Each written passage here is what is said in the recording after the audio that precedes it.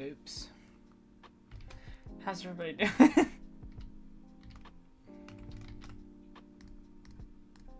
I made a small little whoopsie there. Fix it. It's fine.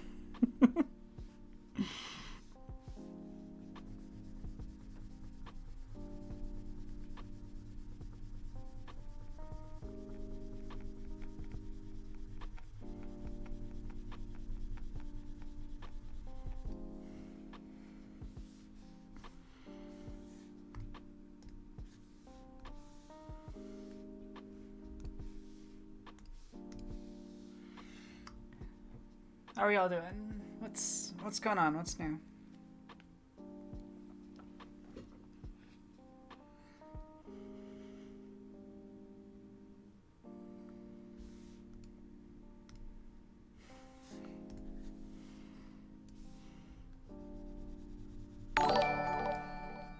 Oh, thank you for the subscription.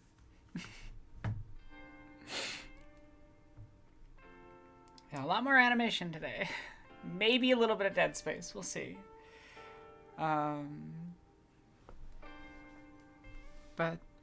probably mostly just animation, and then we'll read some more Poe later. I think the next thing we're reading is Spirits of the Dead, which is a shorter poem, and Some Words with a Mummy, which is a short story.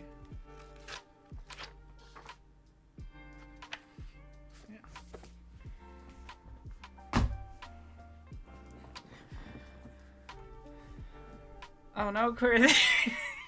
I'm glad you made it to work on time. I hope my streams haven't been negatively affecting that.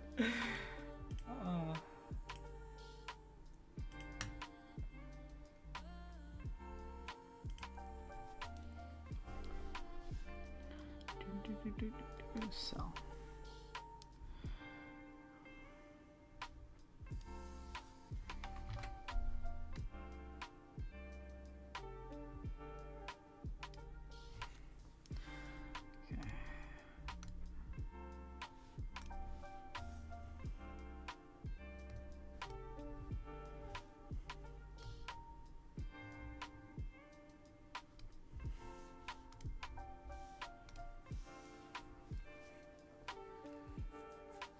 How's the Star Wars video coming along?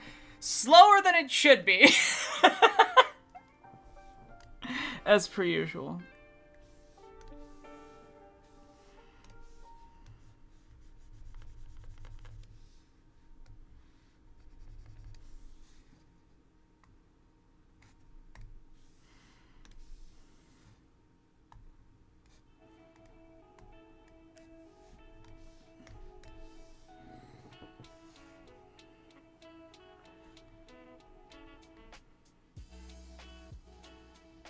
Oh. There we go.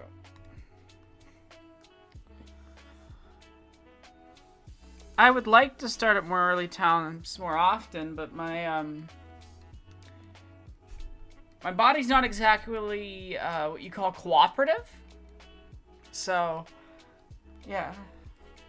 Apologies.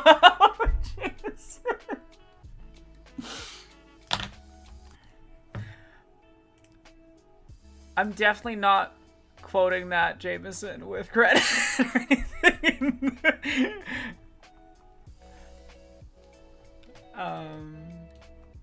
In the follow us video.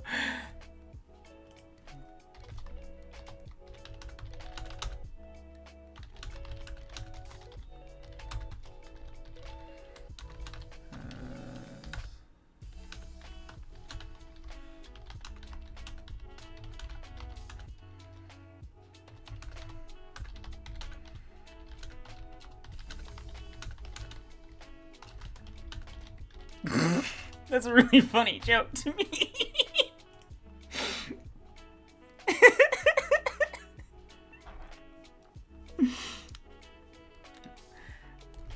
I have no horn. I'm just a hoe for good art.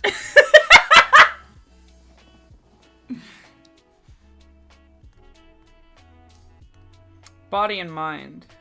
Don't forget that part.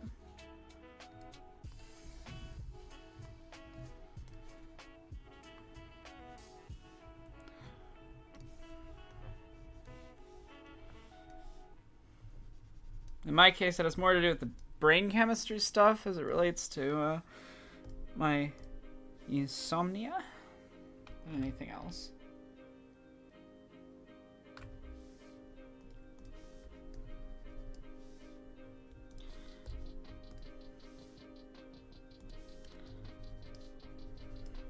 Though I guess it is caused by my chronic illness. It's all interrelated. The body-mind separation thing is bullshit anyway.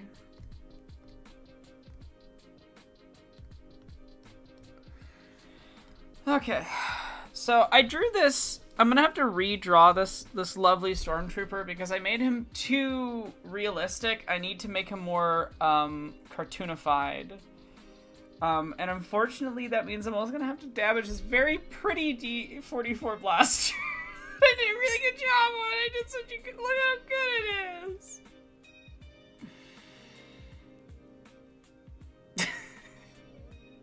See, Prather, that's a perfect example of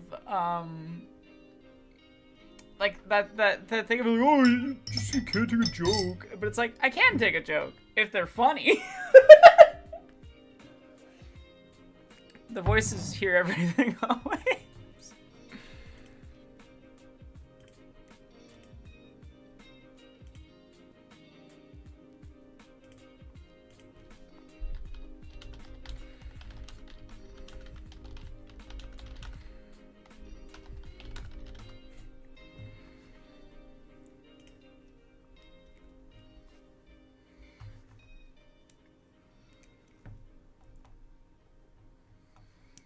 Okay.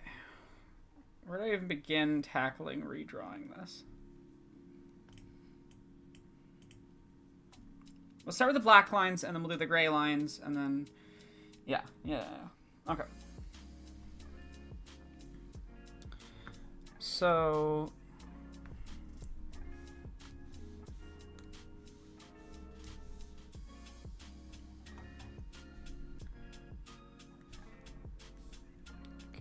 darker. So we'll start with the black. We'll start with the gray lines, and then we'll add the black in.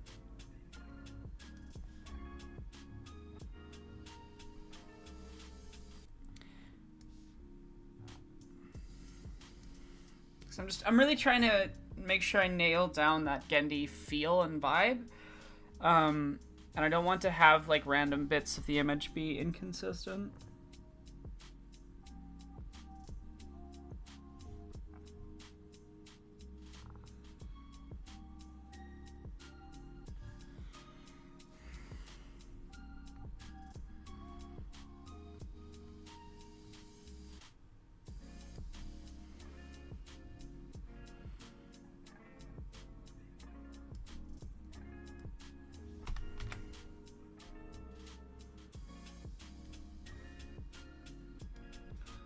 So what Gendy often does with blacks is that he draws the object in with black and then adds a different color or a gray as the line work to differentiate different parts of the same object.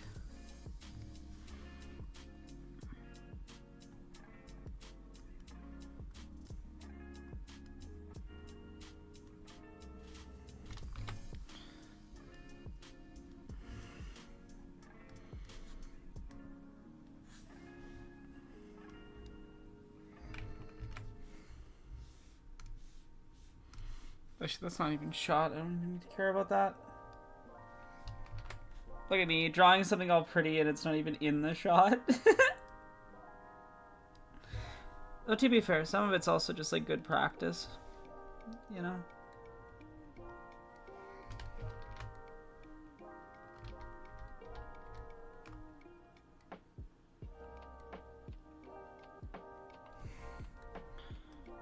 Oh, I see. Okay.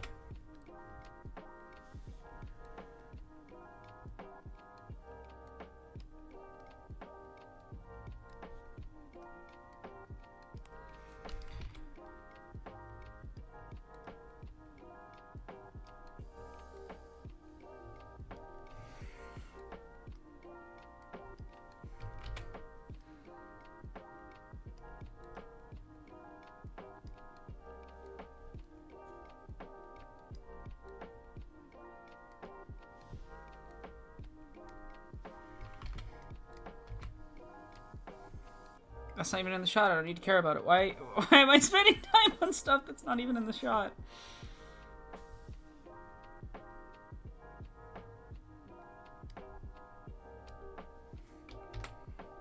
That also doesn't need to be done. That's white.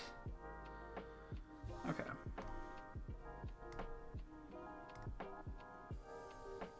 So we can start the black layer by just filling in.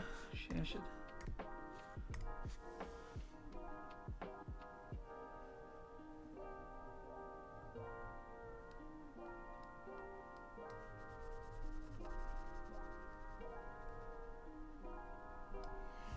There we go. How am I doing, Vivian? I'm doing decent. I'm doing alright. The stream will be a little shorter today, because my dad's coming through town, so I'm gonna spend the evening with him. Have dinner with him and stuff. But that'll be around like 7 or 8 my time. It's about 3 right now, so we'll still go for like 5 hours or so.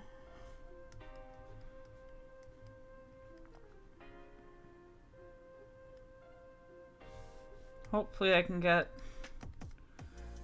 a decent chunk of this done in that time.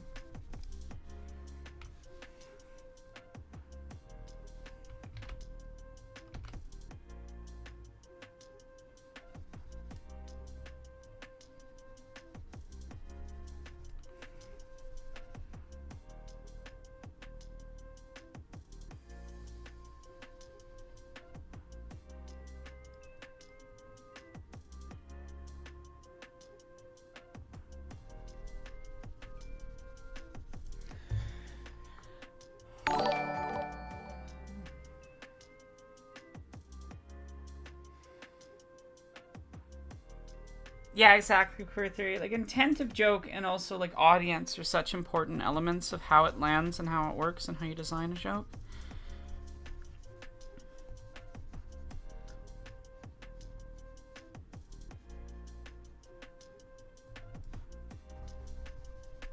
Shit, missed a detail.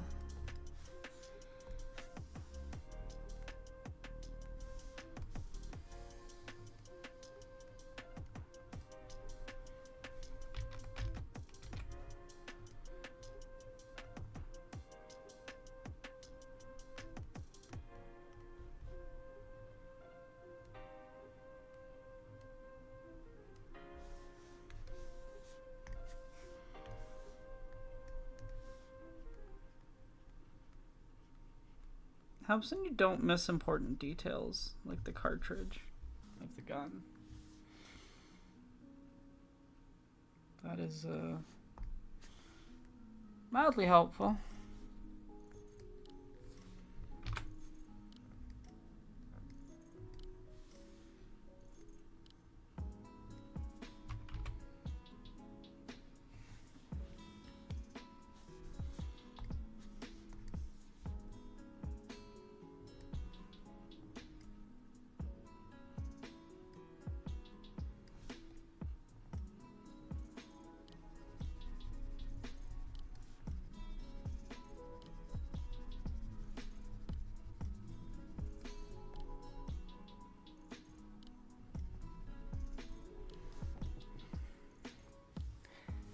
I love art too.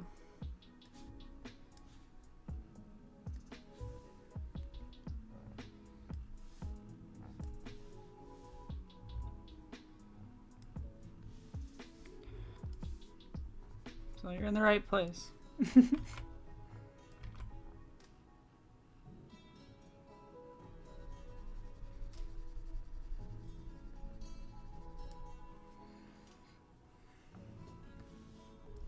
Oh, I'm sorry, Queer Theory. That's awful.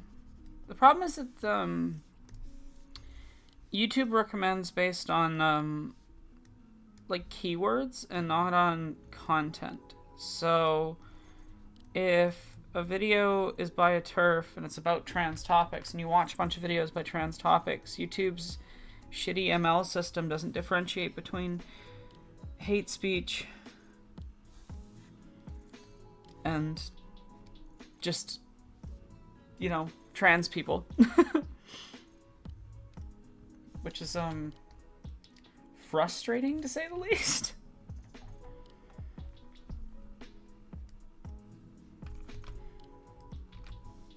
Oh, that's why it said a 15. I was like, why is that line so thick?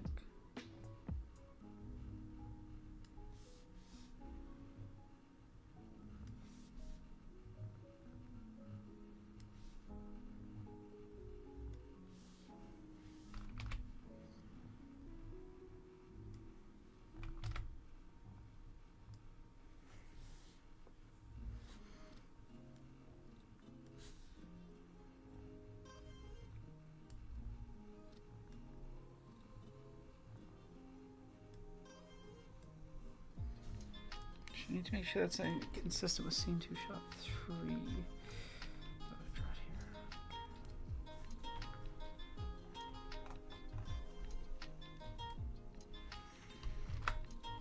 One of the hardest things with trying to translate things not just into a cartoony style, but into a very specific cartoony style that I only started doing for this project is just not knowing like what detail is important and what detail is removable.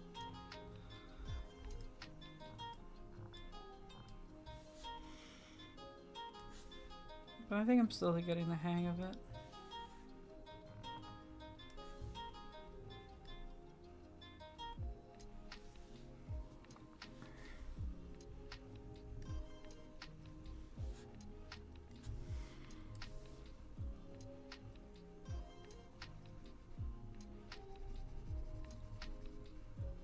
Yeah, that looks good.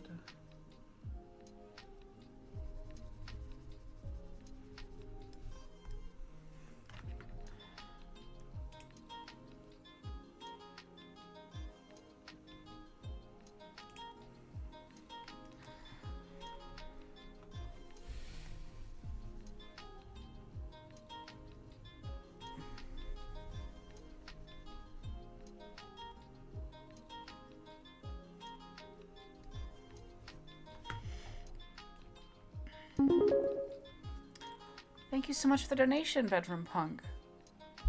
I really appreciate it. Thank you. Fuck. Did I say a reward for 50%? I can't remember.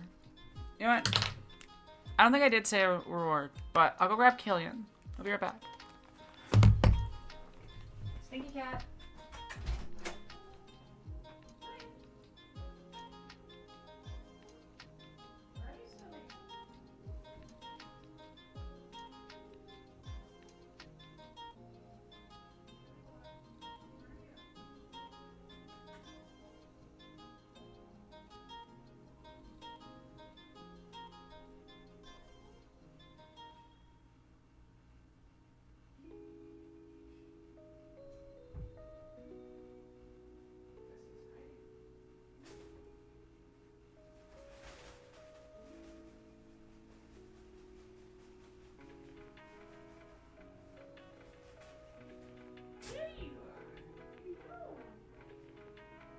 Sneaky boy.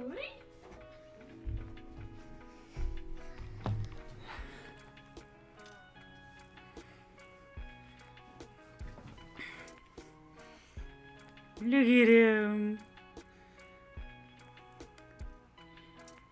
This is like how he likes to be held, just to be clear. He'll sometimes meow at me to make me do this, so not like torturing my cat or anything.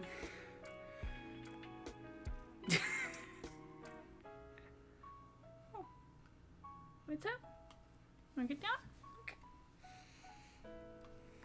Or not.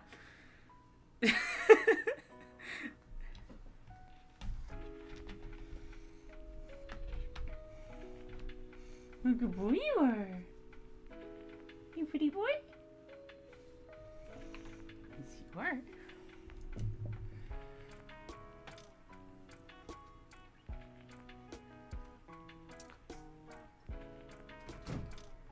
What a good jump that was.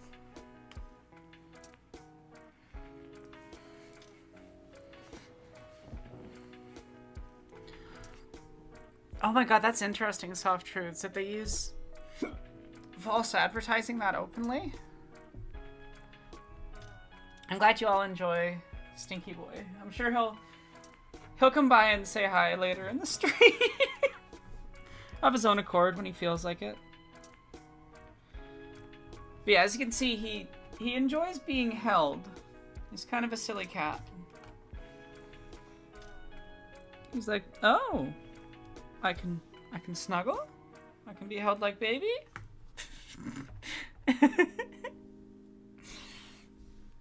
He's just a big baby deep down.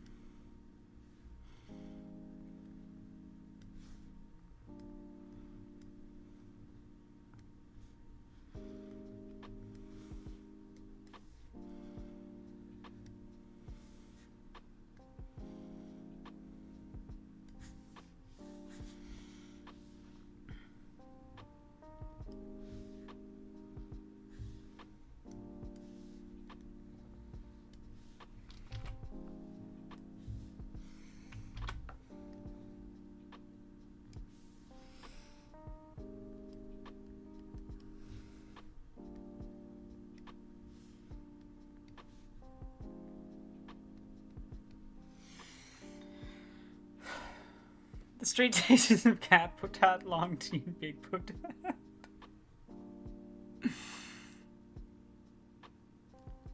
Thank you so much for the support, Bedroom Punk. And there, everybody thank Bedroom Punk for Killian sighting.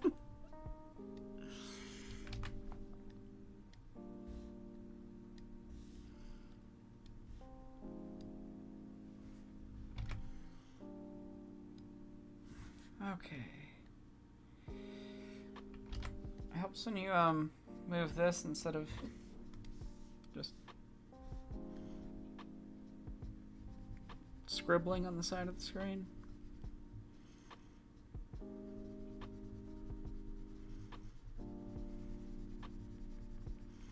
I do kind of wish the scroll bars in this program were just a little bit wider to make them easier to use with the pen.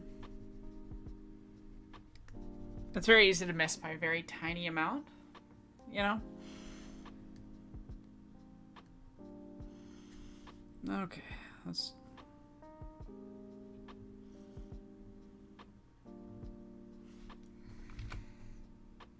pull up my reference. Oh, getting pinged. Oh.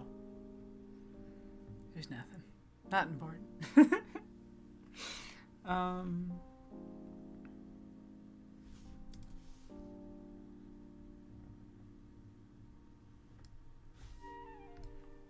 Look at those clone troopers again.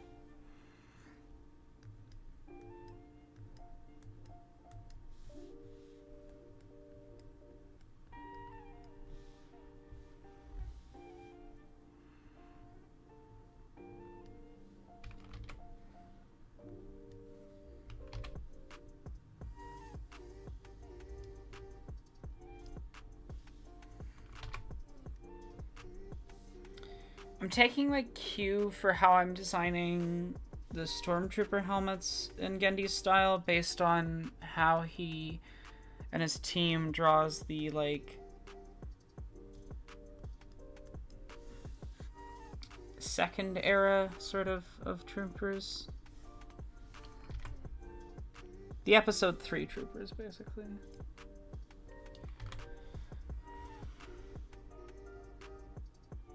I think at that time in canon they were called Phase 2.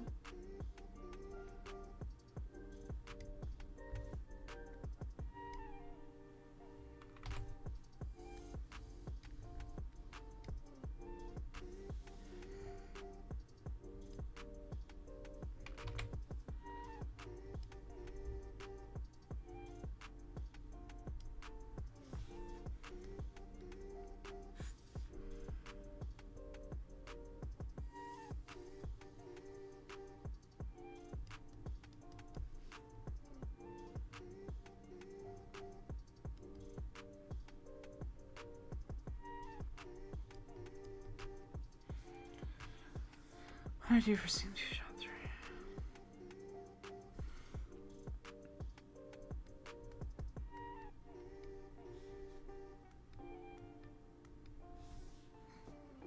There, that looks better.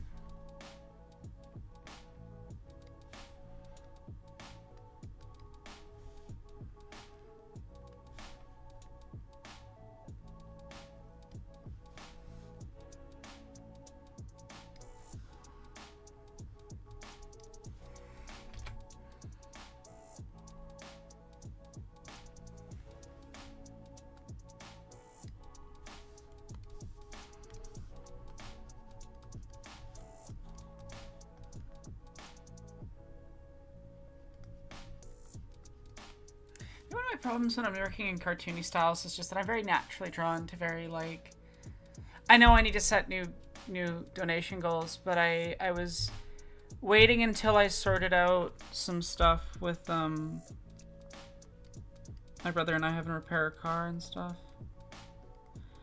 I will sort that out next week. Plus, genuinely, I am that far behind on, like, rent and stuff, so... I haven't paid things from September yet.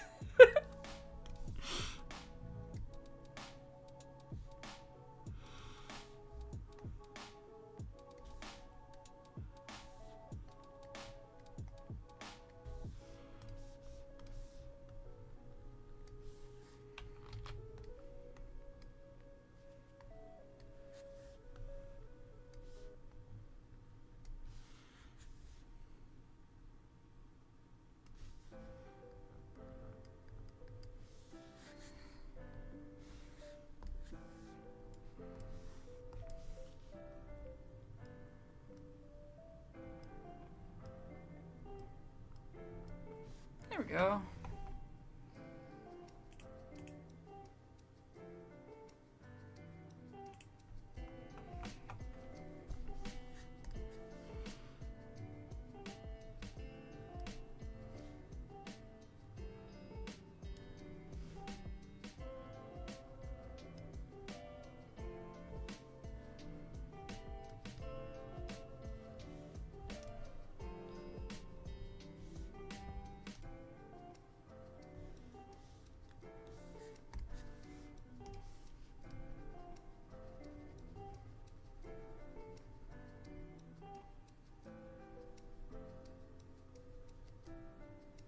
There we go. He's coming along nicely.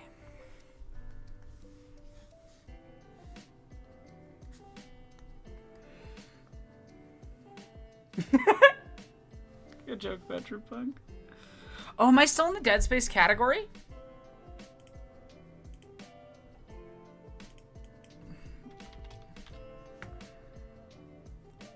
I always forget to update categories when I go live. Thank you. The memory issues? Not very helpful with staying organized with things. Wildly enough. Not the most helpful thing with that type of thing.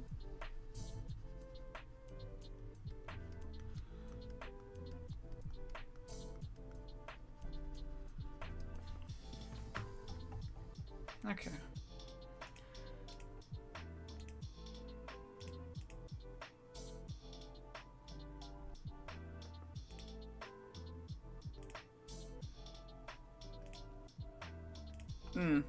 And you...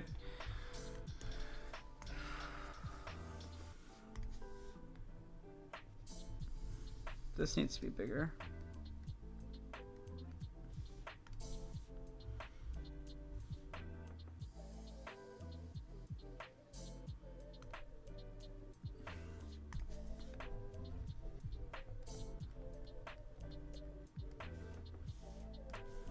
There's two things that need to be bigger, I think. I think I need to make the,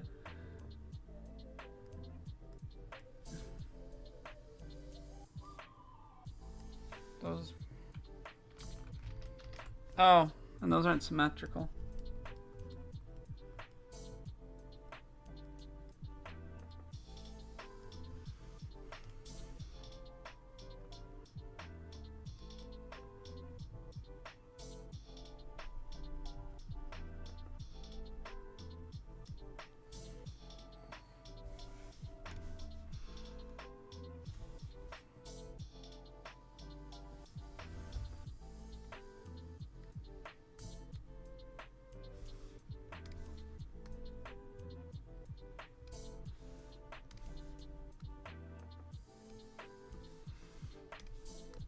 That looks better, and then I think if I just go for that really,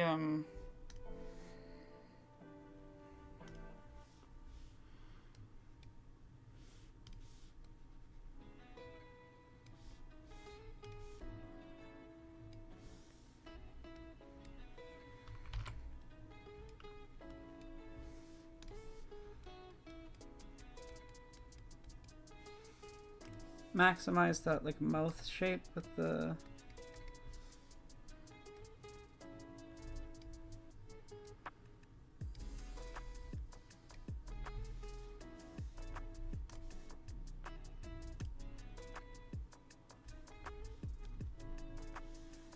Yeah, it looks better.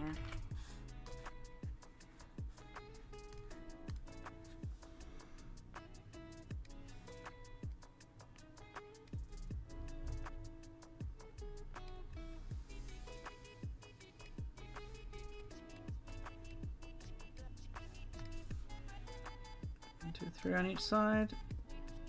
This song is annoying. I'm gonna skip to the next one.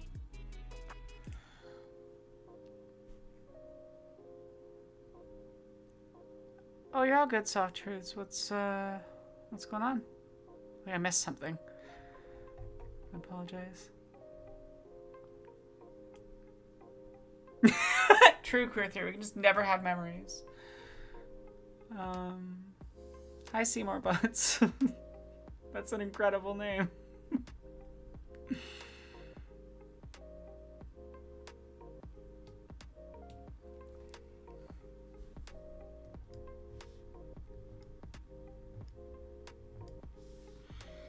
I should have just remembered that it wouldn't have maintained the settings I had before because I switched midstream yesterday to Dead Space when I was doing Dead Space, and then I forgot to switch back when I started streaming today. Yeah, that's looking a lot better, I think.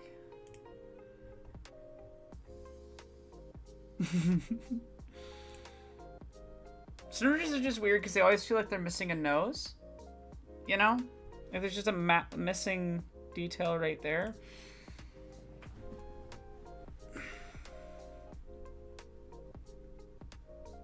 But I don't think there's much to be done about that.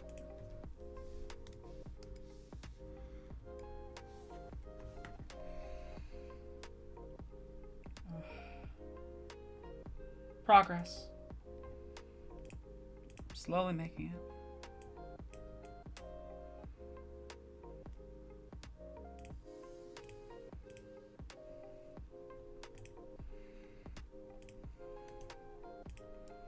Get my nice favorite patented off-white.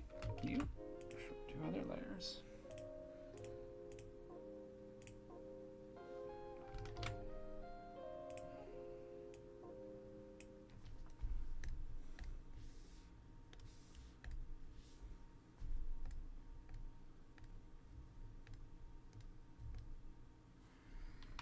If I could stop doing that by accident, that'd be great.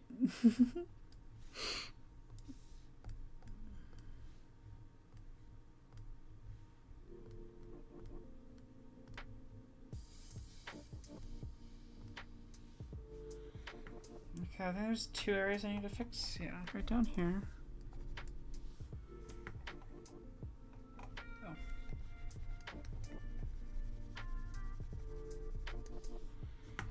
And right here.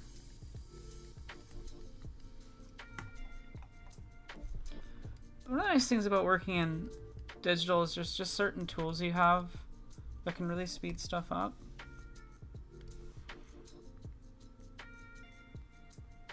That just aren't available in other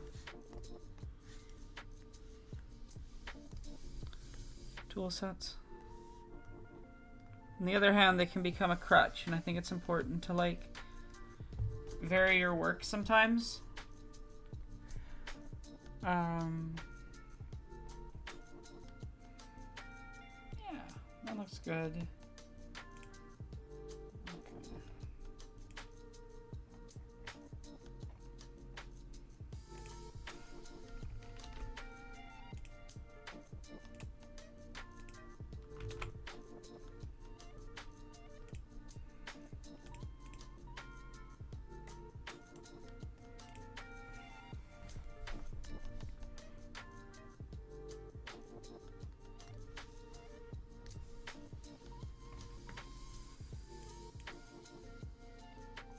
So I've been enjoying taking the the kind of random elective I've been taking this semester to finish my degree, because I'm at that point of my degree that it's like, you know, take intermediate basket weaving or whatever the fuck just to graduate. Like, who gives a shit anymore?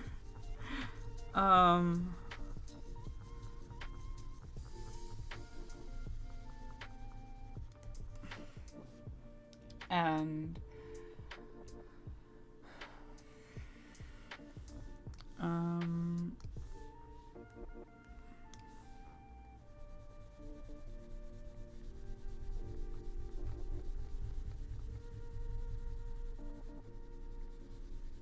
there we go. Okay.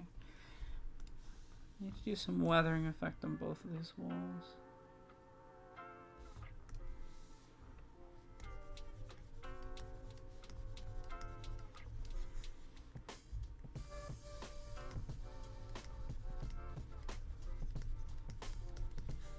Yeah, there we go.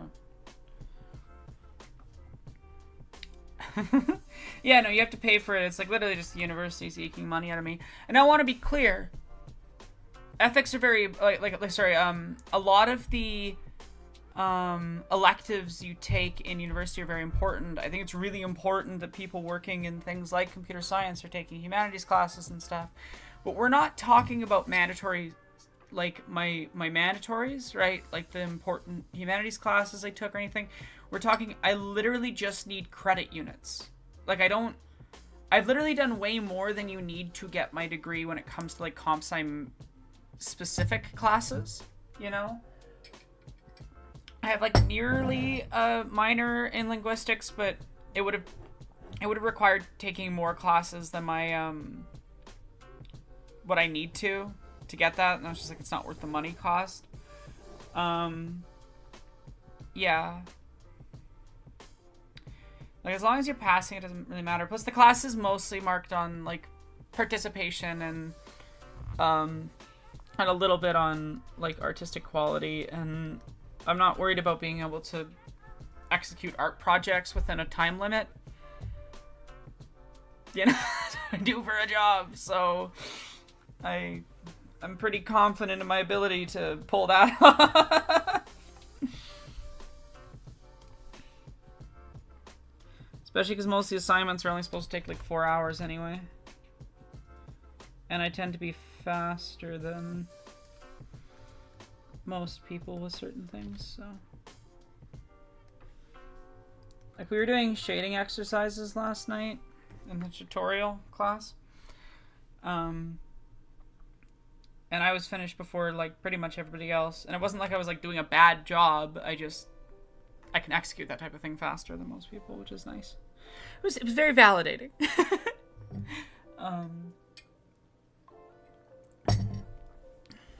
Yeah. But it's interesting working in different mediums that I haven't really touched a ton.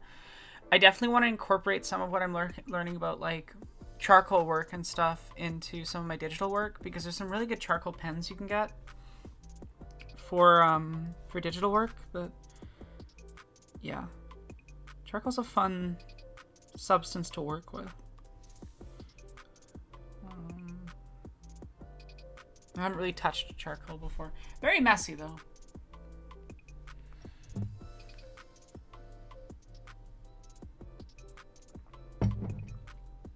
Nice, queer theory. I hope those go well.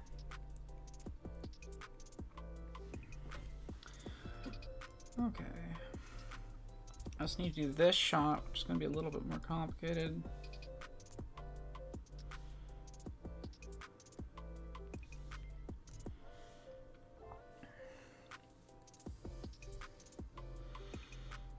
Why didn't I think out the backgrounds ahead of time? Anyway, I need to pull up my color scheme for...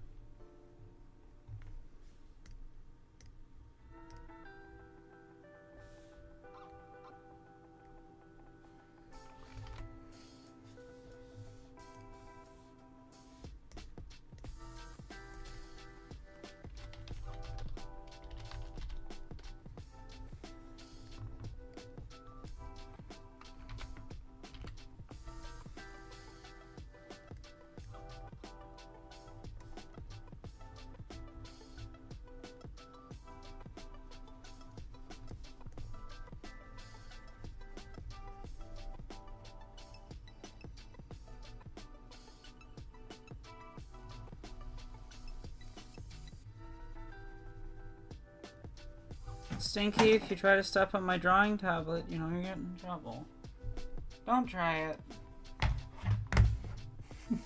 Gideon, I have the high ground. Don't try it.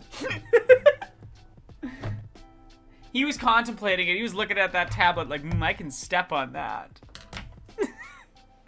But he thought better.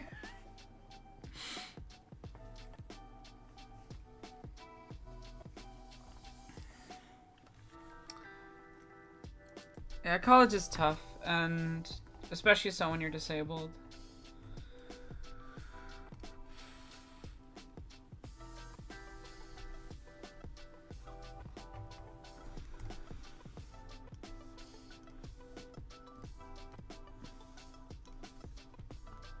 And the comp sci degree at my university is pretty,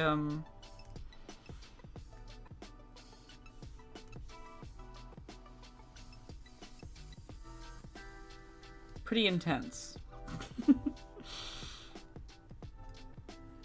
2/3 of people tend to drop out of that specific degree by third year.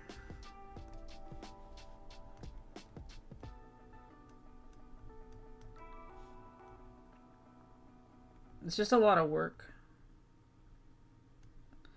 They literally tell you, like, don't take more than 3 comp sci classes at the same time.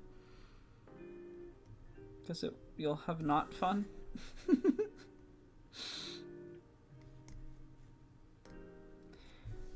And, yeah, I can tell you from experience, it is not fun if you do that.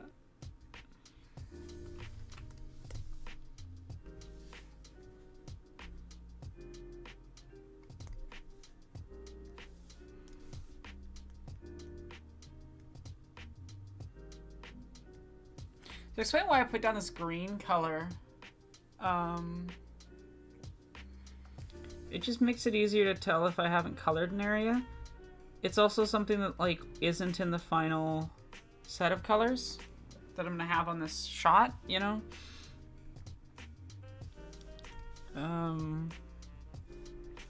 So there's no way that I'm gonna at any point mistake it for any of the colors that I'm doing.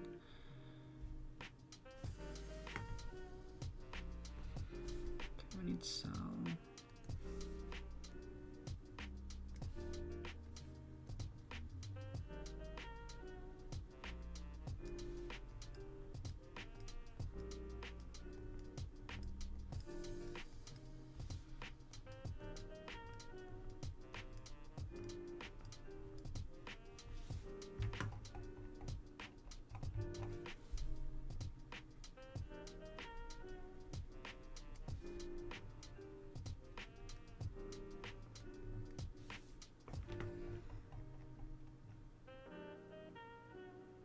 Yeah, it's decent. It's decent execution.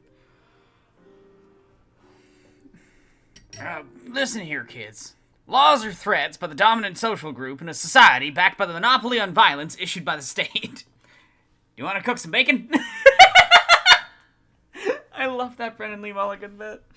It's so good. It's so good. I wouldn't totally butcher the voice that he uses in that bit. It's been a hot minute since I've...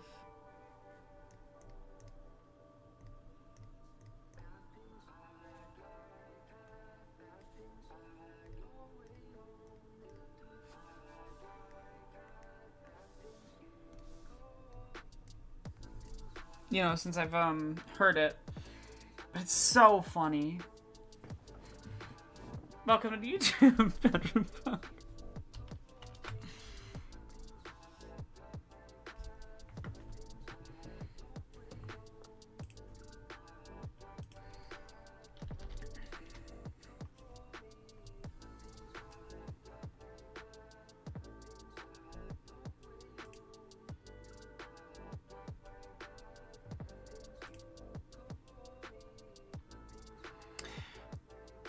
I should set up Ko-Fi so if people give like a certain amount as like a one-time donation, it counts as like joining my Patreon at a $5 level, just for like you can like join the Discord or something. I think that's a reasonable thing to do. Like if it's equivalent to many months of just being a $5 patron. Because I don't boot people out if they can't keep paying, you know? So, yeah. People support based on what they can and how.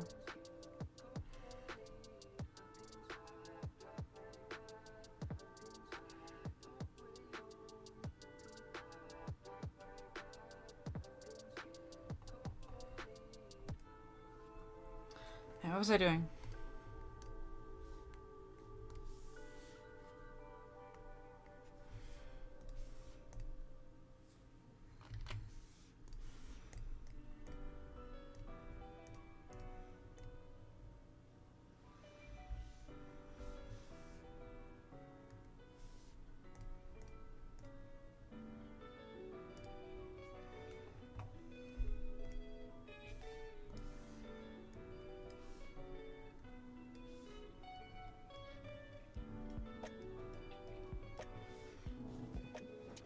One of the weird things about drawing myself, or in this case, like a character that's meant to look somewhat like myself as if I was playing the character in the show.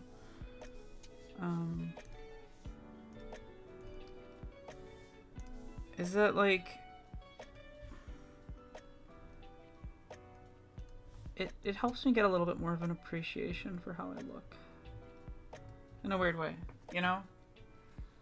It kind of counteracts my...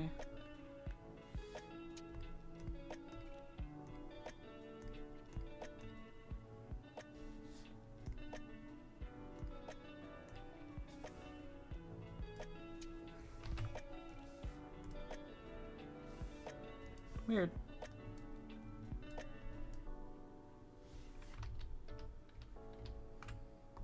Not sure why I did that, but it's fine.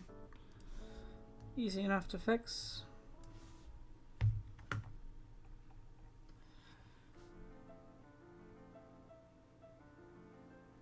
I guess because it kind of forces me to, in a way, because I'm focusing on little parts and pieces instead of, I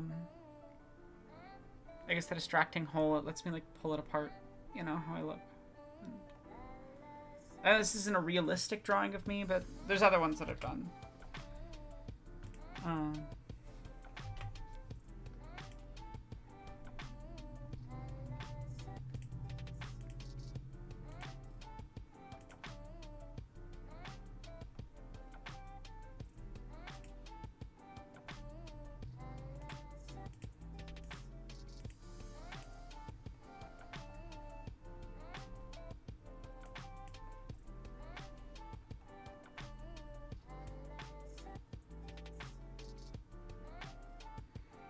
I need to animate the Stormtrooper moving his arms.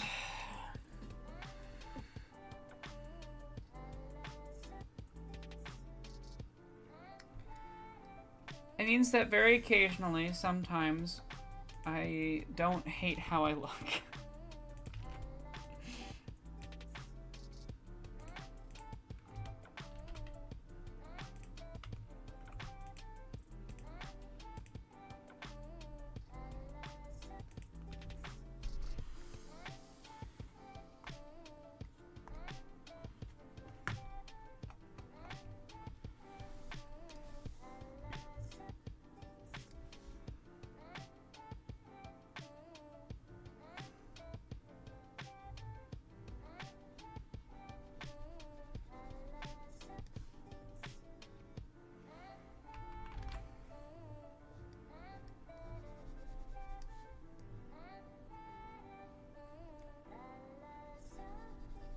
Editing footage of myself also helps in a weird way.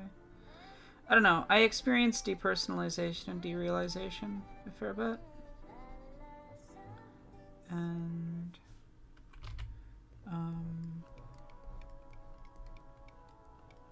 I have found that transitions helped with that a bit. Doesn't get rid of it or anything like that, but it helps.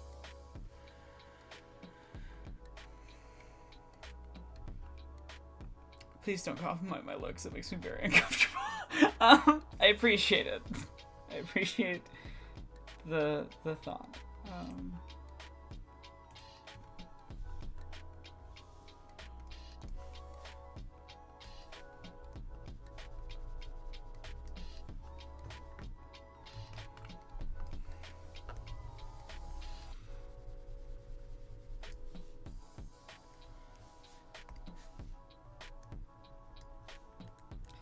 I just thought it was more useful observation to share as a trans person who talks about trans issues and things.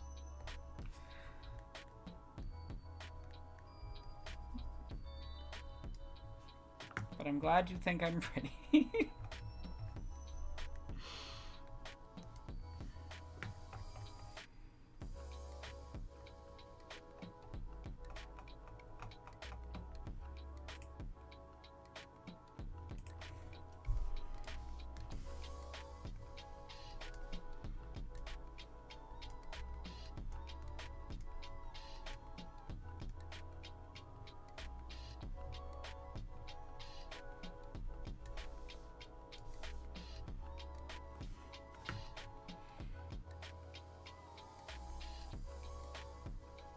Oh, stuffy nose is the worst. I'm in the stage of allergies where my nose just feels stuffy all the time.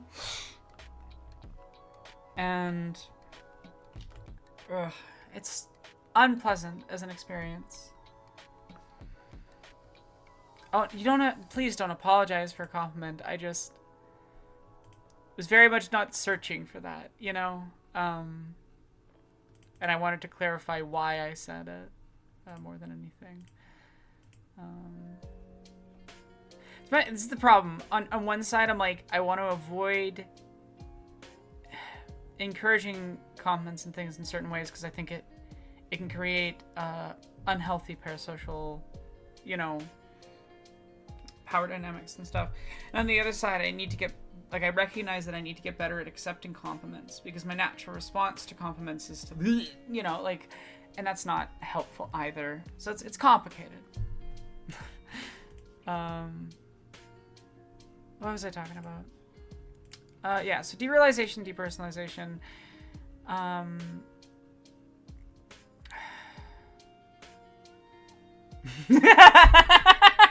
Very funny, Quirther. It's okay. That was a good joke. Trying to think of how best to describe them. One's just a sort of a feeling of like nothing's real. I feel like other people have described these things better than I have. It's sort of this thing of feeling like everything outside of you is like distant or unreal. Whereas depersonalization is just like a loss of sense of self. And just make sure I'm not like like I want to make sure that I'm being very specific with my language. Yeah, detachment from the self regarding one's mind or body or being an attached observer of oneself. Yeah, just a very... They're interrelated, but they're not the same thing. So depersonalization is more like when I go look in the mirror and I don't feel like I see myself, you know? Whereas derealization would be more like things just not feeling real. Reality. Feeling distant from it, feeling kind of out of body.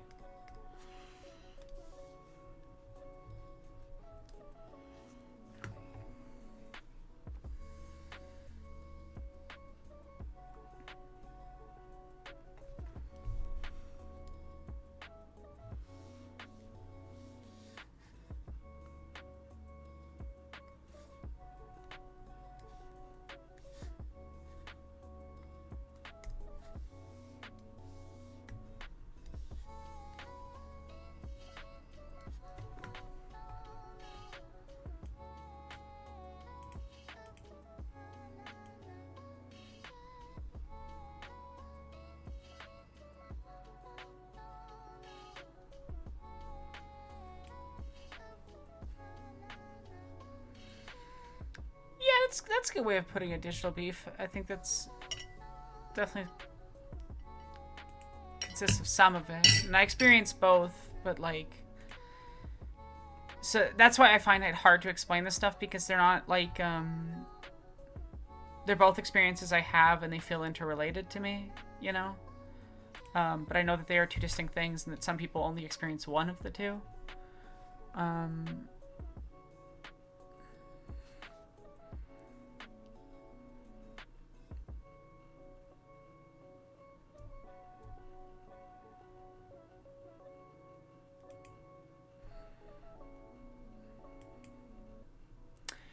I mean, no, like, derealization can be a sense of, like, yeah. Um,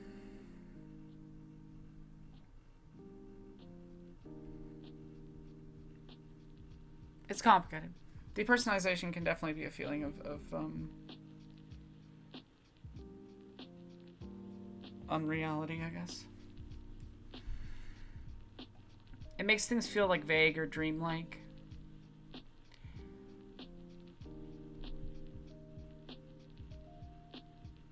Yeah, they're complicated experiences, and they're hard to explain because they're very nebulous.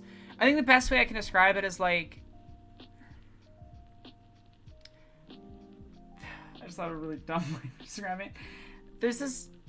I hate that this is what I thought of, but there's this line in the trailer for Moon Knight where Stephen goes, "I can't keep track of what's my waking life and my dream life," and that's what I'd kind of describe it as. Is like,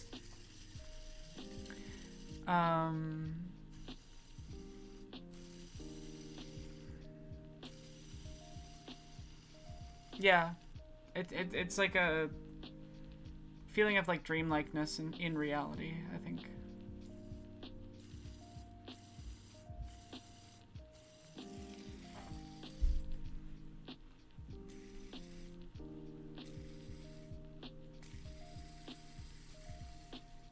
Need a better fidget toy.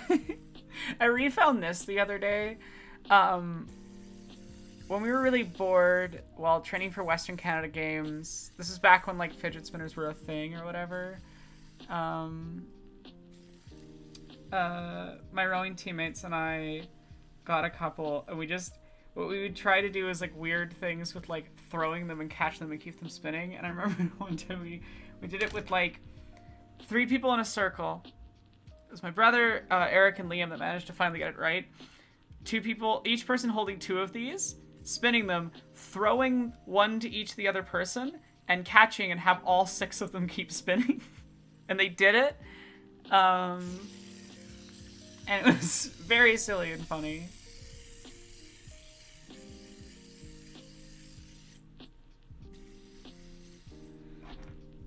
But I find it helps me think. Like having something to fidget with in my hands, that is. In general.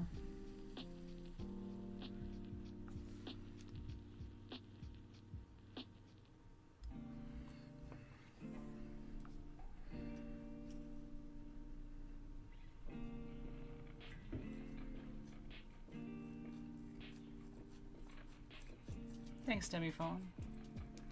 I'm doing all right. I'm existing.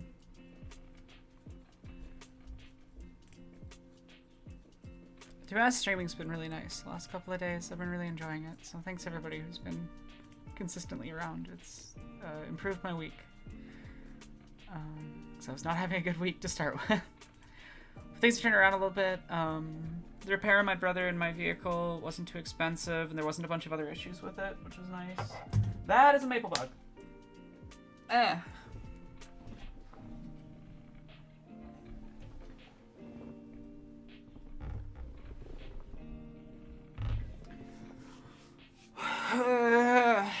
Sorry.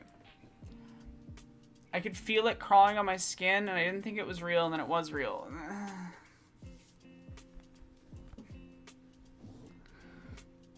I'm mostly fine with bugs and insects. If it was a spider, I wouldn't have reacted like that. Oh, I got this for like $2 at the 7-Eleven in like 2017. Yeah, it was the year Western Canada Games, 2017. Yeah.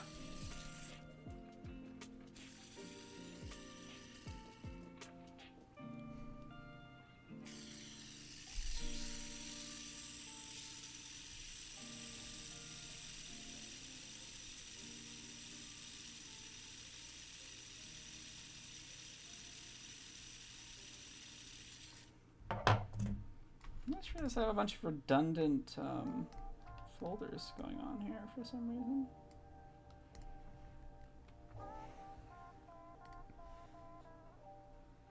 Oh, I don't like this one.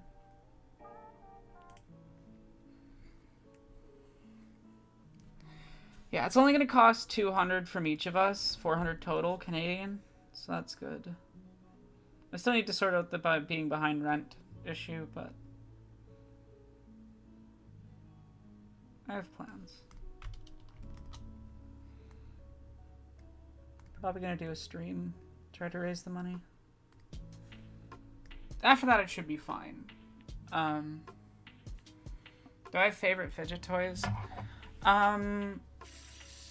I have these drumsticks that I really like playing with. They're extremely loud and obnoxious, though, so I don't tend to play with them very often because they're loud and obnoxious. As you can probably tell just from the tiny bit of playing from the mic. But yeah, I have random drumsticks. They were from Rock Band. It's got the Rock Band logo. I don't play drums unless you count, like, I can do something in time because I used to play piano, but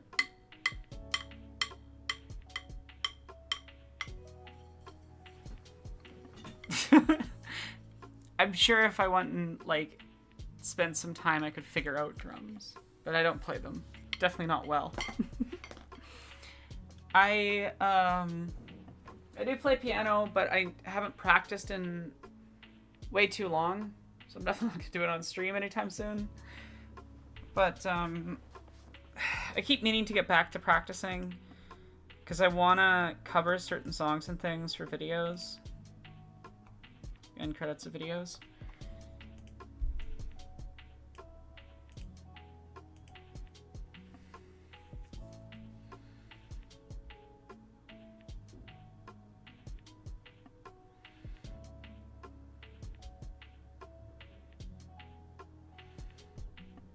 Oh, that, yeah, no, support the Indigenous rights case happening in Norway. I know a tiny bit about that.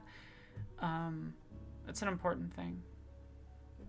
Yeah, drumsticks are viscerally satisfying in tactile ways. The perfect description, digital beef. That's exactly what it is. They're just, they're satisfying.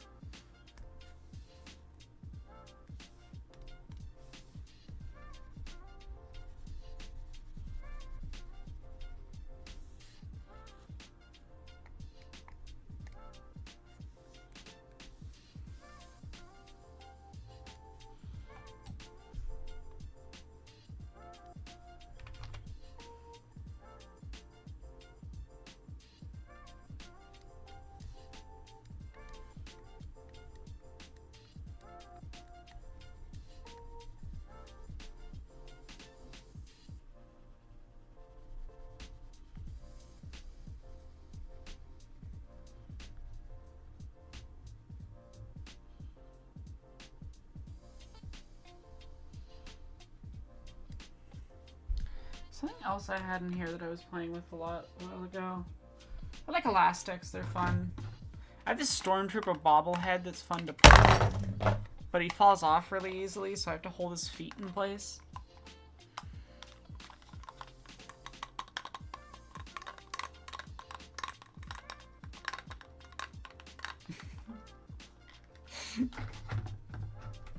It's a Stormtrooper. It's like a little fascist stress ball. It's fine.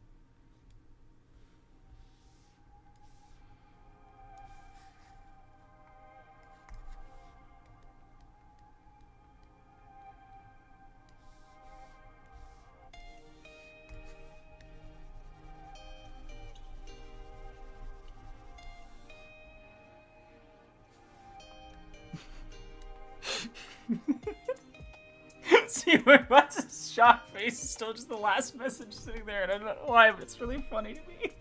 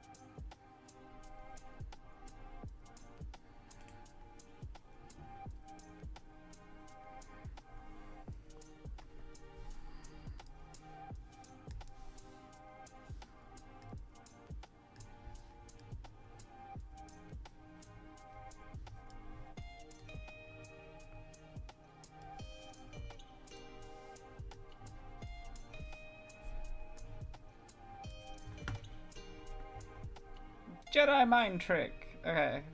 I'll figure out the face stuff later for animation. I can't remember what Visines I even need.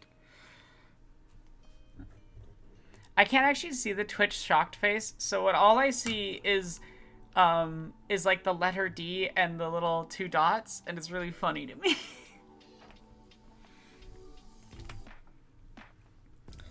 Okay.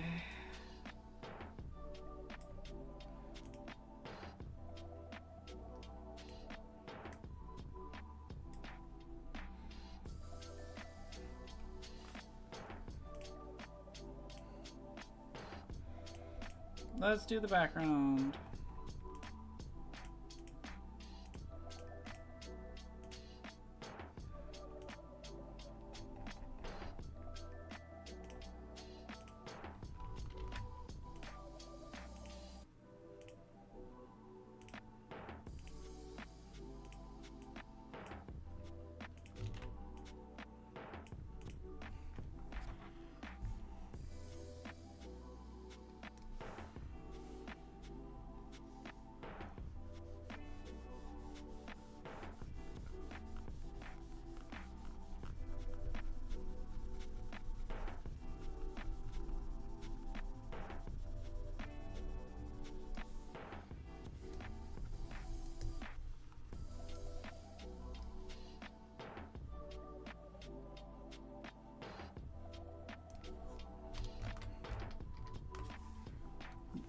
Should be over here-ish, probably.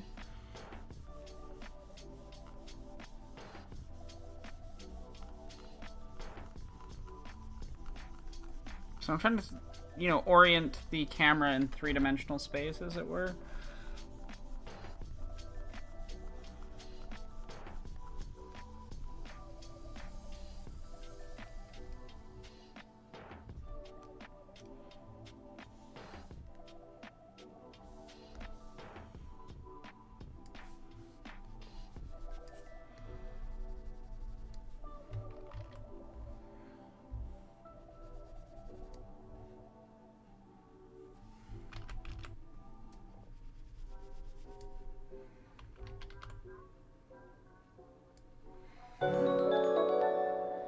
Thank you so much for raiding Murder Veggie. I appreciate it. I hope you had a nice stream. God, this, I'm trying to...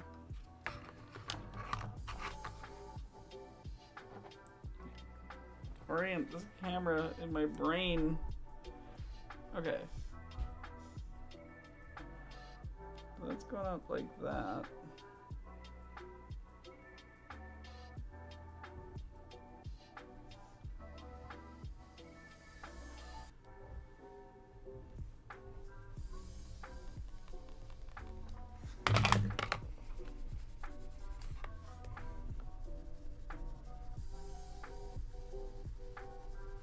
There we go.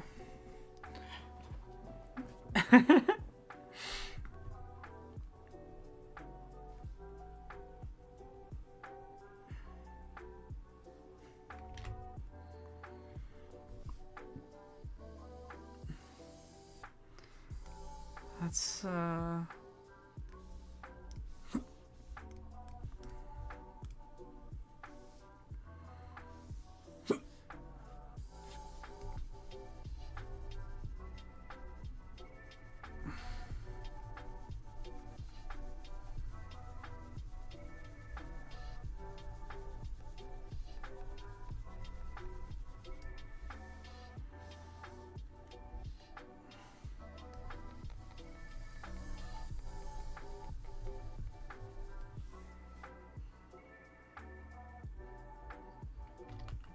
we'll just have this continue off into the distance. And then we'll imply its shape using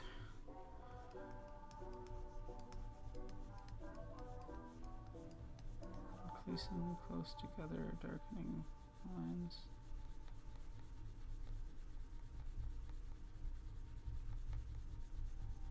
There we go. And we can just blend it a little bit.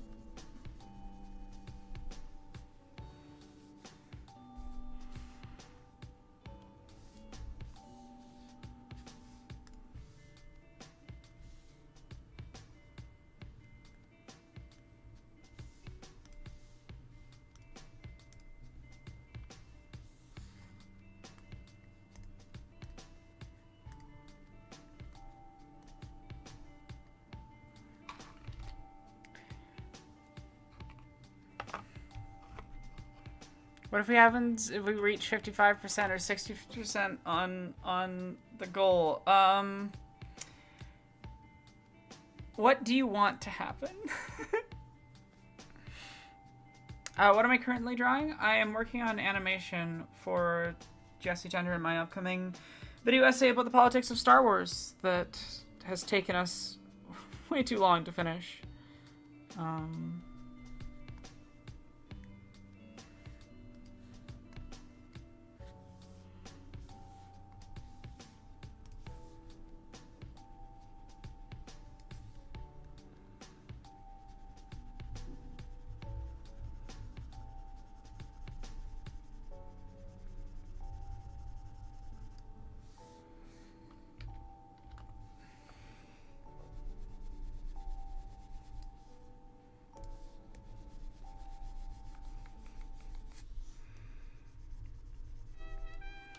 So this is just a random scene from that animation.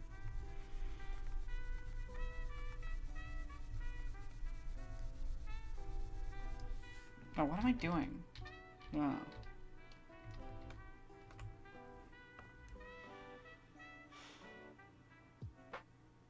Alright, okay, I see what I was doing. I confused myself a little bit, chat.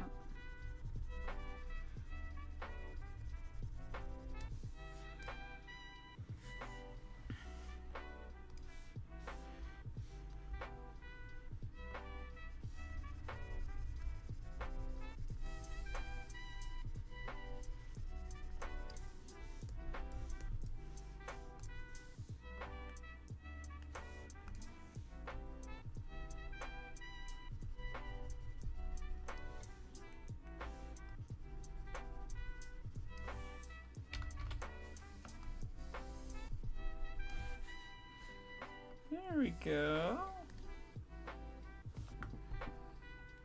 That looks like a background.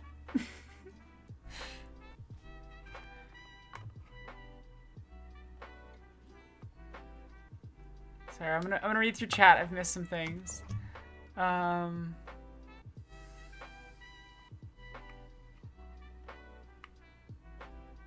that's cool, Bedroom Punk. I'm glad you're taking music lessons. I hope it's fun.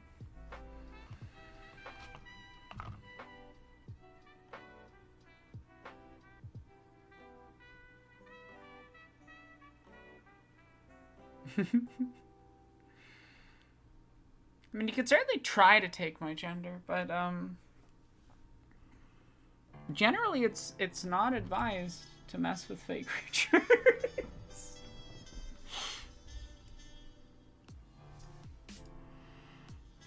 Okay. Making progress.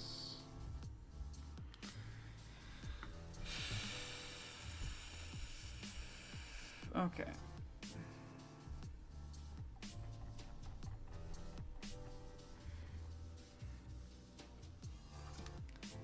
It's perfectly. I generally get weird with people complimenting me, but when people compliment my voice, it means a lot to me. So yes, you can absolutely compliment my voice because it is good to be reminded that my voice doesn't sound bad.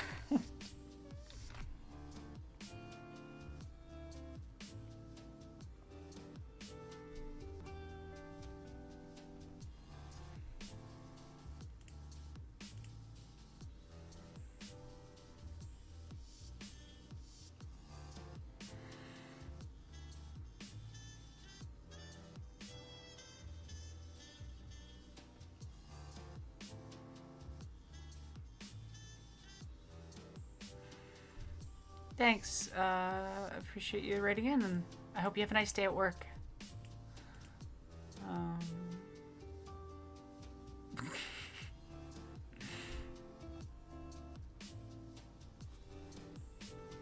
I mean, Seymour Butts, you can always try out different genders and see what you vibe with. Gender, I mean, different like pronouns and reference and that sort of thing. There's an option. And when it comes to gender presentation, I mean, gender presentation is whatever you want it to be. There isn't a specific representation you need for you to be a specific gender, you know. But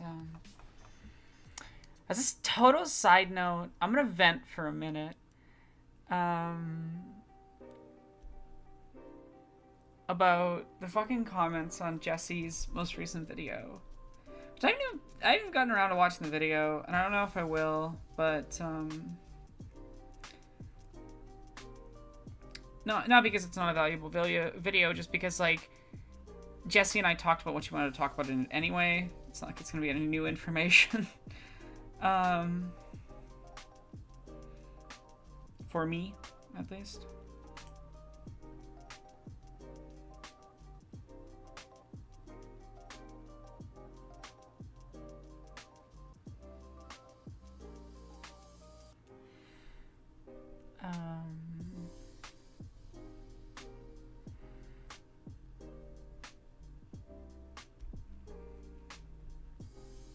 Yeah.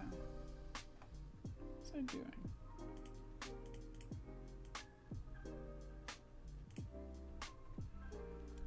Okay.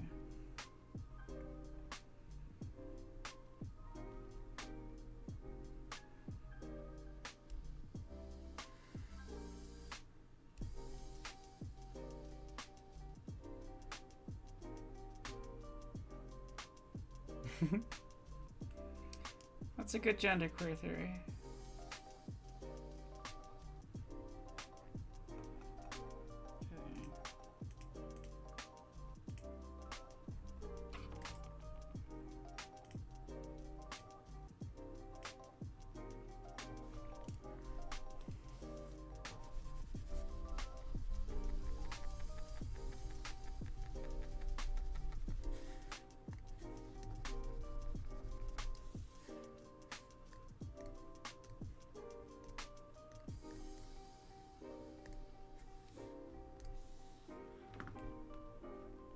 Perfect.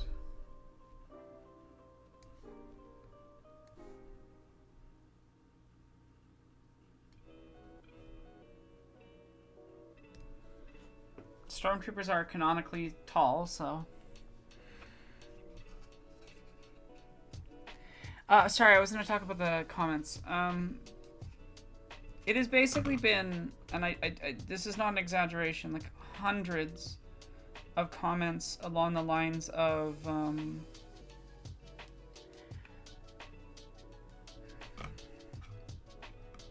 I'm an ally, but I want to call trans women biological males, and like truly just some of the most heinous shit that follows in their 10 paragraph hate screeds. If you want to get banned from Jesse's comment section very quickly, state the sentence, "I'm an ally, but," because at this point I'm just like, bye! Bye!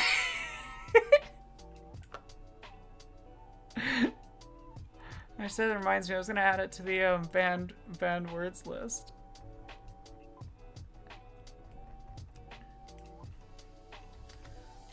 I'm an ally. There we go.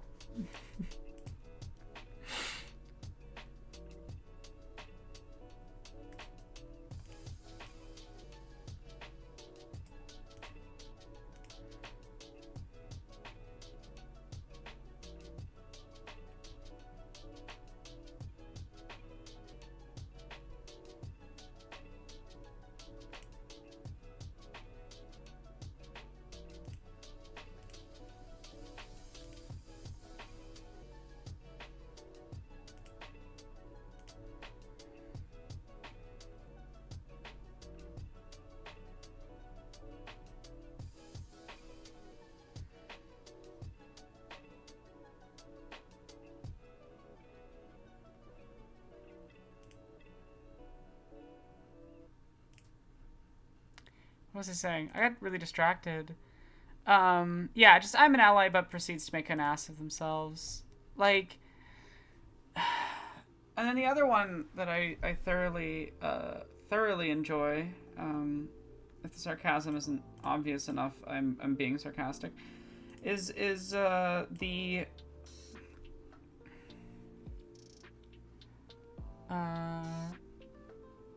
basically,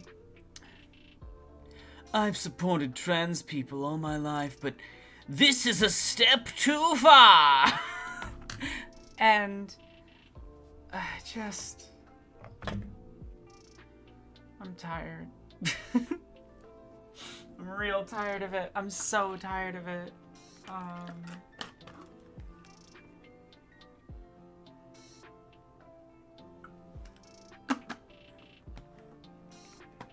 It's just like,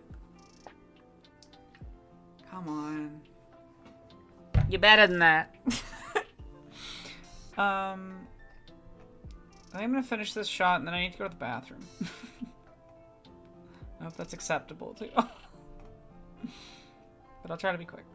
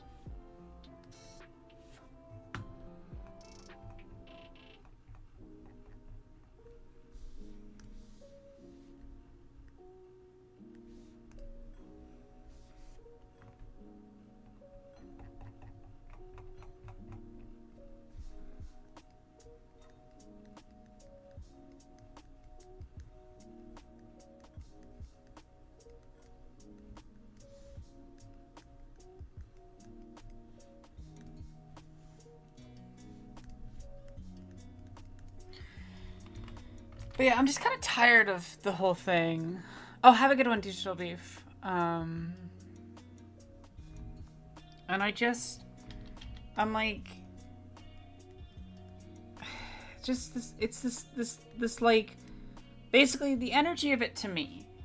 Other people might disagree with this reading of it, but is that a lot of people basically, they want to view trans women through this lens of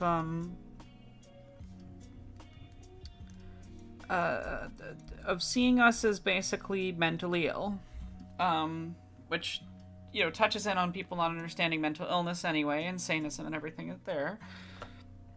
and that they will support our delusions. They're not delusions, but, you know, this is their viewpoint of it.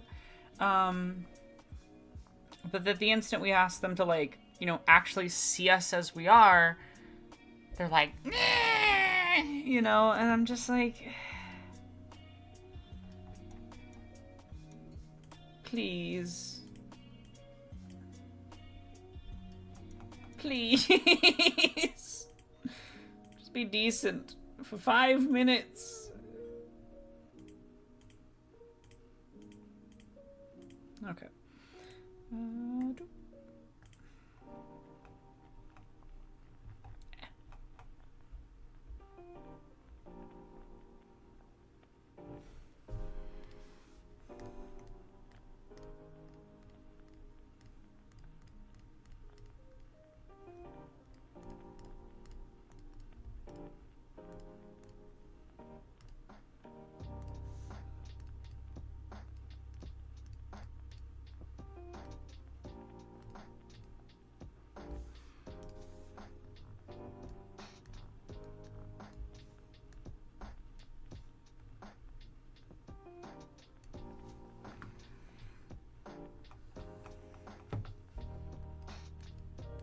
Okay, now we need to go get gray color.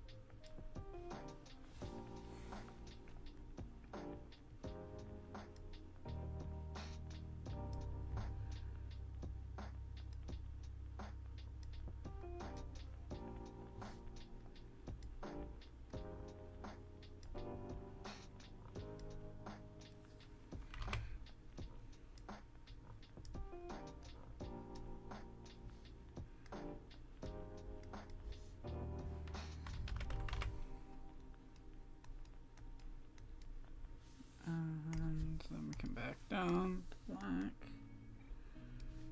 and just kind of fill it in.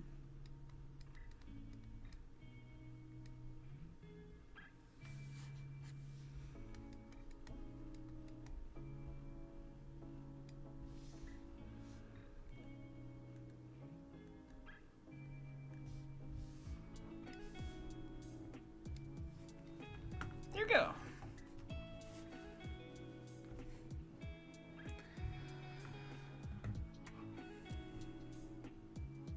That's awesome, Sam. Glad you can hang. I need to figure out what to do with this character in the background here. Because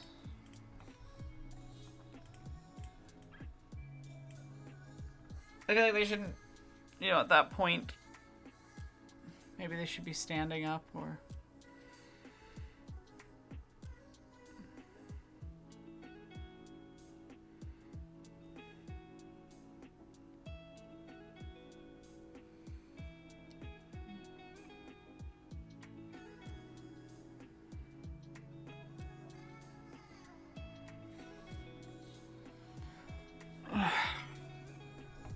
I might spend too much time on these shots.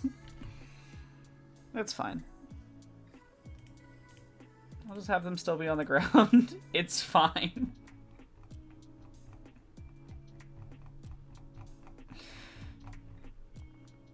Maybe someday I'll have the time to, like, finish this work in the way that I would like to have it, you know? But in the meanwhile...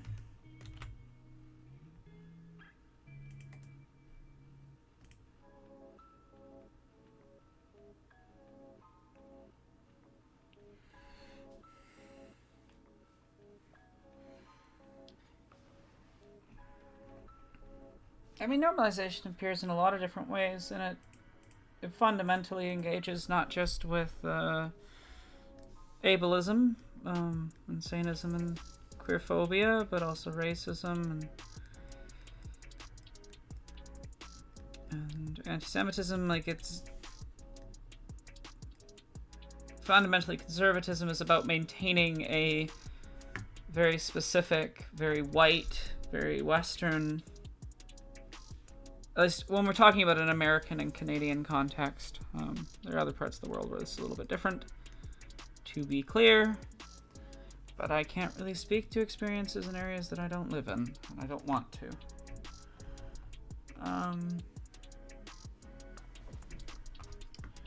You know, it's about maintaining a current status quo, and things which exist outside of that.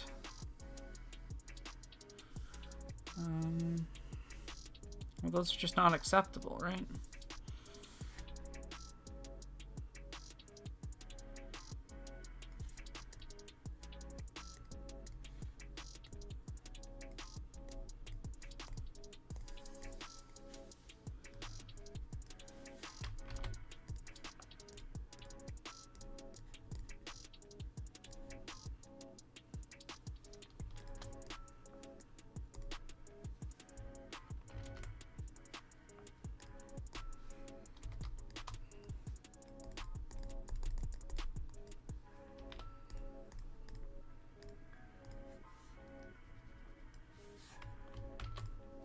God, can I stop doing that, please?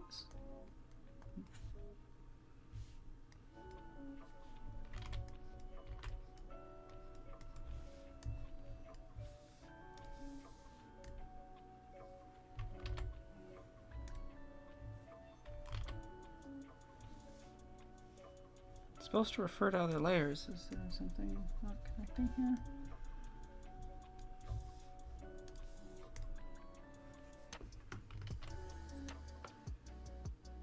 Oh, I see. Right there. Just that little bit. It's too much space.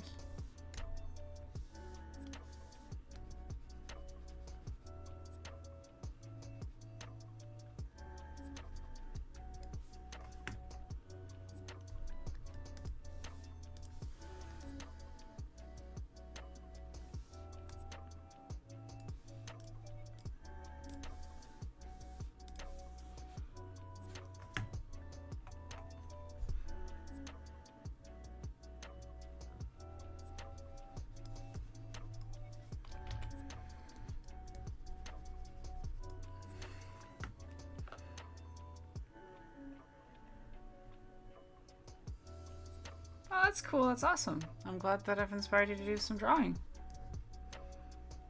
I'm always excited when more people are doing art.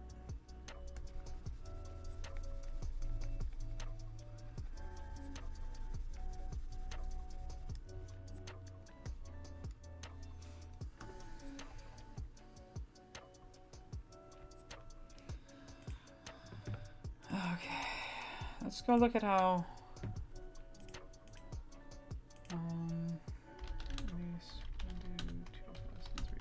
Wars.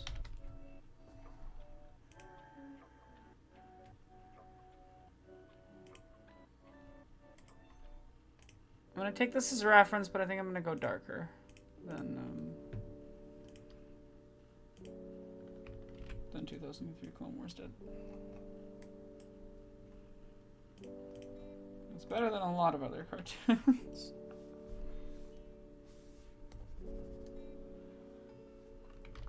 Okay. That's way too... I'm gonna go open an old project file and just use what I used there.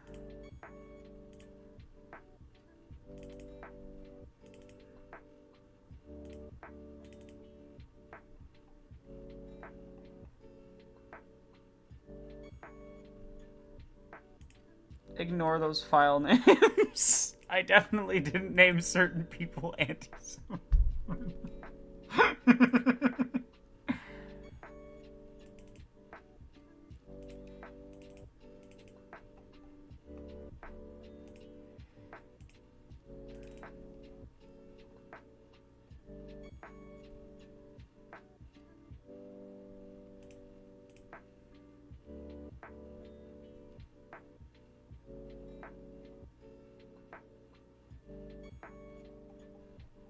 Oh, no, you're all good. Soft truths. To apologize for.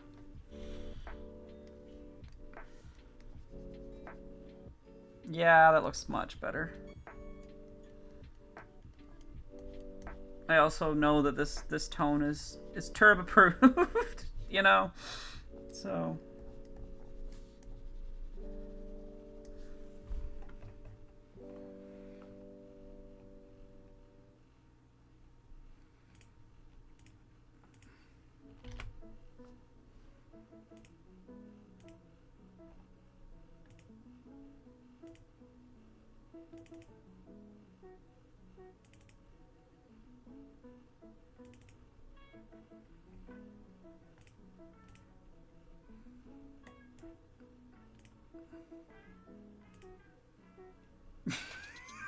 I forgot about the purgatory opening.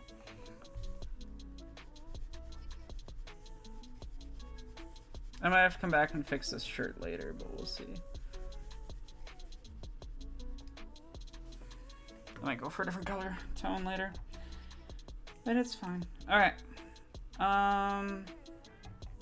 Chat, I need to go to the bathroom. I will be right back.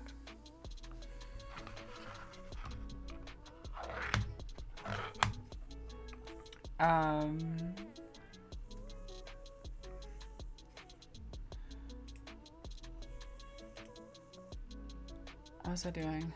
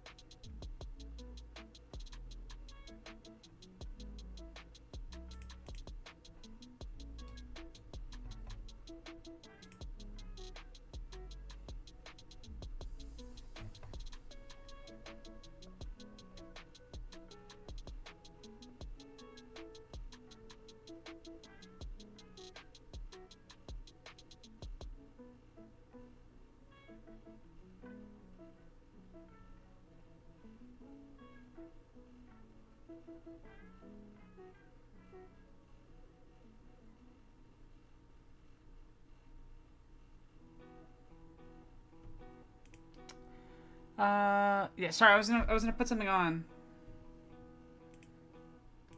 for a little bit. You know what I'll do?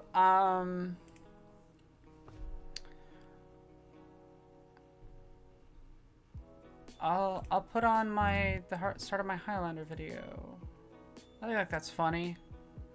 I'll be back in a couple minutes. Here's my Highlander video. Be right back. Before we begin, I want to do a little channel update. I am working on big videos. Quite a few, actually. Within times between his past 500 years ago. Highlander begins with... To reach the time of the gathering. There you go. Have fun with that. Highlander begins with Queen's Princes of the Universe, a queer song by a queer man. Followed by the homoerotic visuals of modern wrestling. We center in on one viewer. He is both here in the present and on a battlefield nearly 500 years ago where people chant for the death of his clan. He is interconnected within times between his past and present, the looming future of the gathering awaiting him. McLeod. This man then encounters another man he knows, and they engage in phallic object interaction in an abandoned parking lot in 1980s New York. I didn't say the film was going to be a good queer story, just that it's a queer story. New York at this time was gripped in the AIDS epidemic, and 4 years before the events of the film, queer activists became gay men's health crisis at gatherings. Like The Gathering. The Gathering is here. The film could have been set in any city, and it has sections in other areas around the world during the past, but it has its sword wielders gather in New York in the 80s during the AIDS epidemic. After this figure defeats Facile in one-on-one combat, we smoothly move from present to past. Is riding with his clan to battle against invading forces. He is pierced by the sword of the Kurgan, a man who in the modern day dresses like a leather daddy. As that self dies, we go through his eyes, his perspective shifting temporality, and return to a New York where its police brutally assaults and arrests Connor. He has the legal name Nash, which the cops use. Connor, staring down a gun, is pulled back to the traumatic experience of his family viewing him as dead for his encounter with the Kurgan's sword. A woman grieves for the life she will not have with him due to this event. Back in New York, the pigs examine the crime scene and we meet a CSI who is knowledgeable about swords, who connects Nash to the killing by finding Facile's blade. A Toledo Salamanca. Her name is Brenda. Content warning F slur. You a faggot, Nash? The officer spits it out using his legal name, but not his actual name. I'll tell you what happened, Russell. You went down to the garage for a blowjob. Oh, it's not even subtext anymore. The film explicitly draws a parallel between sword fights and gay sex. The metaphor is in the text. Also, everyone cheers when Nash beats up a cop after the cop tries to assault him for being gay.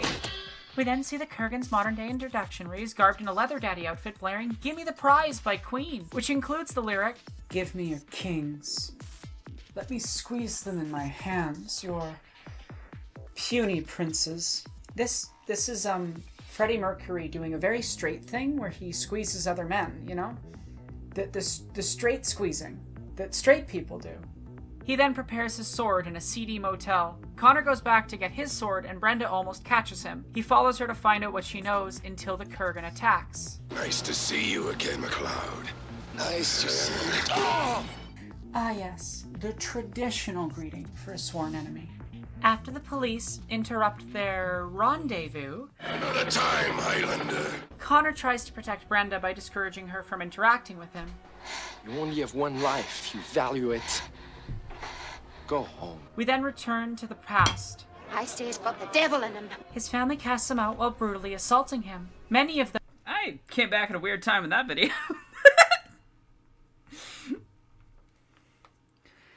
I hope that was entertaining.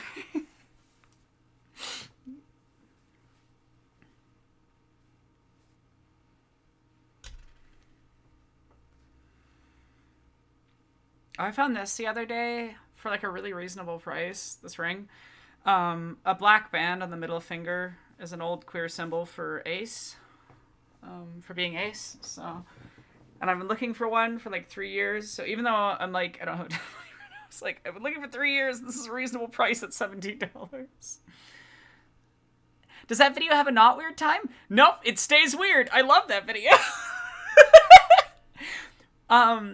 Do you want some extra context on the Highlander video? The Highlander video...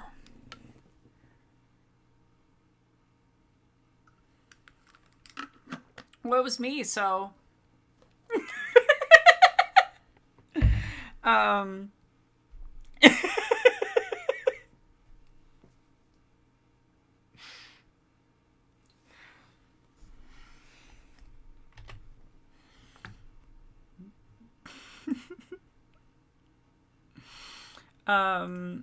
The Highlander video is actually a cut segment of Queer Relativity. Kind of. One night, while having a rather bad time while working on Queer Relativity, I watched Highlander at 2 a.m. and wrote 90% of that script. I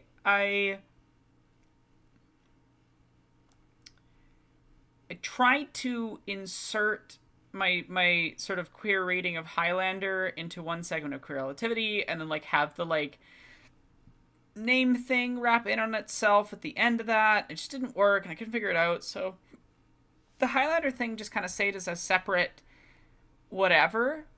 And I threw it up for patrons as like a, you know, some extra writing, and I left it for a while. And then I read it to Ben from Canada. If you don't know Ben from Canada, they do really good video essays. They edit for a bunch of different YouTube channels. They're also CJ the X's brother, so you might know them through that. But yeah, Ben from Canada, cool guy, good friend. Anyway, and he was like, "You have to make that video."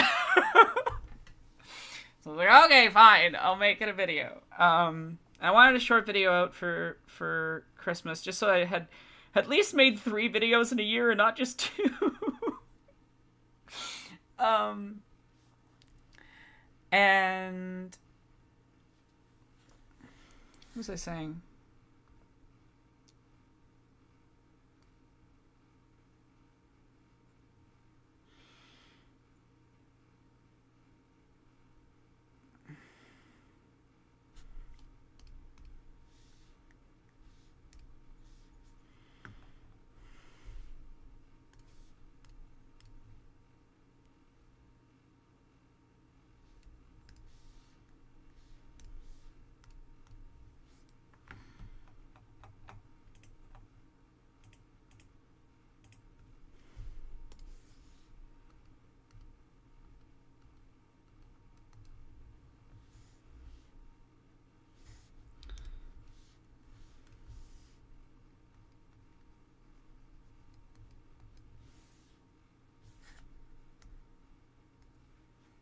What am I doing?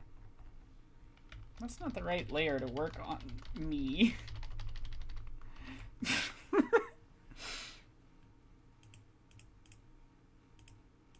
Sorry.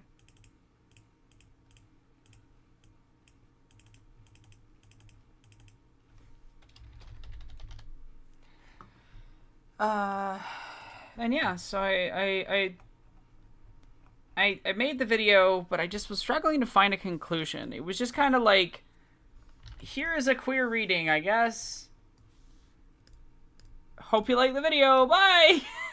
And, you know, it was okay. It was fine, even. But, it definitely wasn't my best work. I knew I could do something more with it. And as I edited the video, I came to realize I had a lot deeper emotions and feelings about the work than I thought I had.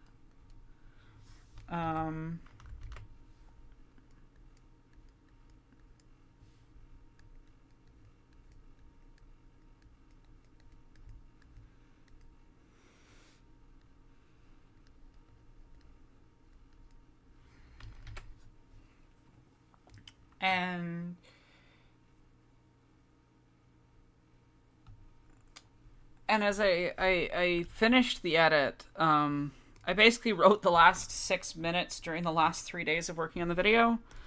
Like, wrote, added, and they weren't working quite right, so I re-edited them, and I reshuffled a bunch of stuff in order. Like, that video really came together in the edit, more so than any of my other works. Which was an interesting, it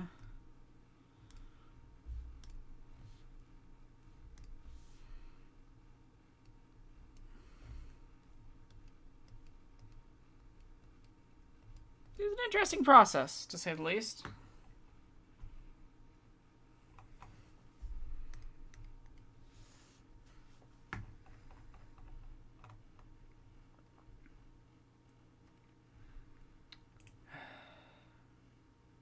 Is the orange too clashy? Is the question. I think if I maybe take the orange in a brown direction and try that. Yeah, that looks all right. Yeah,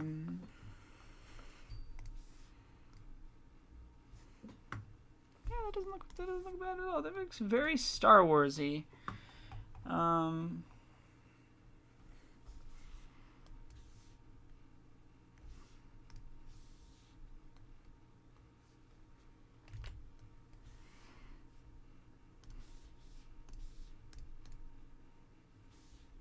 Yeah. Fancy boots.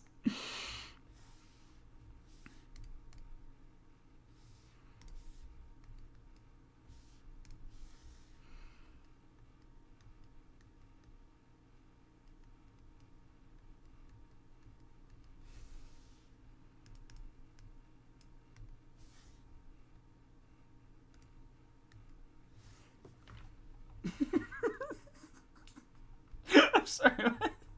Fancy. I don't know why that's funny to me.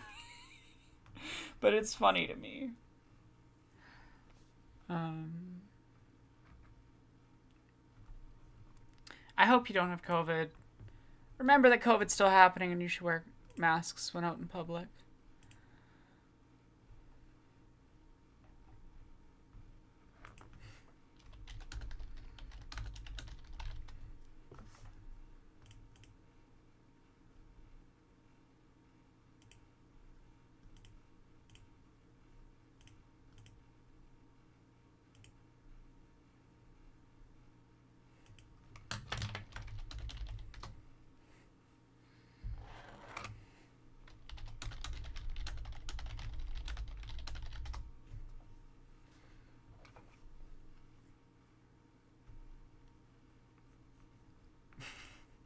Sorry, Jesse just messaged me something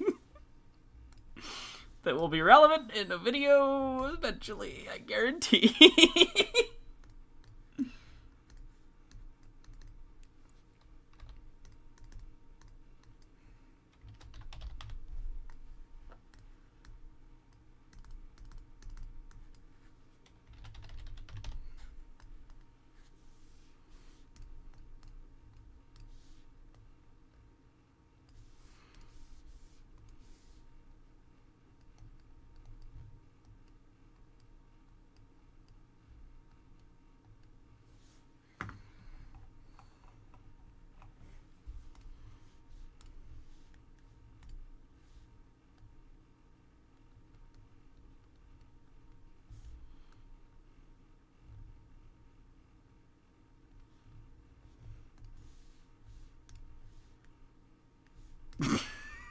I don't know why I just had the thought of like, this looks kind of like a nun, and then also thought of the Shakespeare line, "Get thee to a nunnery."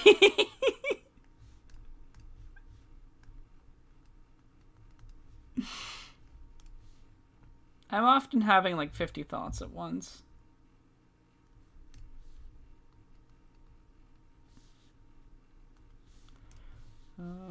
I want my music back. I forgot to turn the music back on. I'm sorry, chat. It's been all quiet.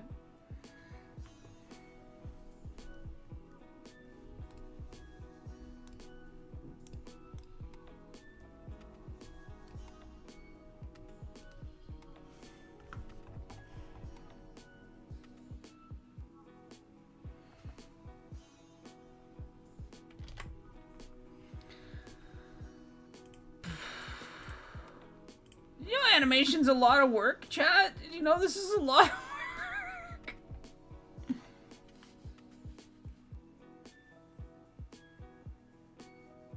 It is meant to give 2003 Genndy Tartakovsky Clone Wars vibes. That is the artistic inspiration.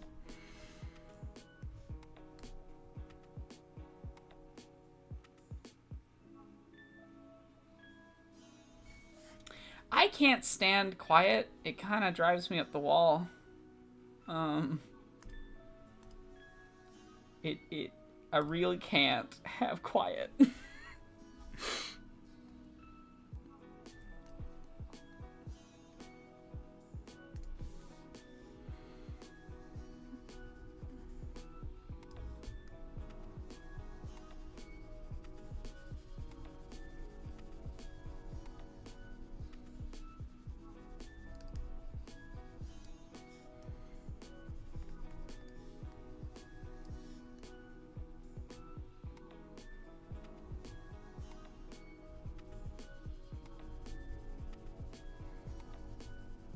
Do you ever get halfway through a project and remember that you were meant to be doing something completely different? Anyway, these shots are not supposed to look like Tatooine. I am dumb. They were supposed to look like Corellia. Fuck. I don't want to redo them all. Why did I do that? Fuck it. We're keeping it. It's fine. It stays.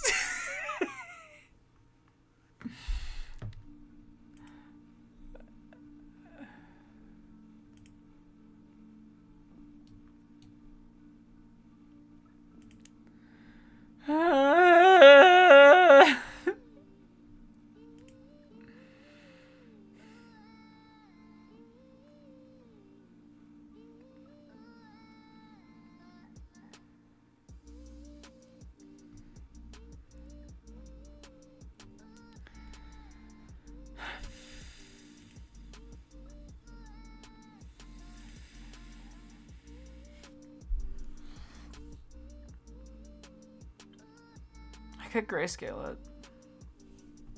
Let's try it.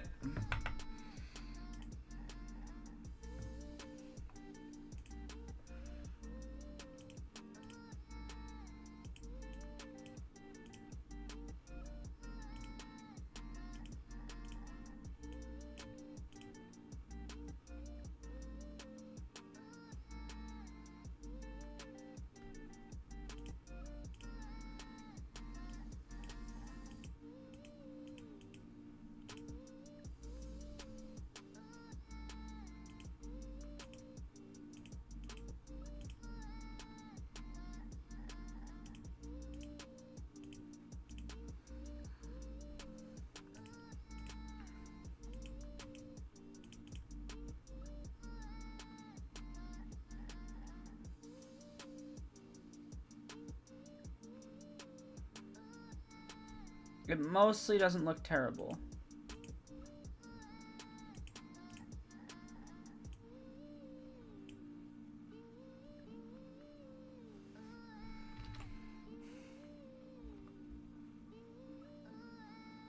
I'm just gonna have to redraw it.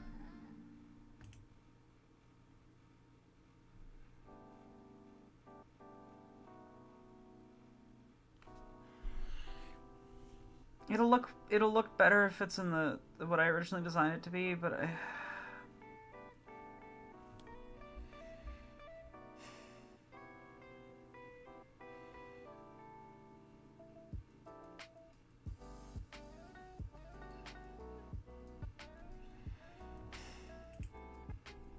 I'm just gonna be upset for a minute and then I'll get to work.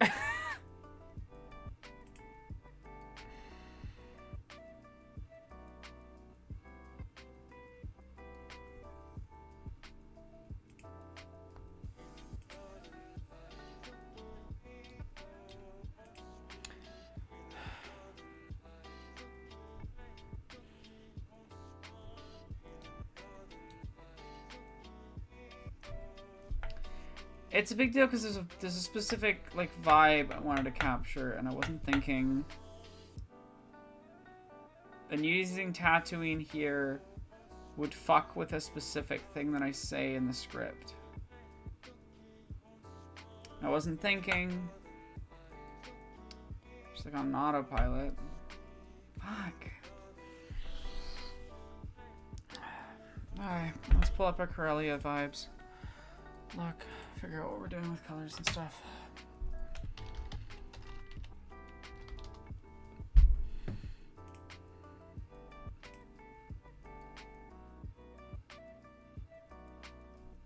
We're gonna have very blue.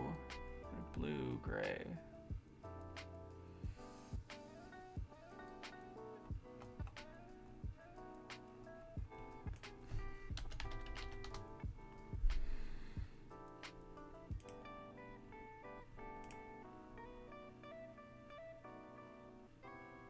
Okay. It's fine. It's fine. I'm also gonna look at something that I did a little while ago for a friend.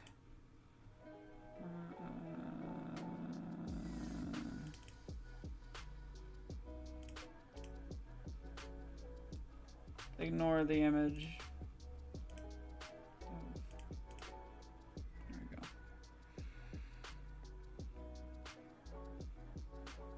I want this kind of vibe. Let's get back in there.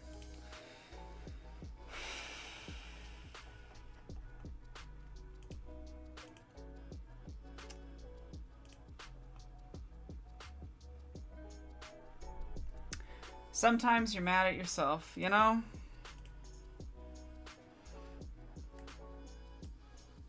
It's fine. I could throw in rain too. That'd be pretty fucking dope. Add a specific vibe.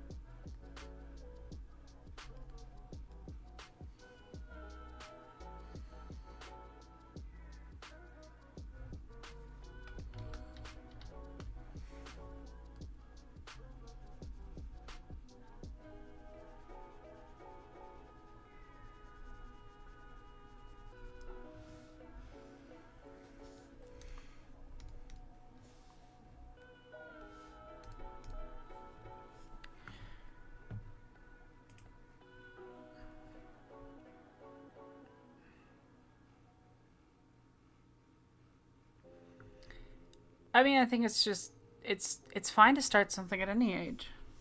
It's encouraged, actually. At least around here. In my opinion, the idea that you're too old to start new things is just a way of capitalism ruining your soul. I think more people should do stuff like start doing art classes in their 30s or in their 50s or the 60s, the 70s, 80s, any age. You're never too old to do new things.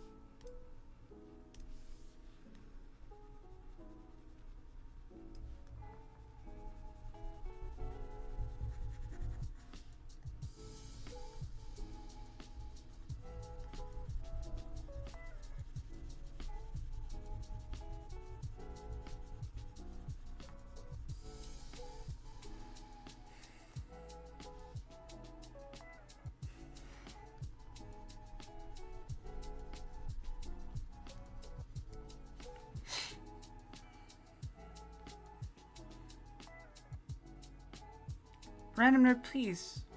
Take care of yourself first. More than anything.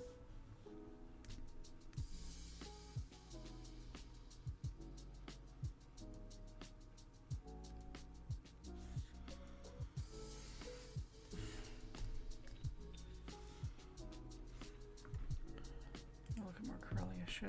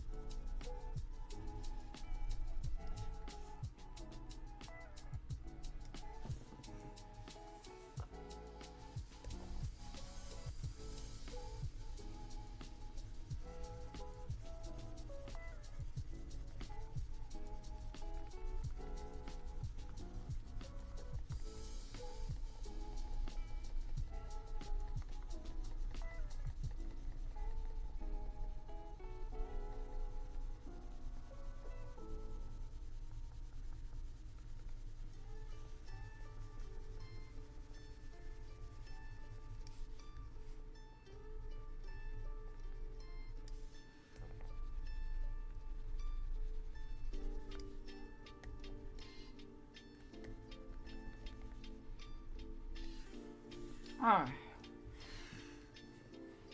It's coming along.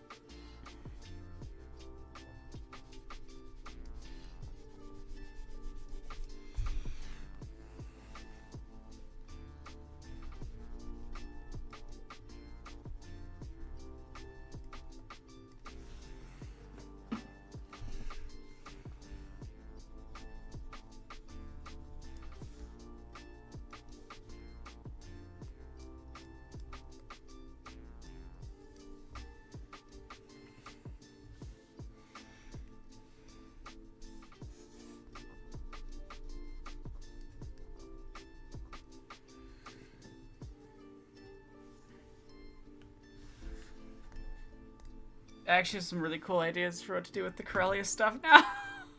I'm like excited about it now. I think it's gonna look cooler.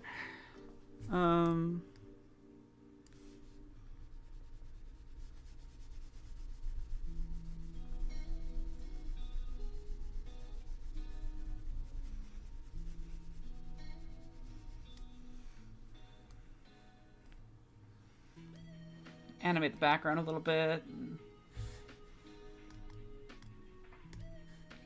Just need to add back in the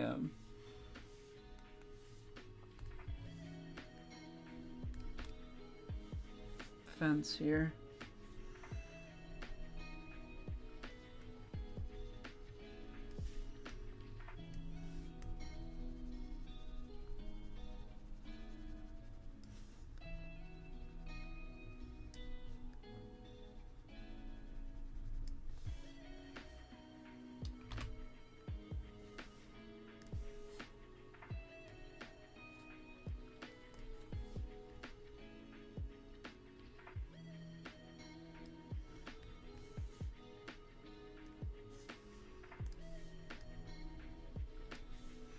It's gonna end up looking way nicer than the original version did anyways. It's fine.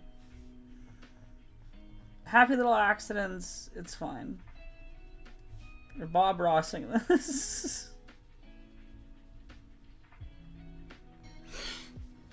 Current mood is Bob Ross. Happy little accidents.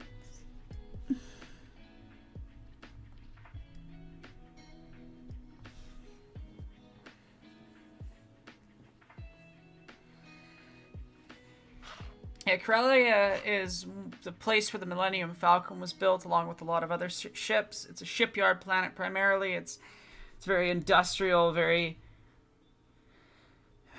very gross. And I think this will turn out really nice when I'm done.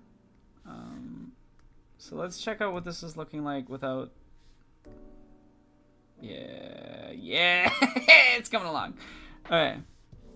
Now we're gonna do some like scoring and a little bit of muddying up of these metal, just to give it some of that.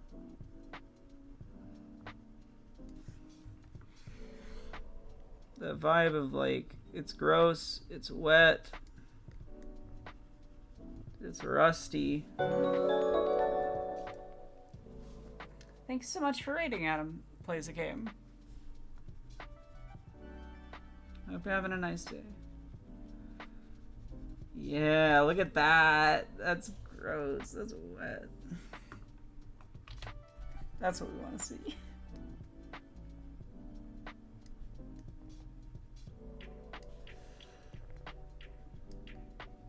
And it's very Gendy looking background-wise. I'm happy. I'm happy I made that mistake and have to redo because what's come out of it is good art. It's fine. Happy little accidents and whatnot.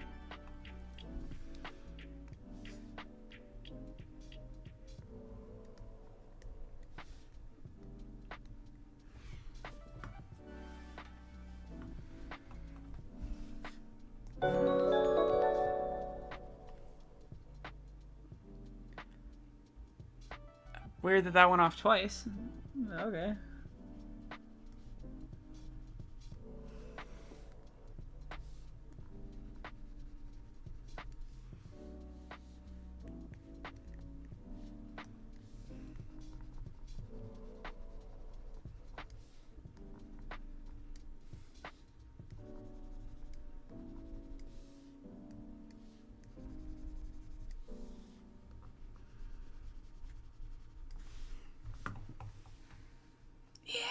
Yeah, that's coming along nicely.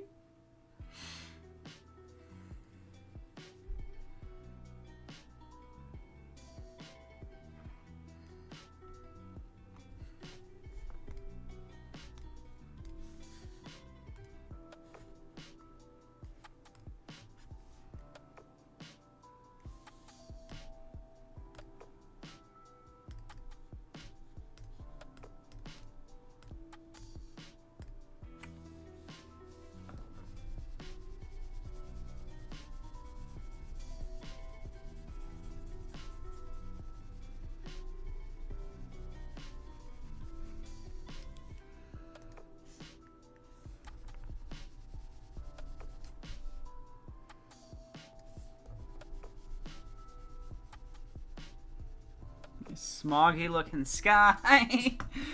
Alright. So we want to go darker. We want to go darker with it. Do something more in the line of what I did here. So I actually think what I'm gonna have to do for this shot, there's two things I'll have to layer as I go, like, later on.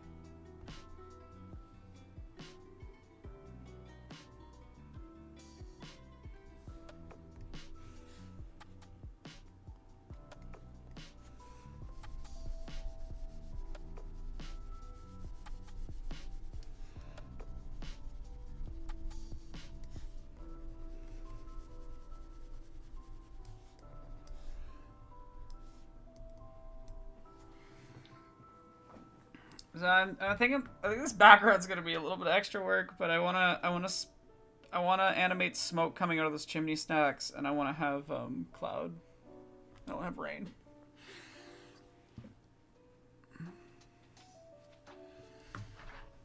It'll be good.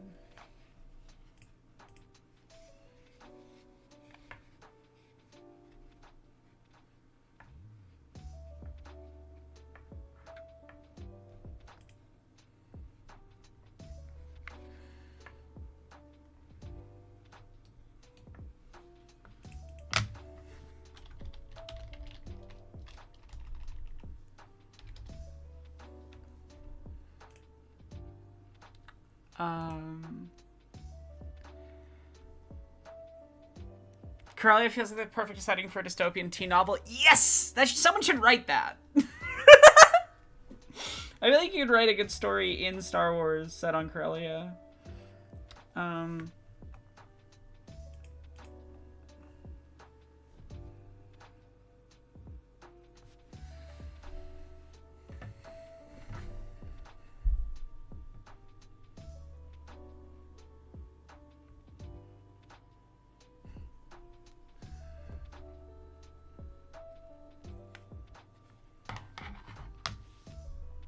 I'm gonna grab this. I'm gonna go over to the other scene that is not a static. I'm gonna animate it here. We put in a little bit of extra effort for a big payoff, okay? Okay.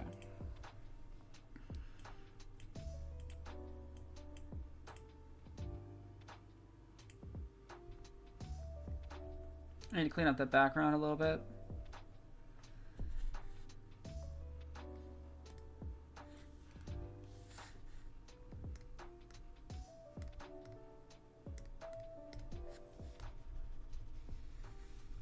Make sure there's no gaps.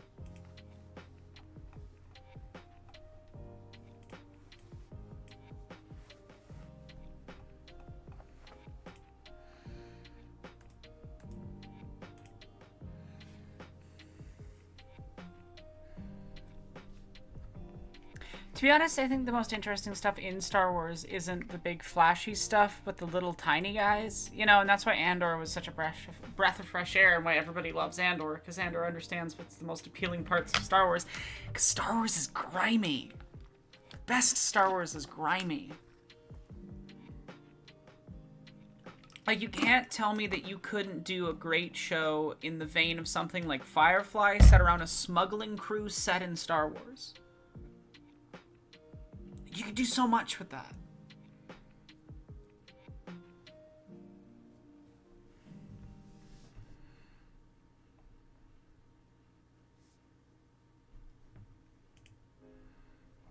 Yeah. What time is it? It is 5:30. Well, my dad's getting here 7 or 8, but I'm not sure which. So I think I'm gonna wrap here. I got a lot of work done today. Not as much as I would like, but, like, it's coming along. You know? And, we'll continue another day. But I think we're gonna play a little bit of Dead Space, read a little Edgar Allan Poe, and then wrap up stream.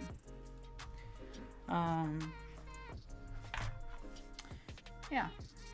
How's that all sound, everybody?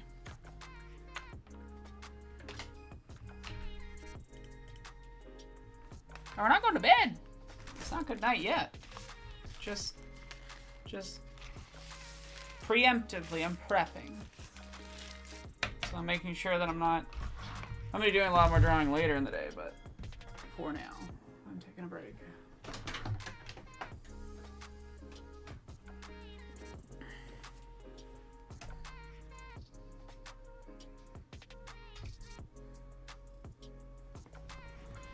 Okay.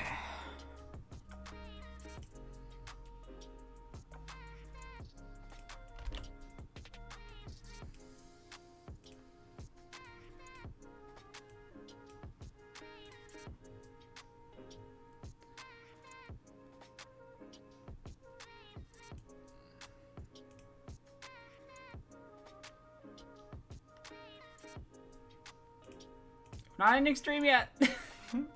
It's soonish. I'll play about an hour of Dead Space and then a little bit of Poe. And then... Okay.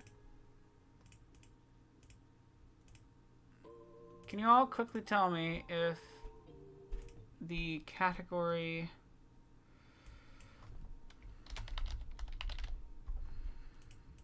changes to Dead Space when I do it?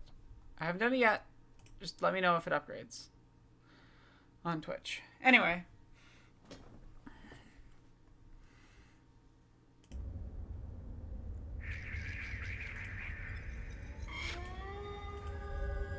It's Dead Space time. Yay. Let me start.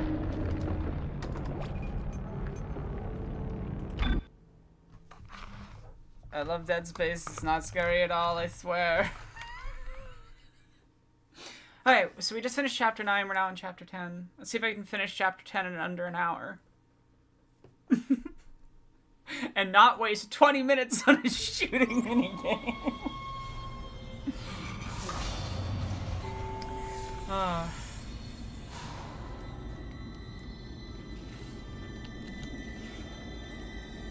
Isaac, I've located the shuttle Hammond found.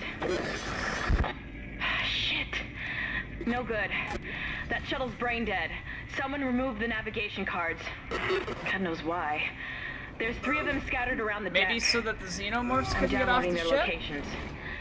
I can't access the doors from here, so you'll need a crew key. If you can find those parts, I think we can get that shuttle operational again. That shitting minigame was way too hard, but I fucking did it. I'm a god. I'm the video game girl. There are too many bodies in this room, and I don't like that. I'm just gonna stack you up and step on all of you before you can turn into enemies.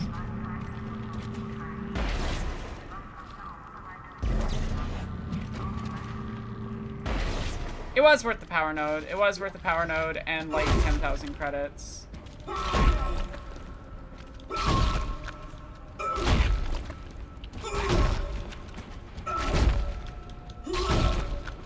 I just want to make sure that if those little bat creatures show up, they can't turn all these bodies into enemies. Also, sometimes stepping on bodies gives you items, so...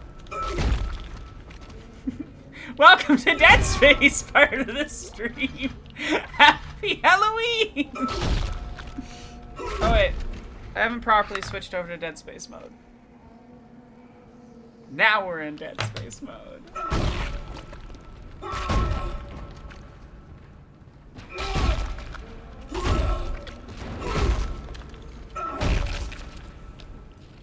Necrotic flesh wine, my favorite. That is a very cursed sentence.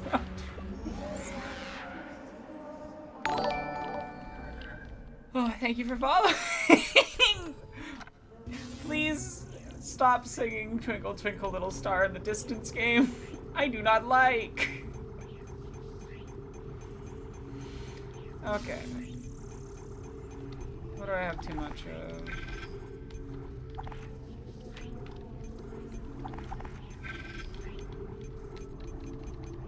I got 2 Force Energy, got 2 River Blades, got plenty. I got too much Pulse Rounds. I could use with more Plasma. I'm fine on healing items. I should grab 1 medium pack.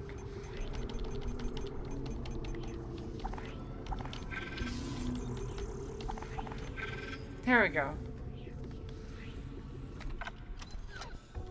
Let's go rip and tear until the job is done.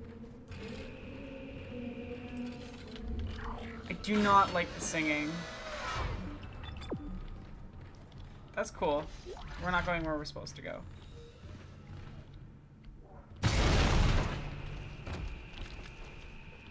Fuck you, game. Fuck you.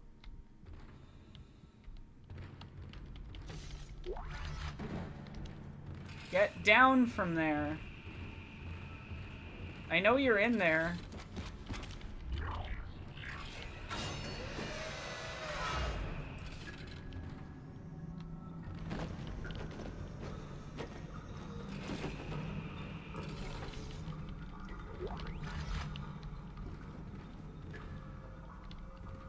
This isn't ominous at all. Level 5 suit! Yes! Yes, we got the level 5 suit. Everything is good. Everything is fine. I got the level 5 suit. Life is great.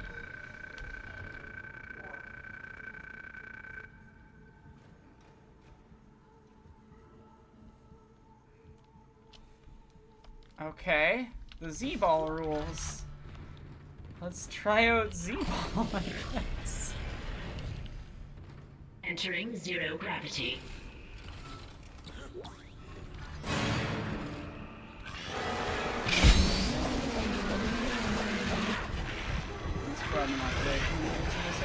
Okay, yeah, I get it. Hello, babies.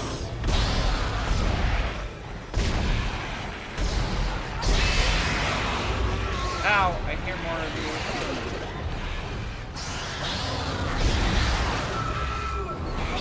Probably need too much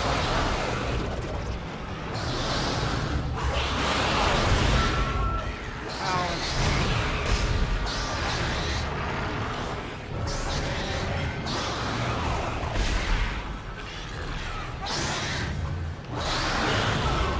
God damn, these things waste ammo.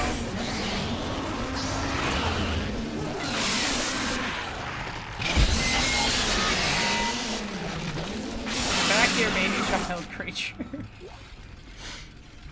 Yes, everyone remember to take your meds. What a time for a med reminder.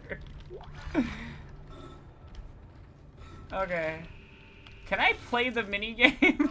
Is that a thing I can do?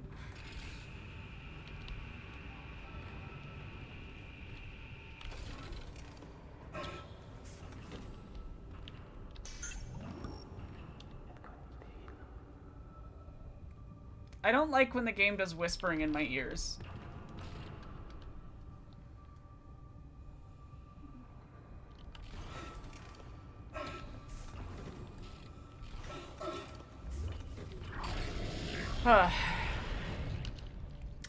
Exiting zero gravity.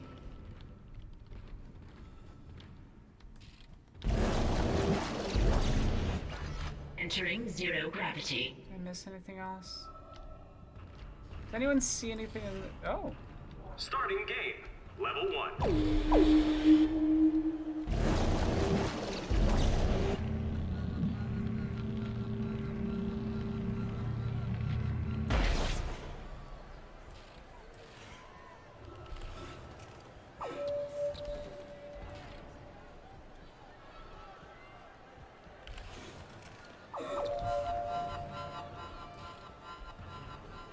Where's the ball? Shit, I lost the ball.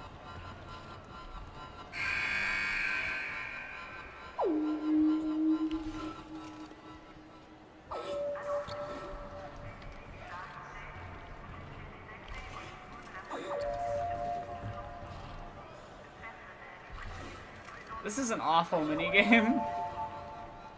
Does anyone see the ball?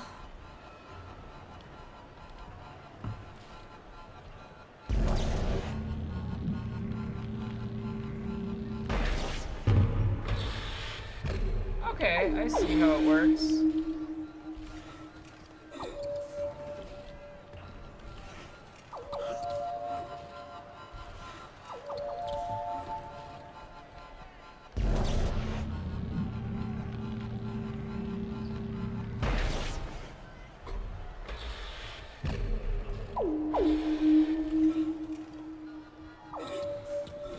It's really silly to put mini games like this into a horror game, but it also kind of works for me because it has an in-universe justification. You know? Like, this was a ship that people lived on. I hear it, but I can't see it. There it is.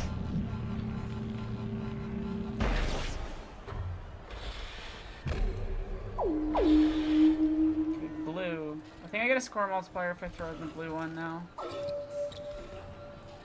Game over. Okay. Did I do good? I don't think I get anything if I do this. I'm gonna check.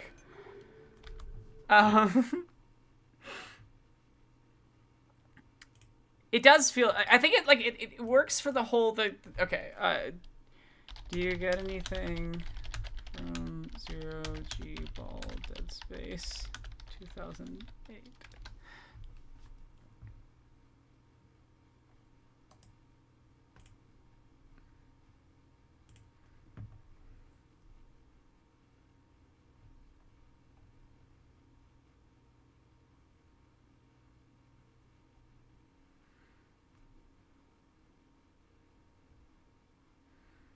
Do I get any rewards?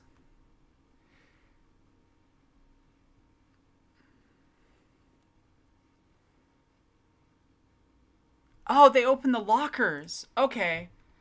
Okay, this isn't actually too bad. I can get another power node. I can get another power node. Unlocked. Congratulations. Okay, I can get a bunch of rewards. Entering zero gravity. Level 3. I jumped straight to level 3.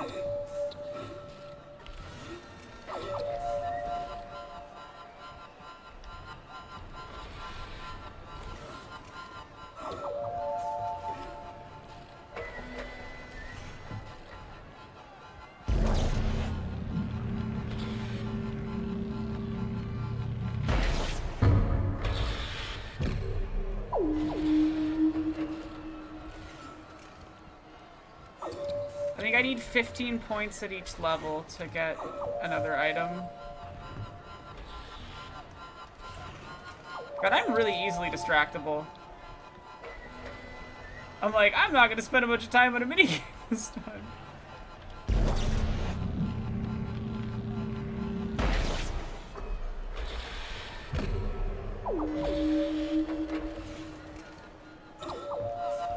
Me 5 minutes later, getting distracted and playing a bunch of minigame.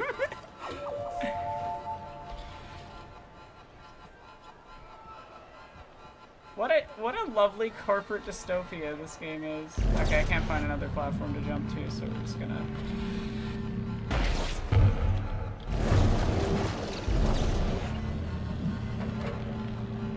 Show me a door.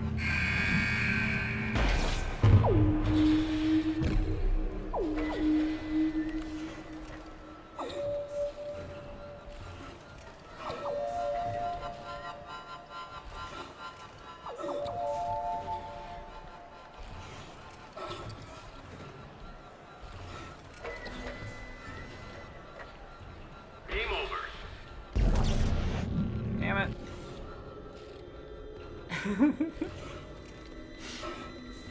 Like, it's such a good, like, encapsulation Reward locker unlocked. Congratulations. of what these corporations are like to their workers. Entering This zero game is gravity. good. 5.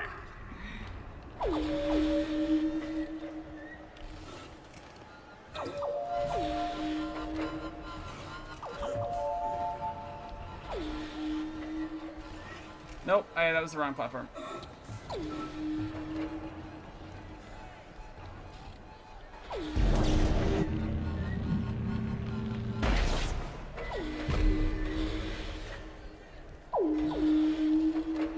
There's another one over there. This is the other problem, is that trying to orientate yourself in a three-dimensional space like this when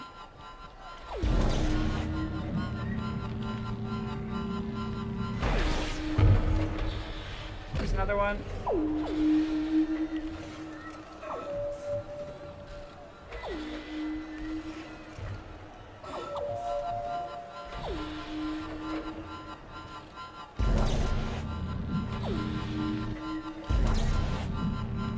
Please move the ball and not the dead xenomorphs.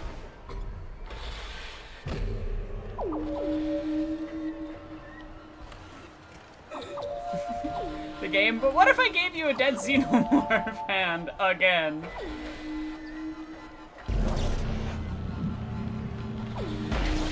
Fuck.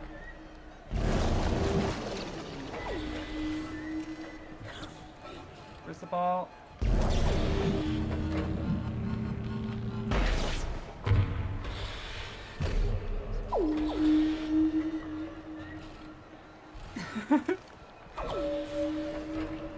I know that DS2 is considered very good. I've played Dead Space 3, and it is a mess, but it's an interesting mess. Like, it's kind of fascinating in how bad it is. Reward locker unlocked. Congratulations. Oh my god. Hey, do one more level and then we're Entering through. zero gravity. Level 6. I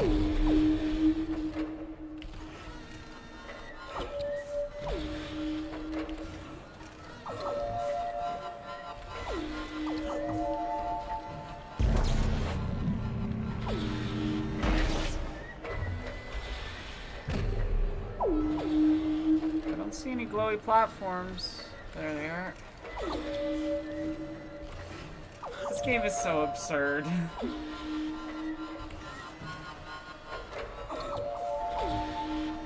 Where are you, ball?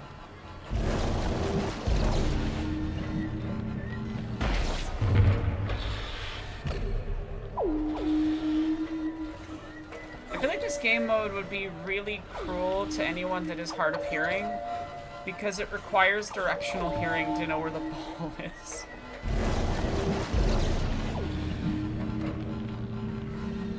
Open a door.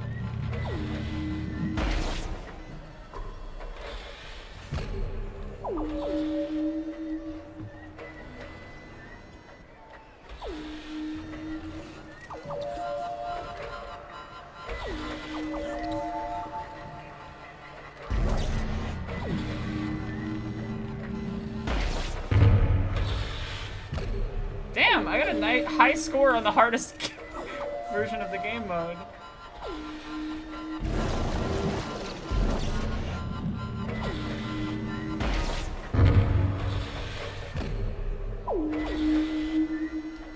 I still got lots of time, I guess.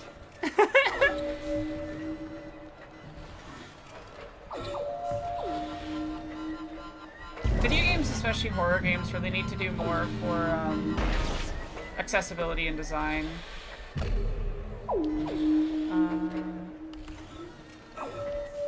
In my opinion. Game over.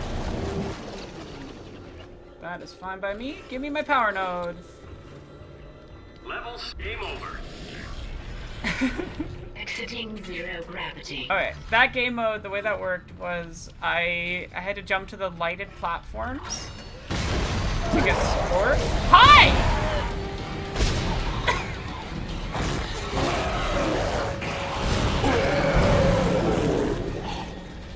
Aren't you a pleasant fellow?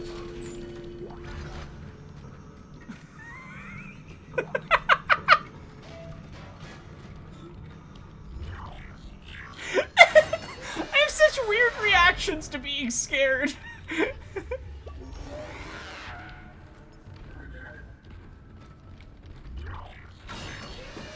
The problem is that the game is designed for co-op, so in single player it's not fun.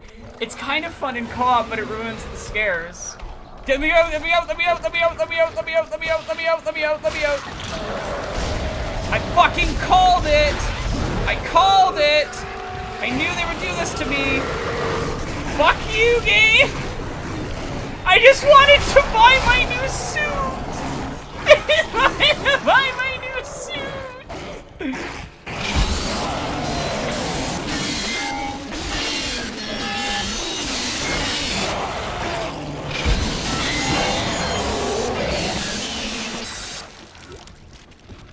At least they gave me some money.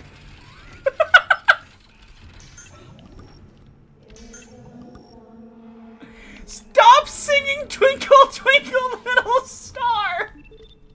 I don't like it. Okay. Sell that. And we're gonna buy the level 5 suit. Oh. Which thankfully comes with a significant damage reduction. And 5 more slots for inventory. Oh.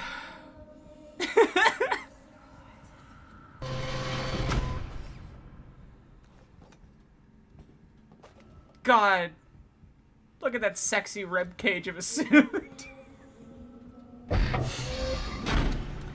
I don't know why, I just really love, like, rusty, metallic shit in games. That's my stuff. That was made for me. It's my hole.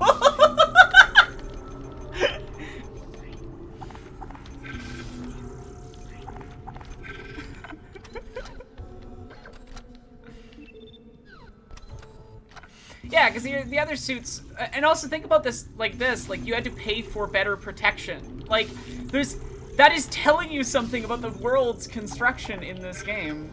I'm gonna use a medium health pack right now, because I'm pretty sure that does 50 health.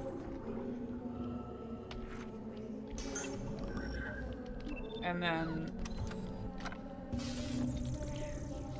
Stop singing that in my ear now. I don't like to hear it.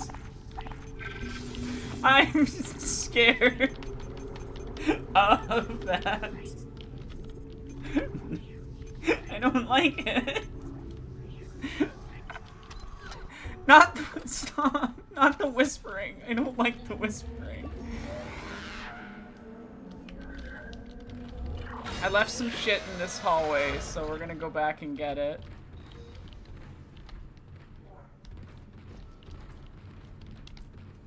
God, there's something's gonna jump out at me at some point.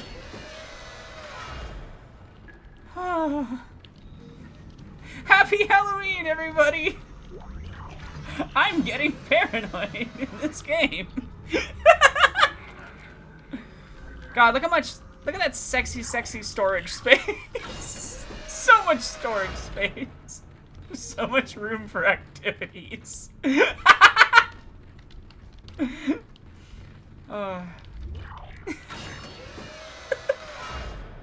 Also, we're definitely gonna play through Dead Space 2 and 3 on stream after Dead Space 1. Like, I have all 3 games. We're gonna play them. Oh.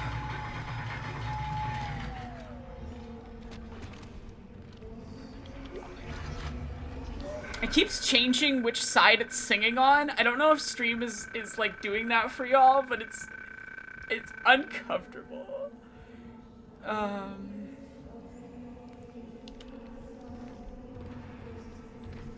Oh yeah, also like Unitology, which is definitely not a parody of Scientology, but also Christians, but also evangelicals. But yeah, Unitology, like, part of their bragging is that they have a lot of wealth, and like, yeah. This game is saying things about the relationship between wealth, capitalism, and belief. Okay, I need 3 more for my... I do need to play the Silent Hills. I love the aesthetics of Silent Hills games, but I've just never gotten to play them, which is a tragedy, if we're being honest. I'm like, vibrating.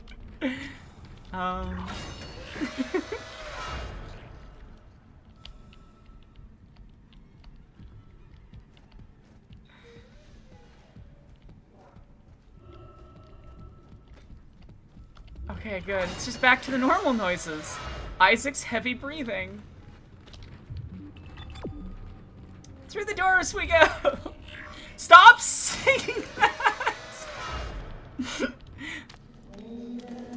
What do you cling to when all must seem so utterly hopeless around you? Dr. Cross was a true. She had faith. And now she awaits her transformation. Yeah, I'm concerned about Bloober Team doing Silent Hill. Of course you are. Have no fear. You will play your part soon enough. Witness the conviction of a true believer! We don't need visuals of lobotomies happening. Thanks. They are ready. Take them. Embrace them.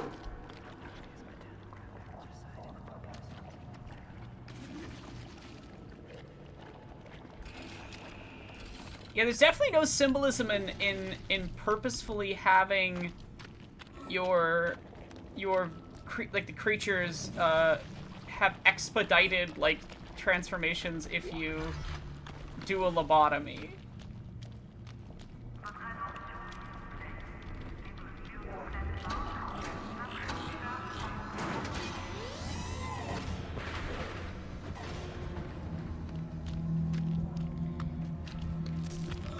Oh, I can't move very fast. Oh, good.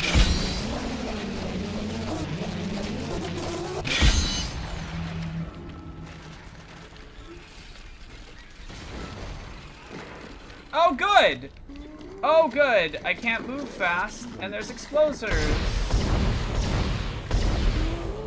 That doesn't work.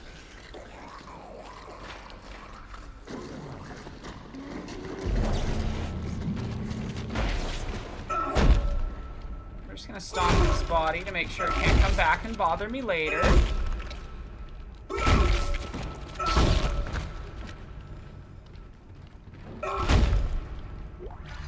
Where's the stupid exploder? I know it's in here, and I know a big long boy is in here too. I don't like the long boy. He brings friends. Oh, yeah, we're gonna bring a shotgun out. There he is! Fuck you, long boy! Do not come near me, you bastard.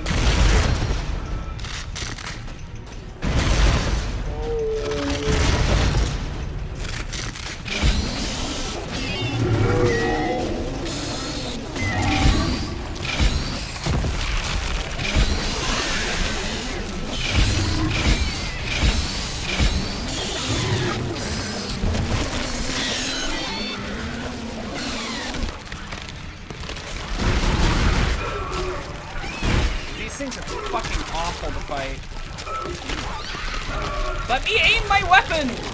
God damn.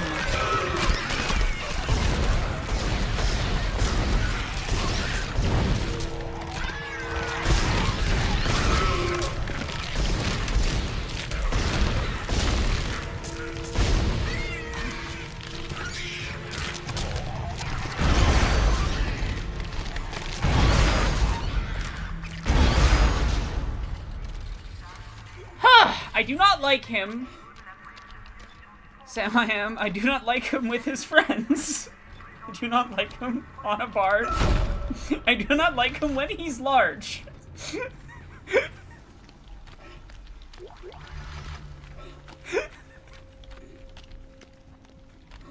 I have very weird responses to horror.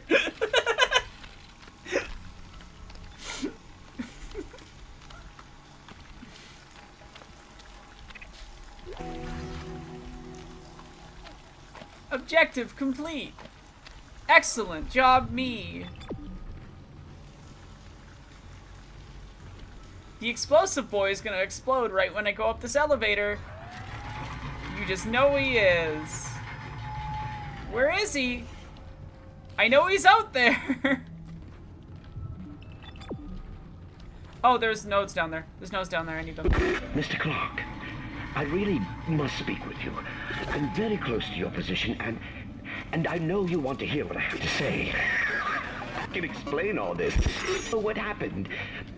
When you have the nav cards, I'll let you into the security station. Okay. We must talk. Hurry. Okay. Okay.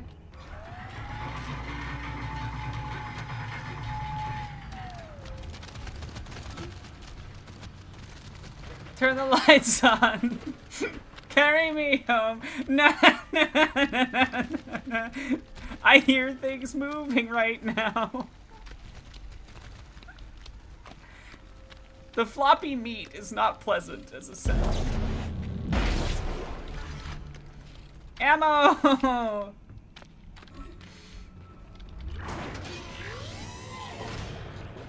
Where are you?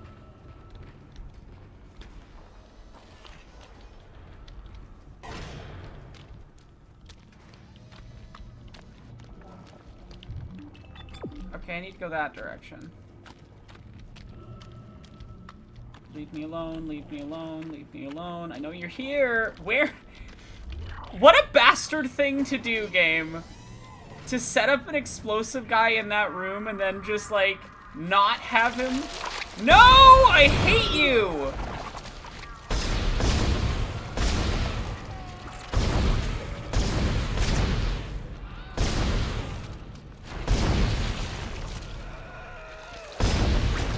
I really hate this guy. His screaming is uncomfortable.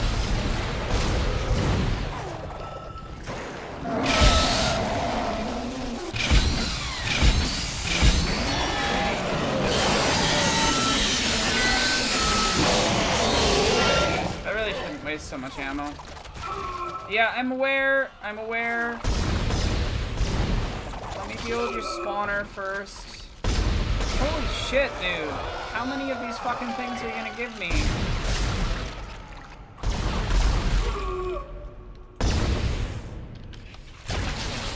The worst Christmas day, except all your presents are little demon babies. I really do just say sentences while playing horror games. Surprises let me know she cares.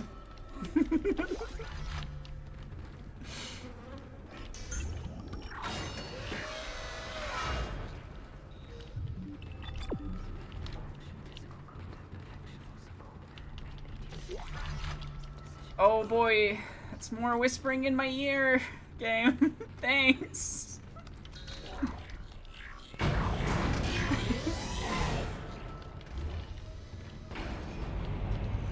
I know at some point in this game, it's gonna fucking drop one of the xenomorphs on me while I'm in a cargo lift. I know it's gonna happen. I don't know when, I just know it has to happen at some point in this game, and Every time I get in a cargo lift, I'm like, is it this time?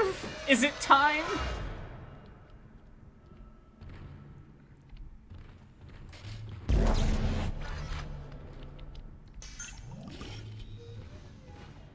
The life support system in Sleep Block B has been shut down.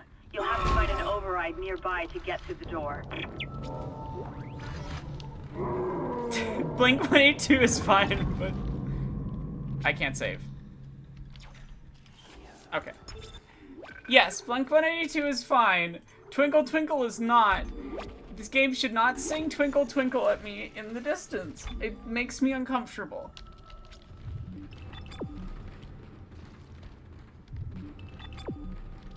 I mean, that's so many eras of music.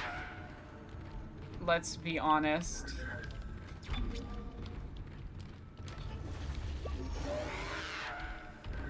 Let's check out what's in here. That is the elevator. Let's check out what's in here. That is an enemy.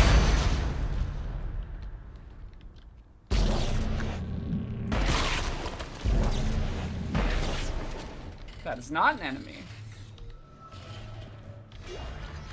I have been tricked into wasting ammo. What fun jest, game! A funny haha at my expense. I'm gonna go save.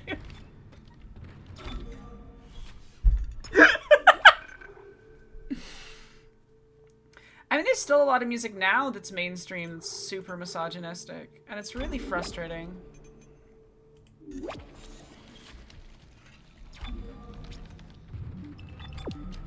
The struggle itself towards the heights is enough to fill a man's plate with green eggs and ham. One must imagine a happy Sam I am.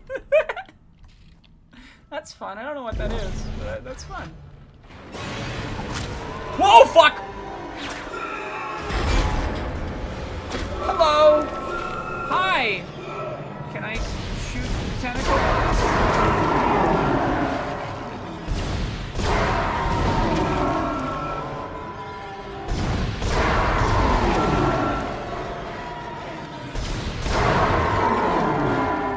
That was very nearly very bad.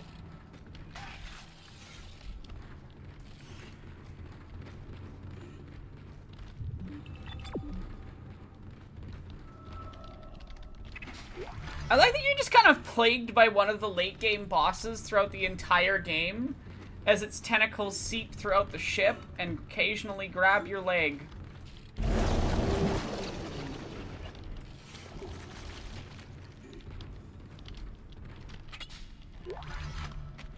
Cool. Free health. I think that's just really good design to have like a... Oh, there's the voice again.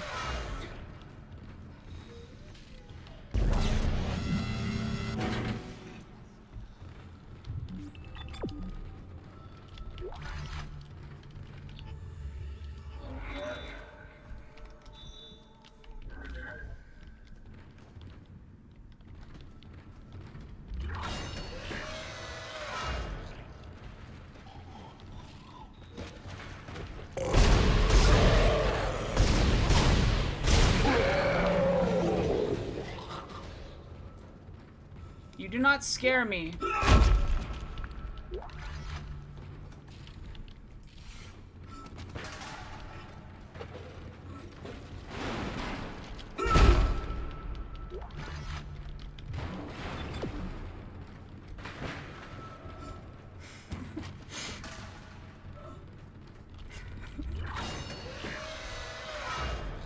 I'm just always so expecting the jump scare at this point that, like, it's fine.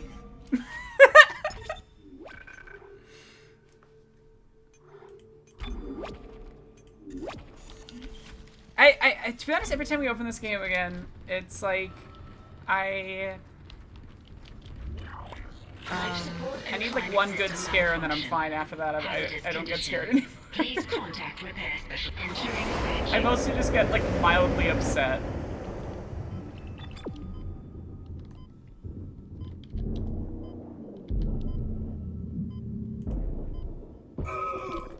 Oh shit. What What the fuck is that?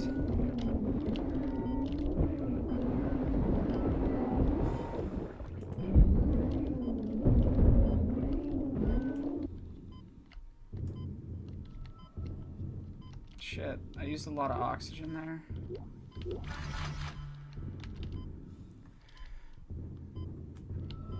What's Counter-Strike 2? And climb sitting vacuum. Is there a new Counter-Strike? Entering vacuum.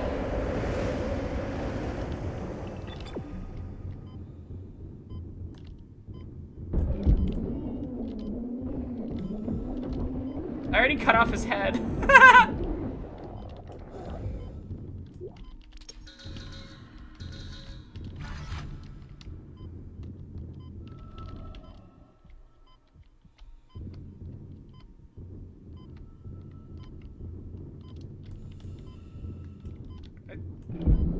There you are. These bits are so difficult because there's just no sound really, except for breathing Life and... support and climate system malfunction. Hazardous condition. Please contact repair specialist. Oh, CSGO but polished. Cool. I might have to check it out. Oh, hello.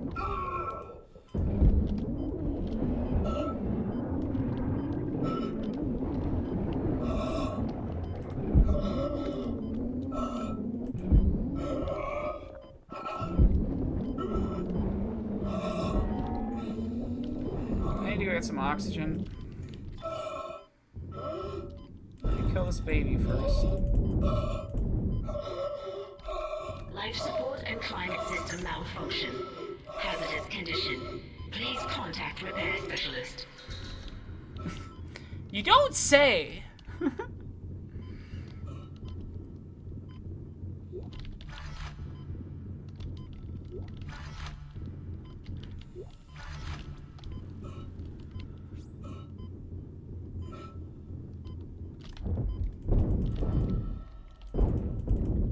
You might be super speed, but my gun is faster. I'm the motherfucking big iron on her hip of space. What does that even mean?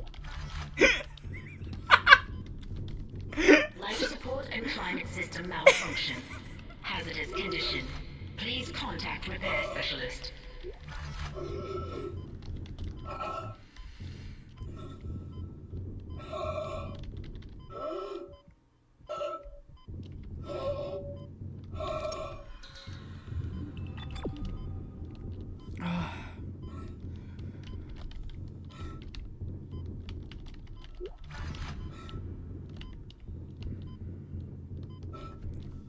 Exiting vacuum. I think I've got 3 notes. I do.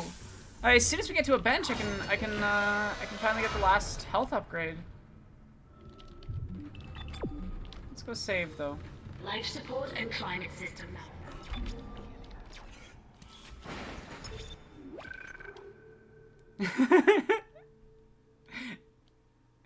Because this is a capitalist hellscape of a ship. That's why. That's why it locks you out and asks you to call a specialist, Louis.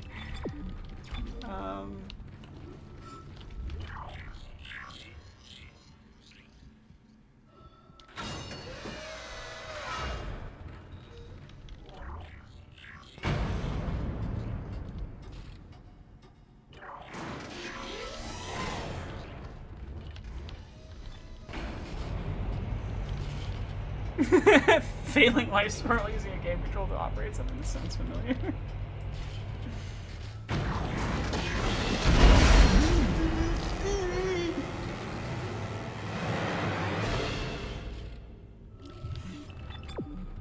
Okay, game.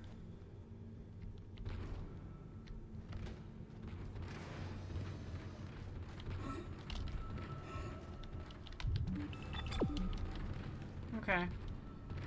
Okay.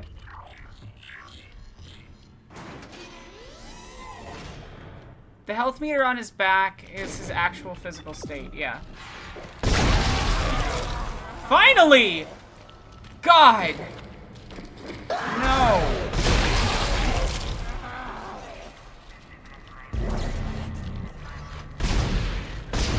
Fuck you.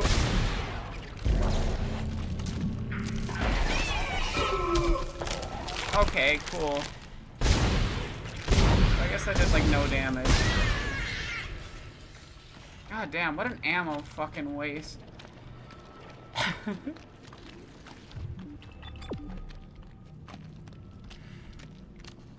Yeah, those are actual loading screens and also in-world loading screens. It's really funny. Again, there's just so much like diegetic engagement with things that are mechanical to the game itself. Like that I think an upgraded version of this game might actually lose, you know? Okay. The Twinkle Twinkle's back! The Twinkle Twinkle is back! I don't like the Twinkle Twinkle chat. Twinkle Twinkle, no.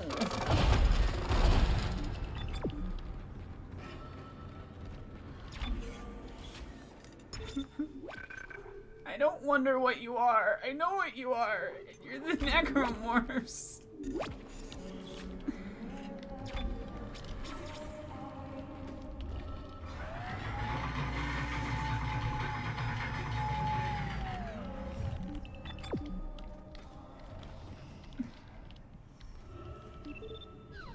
I better be able to use this fucking store without getting interrupted.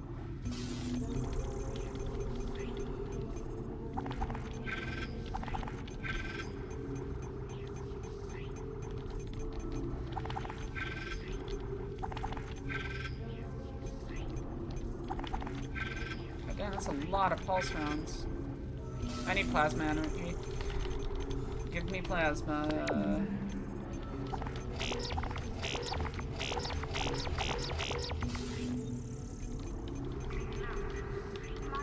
Sorry, plasma's just my favorite fucking weapon by like such a massive degree. The other ones have their uses for specific circumstances, but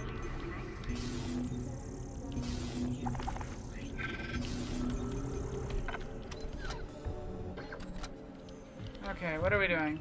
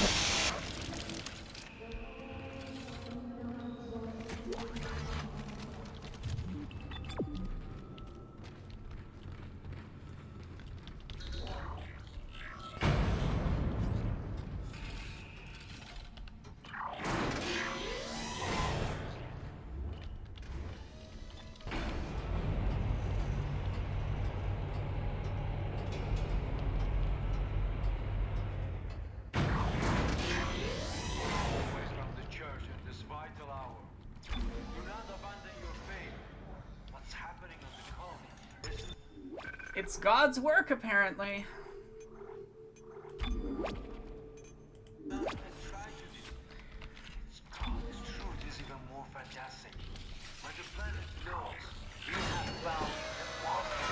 God's plan is unfolding and we are its inheritors.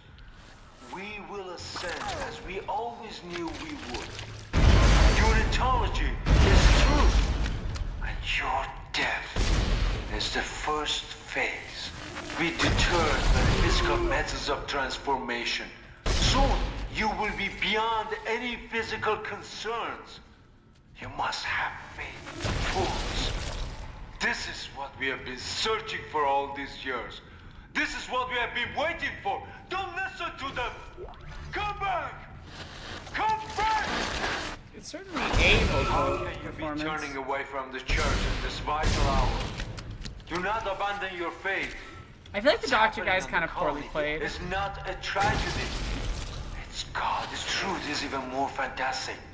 On the planet below us, we have found a market. God's plan is unfolding and we are its inheritors.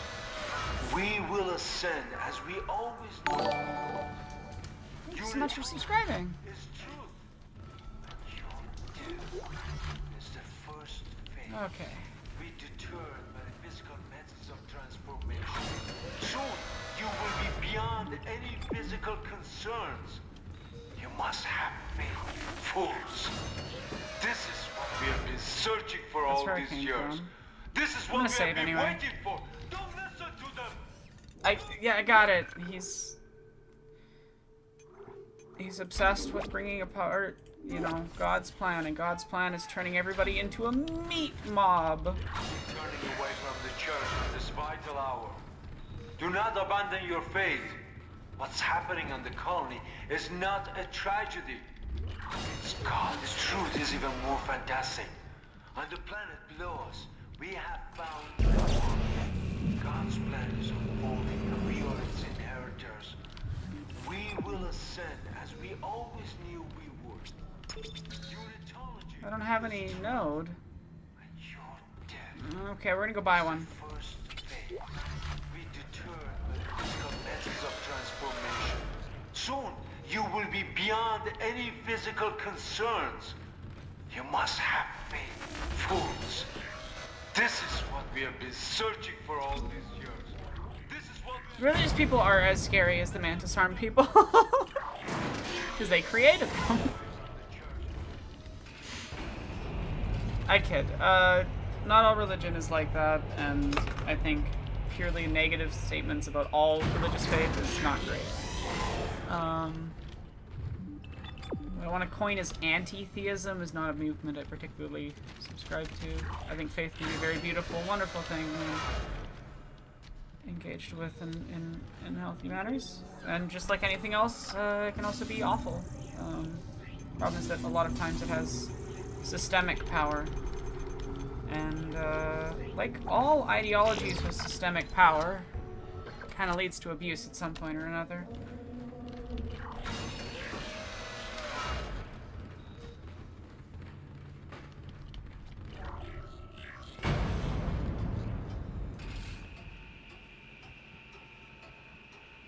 Open up, please.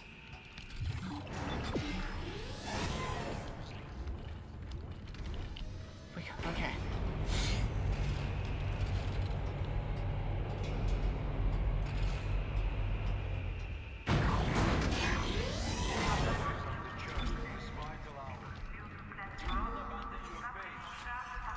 Lots of saving.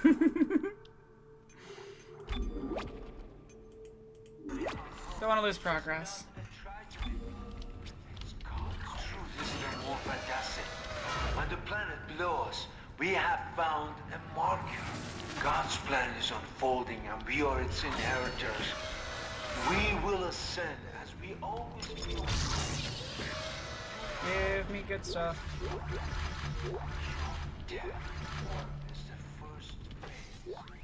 Okay, it was just all ammo. Probably not worth it. So the problem with these lockers is you never know if it's like, oh, is this worth spending a power node and you get like one of the exclusive crafting items that's only available in those lockers, or is it just like some ammo? In which case I just wasted like 10,000 credits. It was actually probably cheaper. Like there's probably more ammo in there than... Are we playing a fucking block puzzle?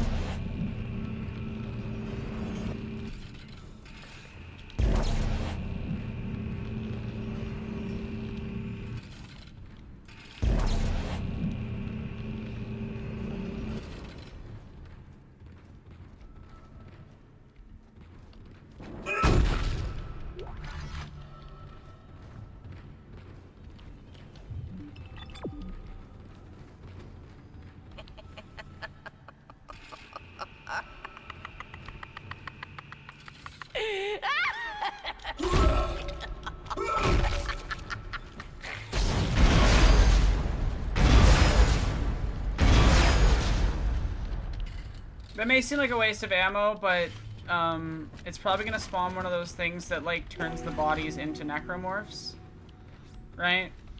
So it's just... This time, there will be no escape for you, my friend. You have been most resourceful up until now, but my creation is free. Reborn in the fierceness of life itself. Now it's time to play your part. No, fuck off! Not that thing! Not that thing! Oh, fuck. Right off, game.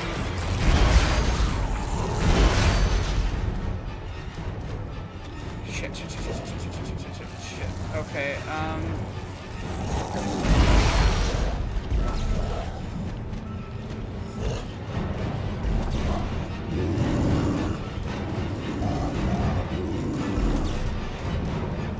fuck off using a fucking block puzzle to scare the shit out of me.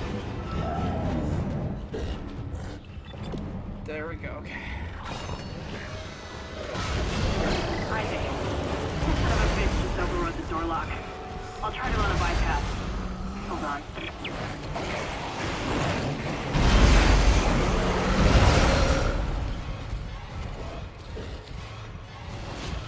Okay, cool. I just gotta survive for a bit.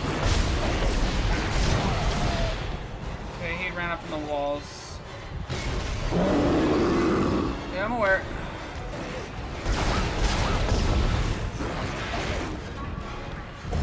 I probably need to kill the miners.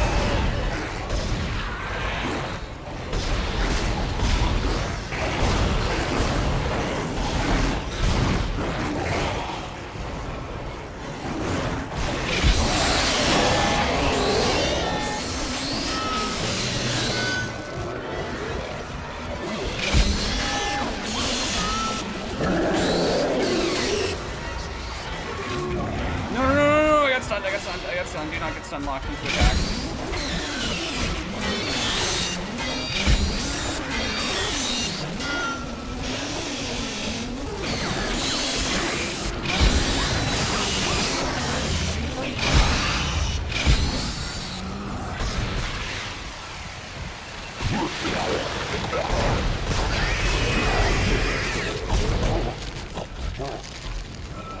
Okay, I might have to lock. Get out of there! Let me out, let me out, let me out, let me out, let me out, let me out! Let me out! Excellent work, Mr. Clark. Excellent work. Come and meet me in the executive. Be quick. I want to save. So kind. A lot of what I've discovered so far is company's record.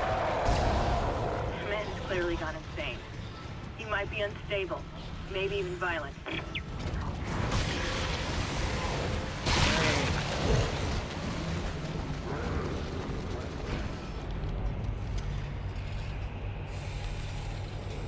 Yeah, the big boys are basically just xenomorph, necromorph, meat combined. I hate that regenerating one so much. I hate him so much. He's such an ammo waste, and I don't even want to know what the state of my ammo conservation is right now. Please, no more twinkle. No more twinkle twinkle. No. We're done with the twinkle twinkle. No more twinkle twinkle. No more twinkle twinkle today, tomorrow, ever.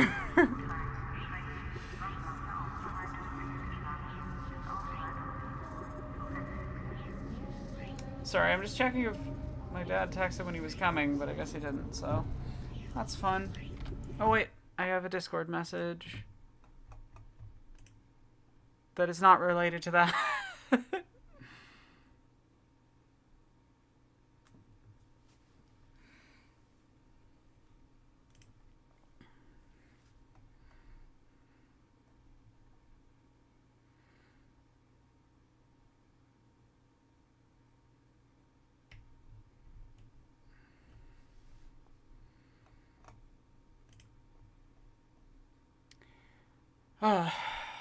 Anyway.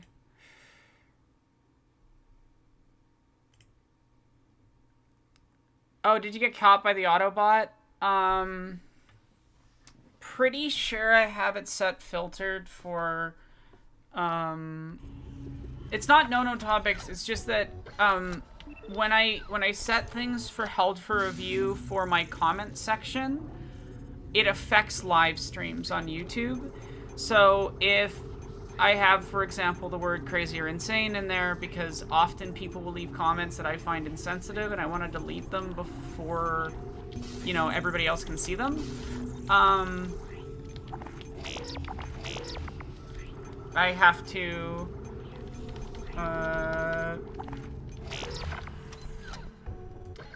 it's not that there's no topics, it's just that, like, people will leave insensitive comments about those types of things. So I have them auto-modded. But unfortunately that also means that it will catch reasonable statements. And on a normal comment on like a YouTube video, what will happen is that it'll be held for review, and I can always like go in and manually say, this is cool, this is okay, and it'll appear. But for live streams, it'll kind of just, I think it'll show it to mods, and they can decide if it's acceptable to show or not, but those don't show up for me in the interface on OBS. So, unfortunately, I can't see if, stuff's been...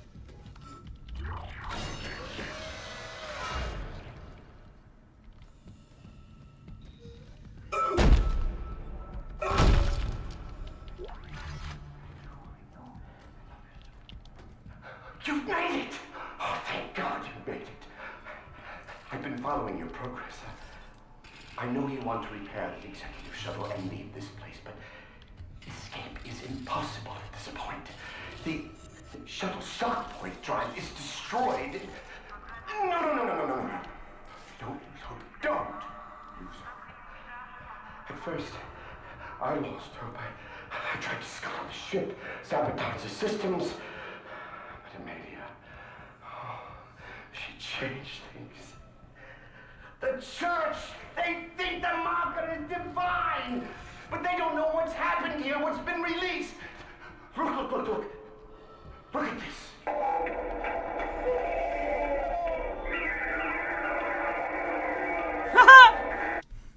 That is what we found in the core of the planet. Mercer calls it the hive mind. It's the source, controlling the necromorphs telepathically. We were so stupid! But Amelia, she knew it could be stopped by returning the marker to the planet. The marker was containing it within the planet. Return the marker and seal the hive mind. That's not how the markers work! That's not how the markers work! I'm sorry, Amelia. I bear much of the marker is responsibility manipulating for this them. tragedy. Now, I must take responsibility for ending it. And atone for my sins. But you can help me. If you repair that sure is a 3D model from the 2000s. You can end this forever.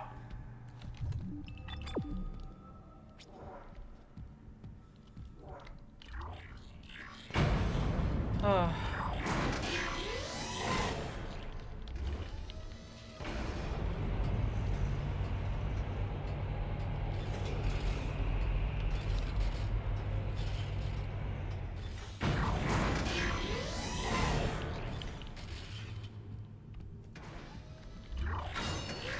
I think being agitated in this case is pretty fair.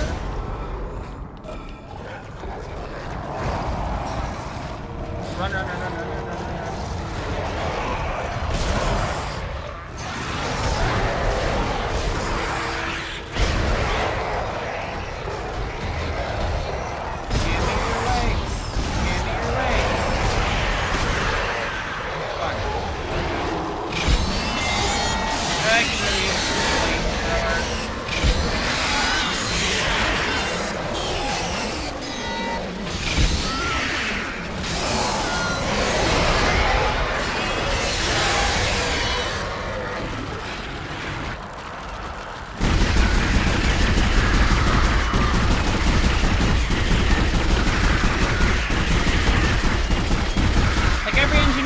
There's a good tool for each job.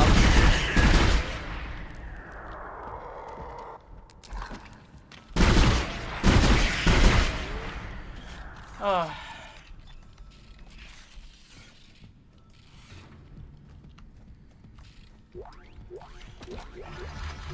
Yeah, sometimes the YouTube moderation to OBS stuff is weird. Yeah.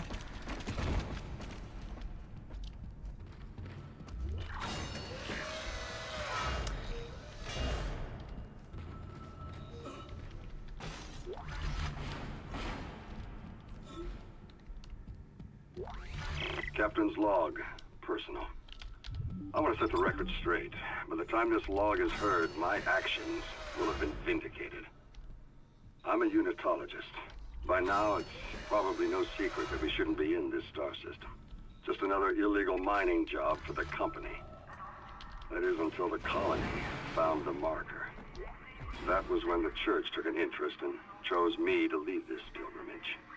They also ensured many of the mission crew were devout. That's not concerning at all. My primary instruction was to get the marker up from the colony and on board the ship. Dr. Kine, the CSO, is an expert on the original marker and was tasked with deciphering this new one. He says he's making good progress. My decision to quarantine the colony is sound. They've got some kind of epidemic down there, and I can't allow it to infect the ship. Not with such precious cargo. Not when we are so close. Planet Crack takes place tomorrow. We'll continue to decipher the marker, and when we return home, we'll pass all our findings and the marker to the church. The government isn't going to cover this one up. Altman be praised. You can really hear the Scientology elements there with like the Altman be praised bit.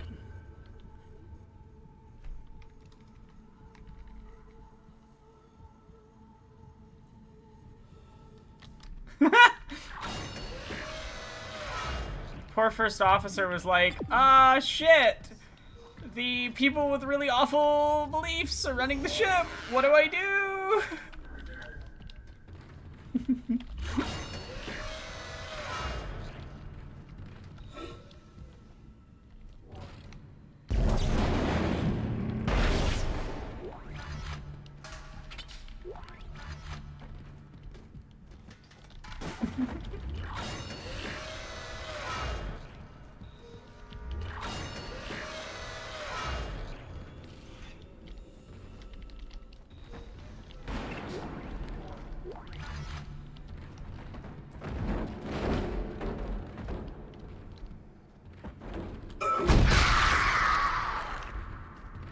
I hate when they just contain meat masses and not, like, useful items. That's cruel.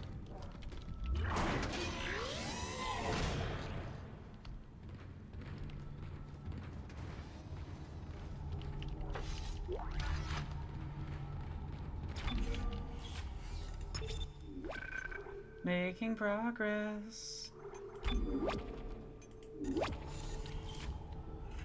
Okay.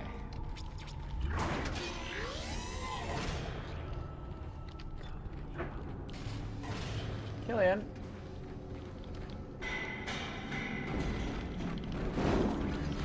One sec.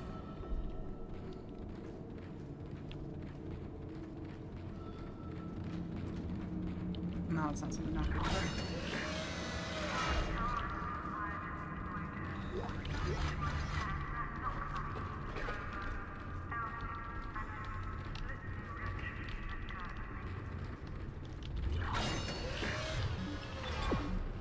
I need to go inside the ship, I see.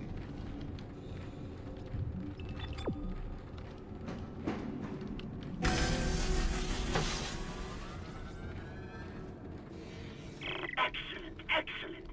Wait there for me, I'm on my way. I'm sure nothing bad will happen while he's on his way. Test firing shuttle engines. Hi. Oh, I see what I need to do.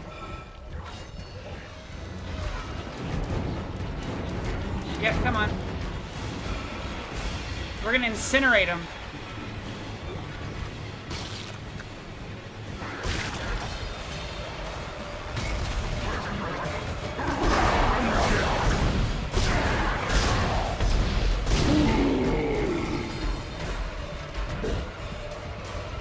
Come on.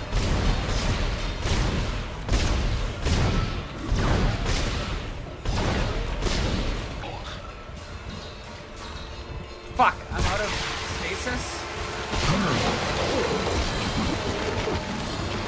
Okay. Yeah, I know.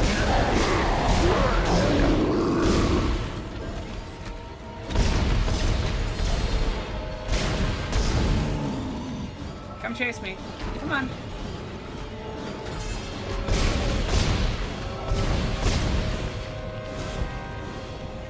Let's hope that keeps you paused long enough for me to activate this.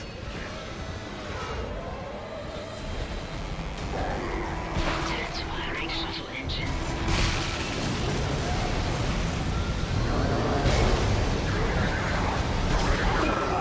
Ow.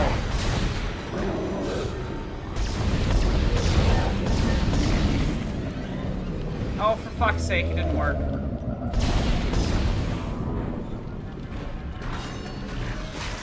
Yeah, I'm aware. Okay. Come on. Come over here, buddy. Yeah, come on. I didn't get him in the right position.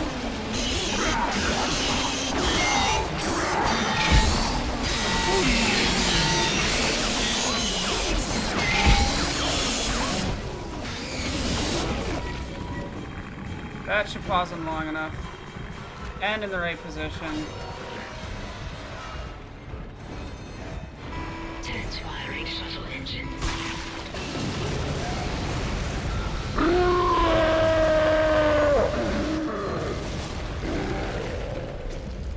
Yeah, come on. I know you're coming. Did you just despawn an enemy?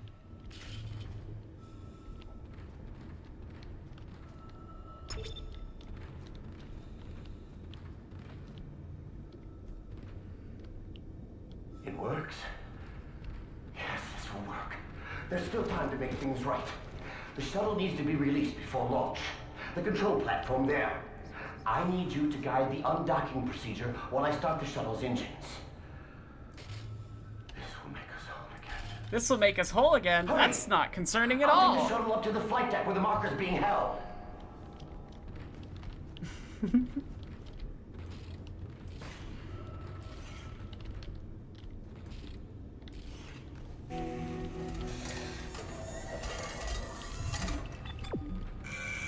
Shuttle locks disengaged. That guy is not a hallucination. He is real. I'm en route to the flight deck. Meet me there and we can load the marker on board. Yes, Mary. Soon we'll take it home. That's fine. I don't know if Kind is crazy or not, but we need that shuttle. Let's keep him on our side. For now.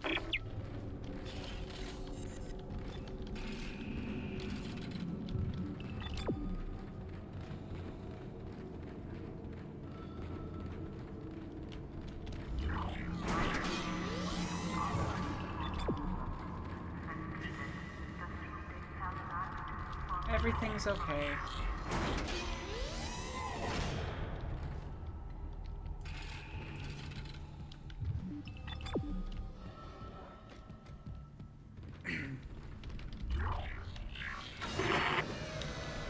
Your time has come. No need to be frightened. No reason to fight. Many have gone before us, and now it's time for us to take the voyage together. Transcend death. Future take its course. Join me as I gaze upon the face of God.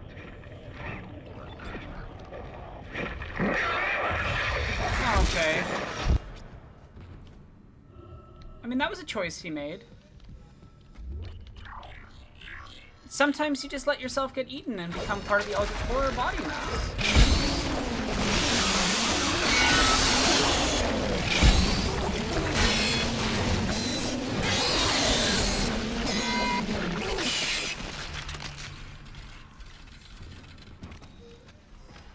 How's your ascension going?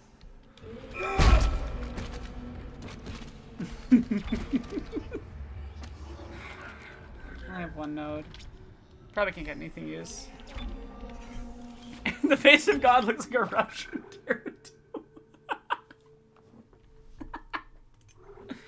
Amazing. I'm pretty sure we finished chapter 10. Which just leaves the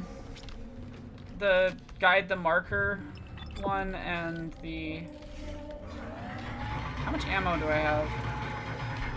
Acceptable amounts. I should probably buy some more though, just in case. That... The fucking twinkle twinkle thing.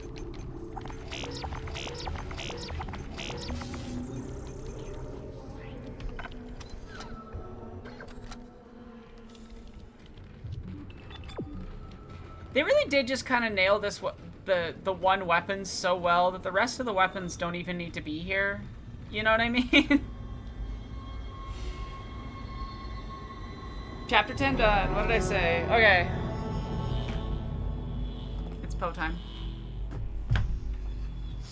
And we'll do the other chapters another day.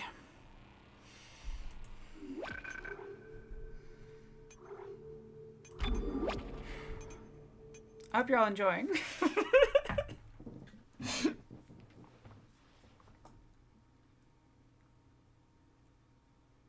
Do meat moons have self-awareness, and if so, whose self-awareness?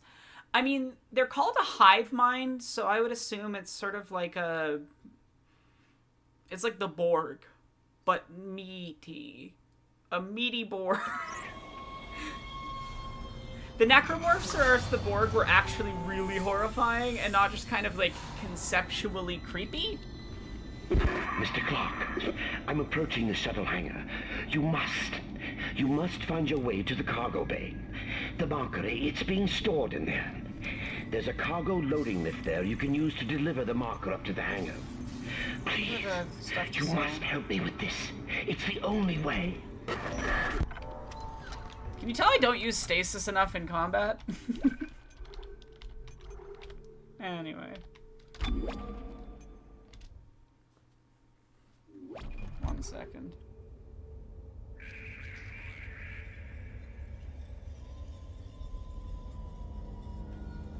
Okay.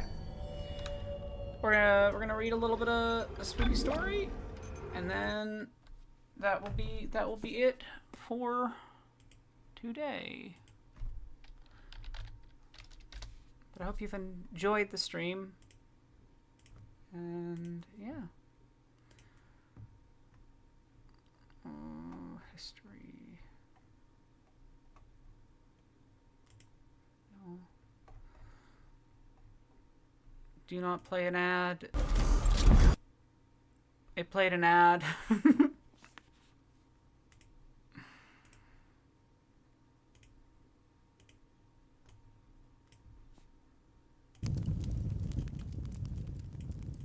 think it's about the right volume.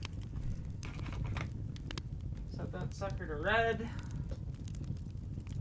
Up the brightness a little bit.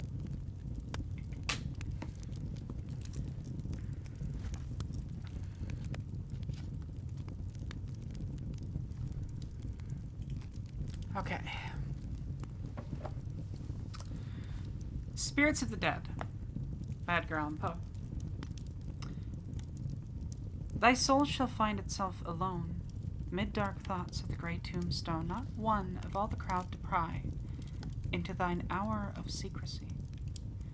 Be silent in that solitude, which is not loneliness, for then the spirits of the dead who stood in life before thee are again in death around thee, and their will shall overshadow thee. Be still. The night, though clear, shall frown, and the stars shall not look down from their high thrones in the heaven, with light like hope to mortals given, but their red orbs, without beam, to thy weariness shall seem as a burning and a fever which would cling to thee forever.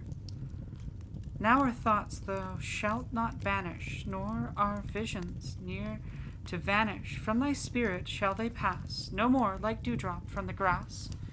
The breeze, the breath of God, is still, and the mist upon the hill, shadowy, shadowy, yet unbroken, is a symbol and a token, how it hangs upon the trees, a mystery of mysteries.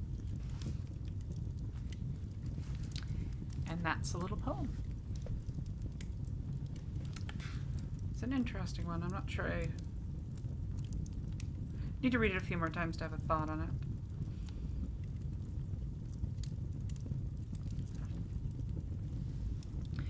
Some words with a mummy.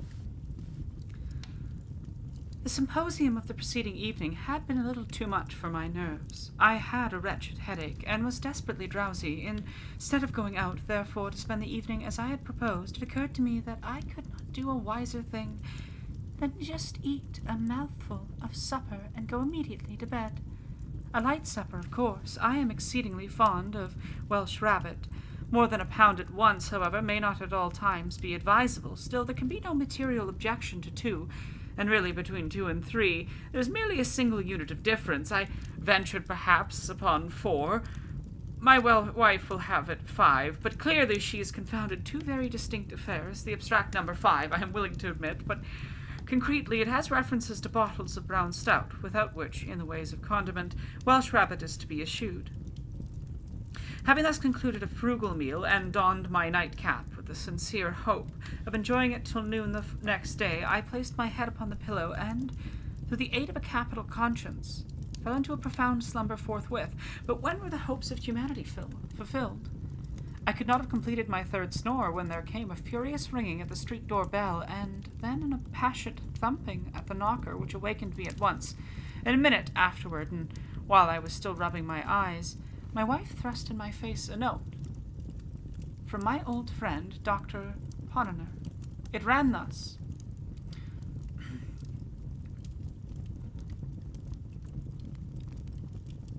trying to think of an accent. Come to me by all means, my dear good friend, as soon as you receive this. Come and help us to rejoice. Alas, by long persevering diplomacy, I've gained the assent of the directors of the City Museum to my examination of the mummy. You know the one I mean. I have permission to unswathe it and open it, if desirable. A few friends only will be present, you, of course. My voice is going to like 30 different directions. It's not picking one. The mummy's now at my house, and we shall begin to unroll it at 11 tonight. Yours ever, Ponener. By the time I had reached the Ponener, it struck me that I was as wide awake as a man could be. I leapt out of bed in an ecstasy. Overthrowing all in my way, dressed myself with a rapidly truly marvelous, and set off at the top of my speed for the doctor's. There I found a very eager company assembled. They had been awaiting me with much impatience. The mummy was extended upon the dining table, and the moment I entered, its examination was commenced. It was one of a pair brought, several years previously, by Captain Arthur Sabratash, a cousin of Ponener's, from a tomb near Eliathias in the Libyan mountains, a considerable distance above Thebes on the Nile. The grottos at this point, although less magnificent than the Theban sepulchres, are of higher interest on account of affording more numerous illustrations of the private life of the Egyptians.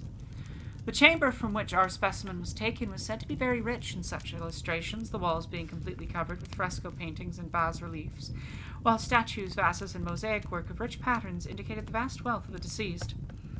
I just want to note that, like, the theft of the remains of people from Egypt and other areas of the world by European people was not okay and not great. This is a work from the 1800s, so just keep that in mind. The treasure had been deposited in the museum precisely in the same condition in which Captain Sabratash had found it. That is to say, the coffin had not been disturbed. For 8 years it had thus stood, subject only externally to public inspection. We had now, therefore, the complete mummy at our disposal, and to those who are aware how very rarely the unransacked antique reaches our shores, it will be evident at once that we had great reason to congratulate ourselves upon our good fortune. Approaching the table, I saw in it a large box, or case, nearly 7 feet long, and perhaps 3 feet wide by 2.5 feet deep. It was oblong, not coffin-shaped. The material was at first supposed to be the wood of the sycamore, platanus, but upon cutting into it, we found it to be pasteboard, or more properly, papier-mâché, composed of papyrus. Yeah, they really did do that. Victorians did eat sections of mummies because they believed it would give them powers or health or some nonsense. They were a superstitious and silly lot who had no respect for cultures outside their own. It was thickly ornamented with paintings representing funeral scenes and other mournful subjects, interspersed among which, in every variety of position, were certain series of hieroglyphical characters, indeed intended, no doubt, for the name of the departed. By good luck, Mr. Glyden formed one of our party, and he had no difficulty in translating the letters, which were simply phonetic and represented the word Alamistakio, which had some difficulty in getting this case open without injury, but having at length accomplished the task, we came to a second, coffin-shaped and very considerably less in size than the exterior one, but resembling it precisely in every other respect. I need water.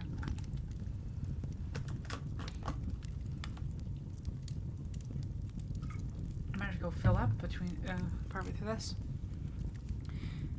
The interval between the two was filled with resin, which had in some degree defaced the colors of the interior box.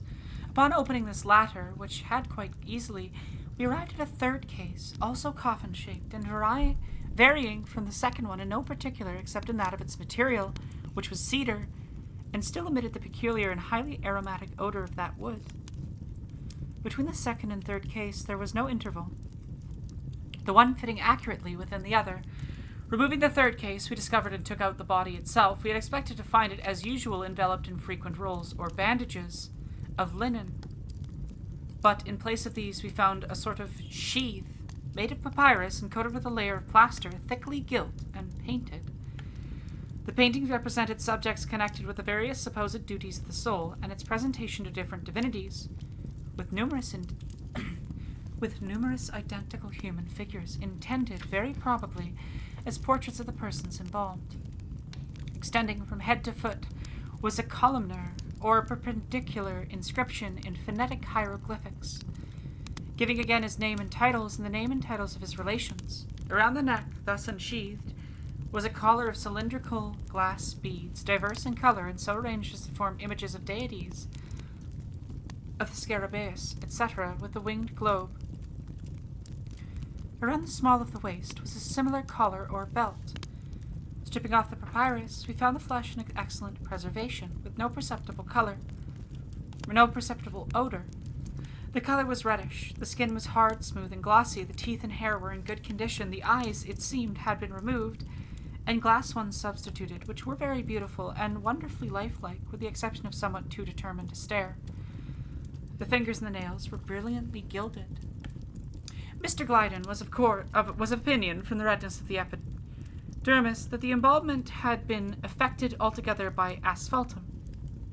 But, on scraping the surface of the steel instrument and throwing into the fire some of the powder thus obtained, the flavor of camphor and other sweet-scented gums became apparent. We searched the corpse very carefully for the usual openings through which the entrails are extracted, but, to our surprise, we could discover none. No member of the party was at that period aware that entire or unopened mummies are not unfrequently met. The brain it was customary to withdraw through the nose, the intestines through an incision in the side. The body was then shaved, washed, and salted, then laid aside for several weeks when the operation of embalming, properly so called, began. As no trace of an opening could be found, Dr. Poniner was preparing his instruments for dissection, when I observed that it was then past 2 o'clock. Hereupon it was agreed to postpone the internal examination until the next evening, and we were able to separate for the present, when someone suggested an experiment or two with the voltaic pile. The application of electricity to a mummy 3,000 or 4,000 years old at the least was an idea, if not very sage, still sufficiently original, and we all caught it at once. About 1/10 in earnest and 9/10 in jest, we arranged a battery in the doctor's study and conveyed thither the Egyptian. It was only after much trouble that we succeeded in laying bare some portions of the temporal muscle, which appeared of... Oh, I forgot to update the category.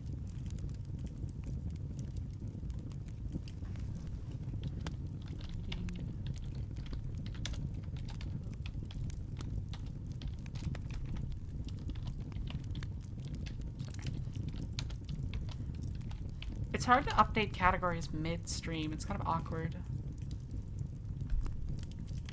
You kind of have to stop what you're doing and mess around.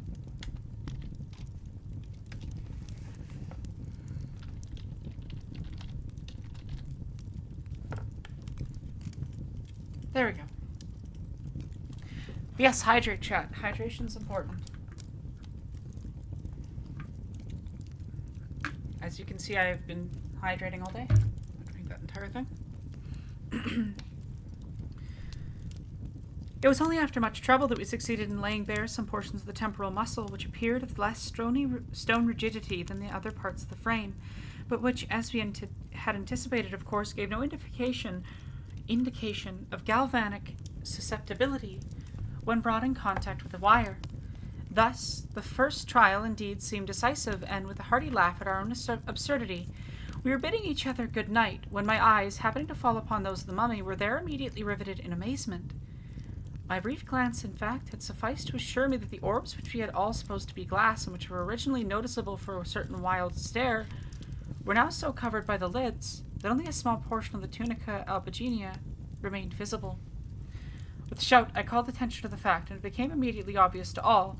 I cannot say that I was alarmed at the phenomenon, because alarmed is in my case not exactly the word. It is possible, however, that but for the brown stout, I might have been a little nervous. As for the rest of the company, they really made no attempt at concealing the downright fright which possessed them. Dr. Ponener was a man to be pitied. Mr. Glyden, by some peculiar process, rendered himself invisible. Mr. Silk Birmingham, I fancy, would scarcely be so bold as to deny that he made his way upon all fours under the table. After the first shock of astonishment, however, we resolved, as a matter of course, upon further examination forthwith. Our operations were now directed against the great toe of the right foot. We made an incision over the outside of the exterior as os sesamoidium pollicis pedis, and thus cut at the root of the abductor muscle. Readjusting the battery, we now applied the fluid to the bisected nerves, when, with a moment of exceeding lifelikeness, the mummy first drew up its right knee so as to bring it nearly in contact with the abdomen, and then straightening the limb with unconceivable force, bestowed a kick upon Dr. Ponener, which had the effect of discharging the gentleman like an arrow from a catapult through a window into the street below.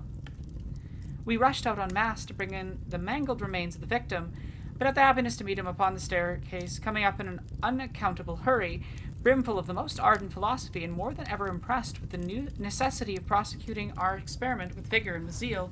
It was by his advice, accordingly, that we made, upon the spot, a profound incision into the tip of the subject's nose, which the doctor himself, laying violent hands upon it, pulled it into vehement contact with the wire. Morally and physically, figuratively and literally, was the effect electric. In the first place, the corpse opened its eyes and winked very rapidly for several minutes, as does Mr. Barnes in the pantomime. In the second place, it sneezed. In the third, it sat upon end. In the fourth, it shook its fist in Dr. Ponener's face. In the fifth, turning Messrs.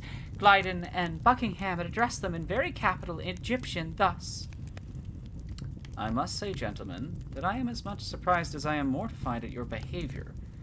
Of Dr. Ponener, nothing better was to be expected. He is a poor little fat fool who knows no better. I pity and forgive him. But you, Mr. Glyden, and you, Silk, who have traveled and resided in Egypt until one might imagine you to the manner born, you, I say, who have been so much amongst us that you speak Egyptian fully as well, I think, as you write your mother tongue, you, whom I have always been led to regard as the firm friend of the mummies, I really did anticipate more gentlemanly conduct from you. What I am to think of your standing quietly by and seeing me thus handsomely used? What am I to suppose by your permitting Tom, Dick, and Harry to strip me of my coffins and my clothes in this wretchedly cold climate? In what light, to come to the point, am I to regard your aiding and abetting the miserable little villain Dr. Ponener in pulling me by the nose? This story from the 1800s just admonished British people for stealing mummies. God, Edgar Allan Poe constantly surprises me by being vastly ahead of his time. Anyway. It will be taken for granted, no doubt, that upon hearing his speech under the circumstances, we all either made for the door, or fell into violent hysterics, or went off into general swoon. One of these three things was, I say, to be expected. Indeed, each and all of these lines of conduct might have been very plausibly pursued, and upon my word, I am at a loss to know how or why it was that we pursued neither the one nor the other. But perhaps the true reason is to be sought in the spirit of age, which proceeds by the rule of contraries altogether, and is now usually admitted as the solution of everything in the way of paradox and implausibility. Or perhaps, after all, it was only the mummy's exceeding natural and matter-of-course air that divested his words of the terrible. However, this may be, the facts are clear, and no member of our party betrayed any very particular trepidation, or seemed to consider that anything had gone very especially wrong. For my part, I was convinced it was all right, and merely stepped aside out of the range of the Egyptian's fist. Dr. Pottener thrust his hands into his breeches pockets, looked hard at the mummy, and grew excessively red in the face. Mr. Glyden stroked his whiskers and drew up the collar of his shirt. Mr. Buckingham hung down his head and put his right thumb into the left corner of his mouth. The Egyptian regarded him with a severe countenance for some minutes, and at length, with a sneer, said, "Why don't you speak, Mr. Buckingham? Did you hear what I asked you or not? Do you take your thumb out of your mouth?" Mr. Buckingham hereupon gave a slight start, took his right thumb out of the left corner of his mouth, and by way of indemnification, inserted his left thumb in the right corner of the aperture above mentioned. Not being able to get an answer from Mr. B, the figure turned peevishly to Mr. Glyden, and in a peremptory tone demanded in general terms what we all meant. Mr. Glyden replied at great length in phonetics, and but for the deficiency of American printing offices in hieroglyphical type, it would afford me much pleasure to record here, in the original, the whole of his very excellent speech. May as well take this occasion to remark that all the subsequent conversation in which the mummy took a part was carried on in primitive Egyptian through the medium, so far as concerned myself and other untravelled members of the company, through the medium, I say, of Messrs. Glyden and Buckingham as interpreters. These gentlemen spoke the mother tongue of the mummy with inimitable fluency and grace, but I could not help observing that, owing no doubt to the introduction of images entirely modern and, of course, entirely novel to the stranger, the two travellers were reduced occasionally to the employment of sensible forms for the purpose of conveying a particular meaning. Mr. Glyden, at one period, for example, could not make the Egyptian comprehend the term politics until he sketched upon the wall with a bit of charcoal a little carbuncle-nosed gentleman, out at elbows, standing upon a stump, with his left leg drawn back, his right arm thrown forward, with his fist shut, the eyes rolled up towards heaven, and the mouth open at an angle of 90 degrees. Just in the same Mr. Buckingham failed to convey the absolutely modern idea, Whig, W-H-I-G, until, at Dr. Pottener's suggestion, he grew very pale in the face and consented to take off his own. Oh, it's just a different spelling of wig. Okay. It'll be readily understood that Mr. Glyden's discourse turned chiefly upon the vast benefits accruing to science from the unrolling and disembowelling of mummies, apologizing upon this score for any disturbance that might have been occasioned him, in particular the individual mummy called Alamistachio, and concluding with a mere hint, for it could scarcely be considered more, that as these little matters were now explained, it might be as well to proceed to the investigation intended. Here Dr. Pottener made ready his instruments. In regard to the latter suggestions of the orator, it appears that Alamistachio had certain scruples of conscience, the nature of which I did not distinctly learn, but he expressed himself satisfied with the apologies tendered, and getting down from the table, shook his hands with all the company all around. When the ceremony was at an end, we immediately busied ourselves in repairing the damages which our subject had sustained from the scalpel. We sewed up the wound in the temple, bandaged his foot, and applied a square inch of black plaster to the tip of his nose. It was now observed that the Count, this was the title, it seems, of Alamistachio, had a slight fit of shivering, no doubt from the cold. The doctor immediately repaired to his wardrobe, and soon returned with a black dress coat, made in Jennings' best manner, a pair of sky blue plaid pantaloons with straps, a pink gingham chemise, a flapped vest of brocade, a white sack overcoat, a walking cane with a hook, a hat with no brim, patent leather boots, straw-colored kid gloves, an eyeglass, a pair of whiskers, and a waterfall cravat. Owing to the disparity of size between the Count and the doctor, the proportion being as 2 to 1, there was some little difficulty in adjusting these habiliments upon the person of the Egyptian, but when all was arranged he might have been said to be dressed. Mr. Glyden, therefore, gave him his arm, and led him into a comfortable chair by the fire, while the doctor rang the bell upon the spot in order to supply of cigars and wine. The conversation soon grew animated. Much curiosity was of course expressed in regard to the somewhat remarkable fact of Alamistachio's still remaining alive. "I should have thought," observed Mr. Buckingham, "that it was time you were dead." "Why?" replied the Count, very much astonished. "I am little more than 700 years old. My father lived 1,000, and was by no means in his dotage when he died." Here ensued a brisk series of questions and computations, by means of which it became evident that the antiquity of the mummy had been grossly misjudged. It had been 5,050 years and some months since he had been consigned to the catacombs at Liathias. "But my remark," resumed Mr. Buckingham, "had no reference to your age at that period of internment." I'm willing to grant, in fact, that you are still a young man, and my allusion was to the immensity of time during which, by your own showing, you must have been done up in asphaltum. In what? Said the Count.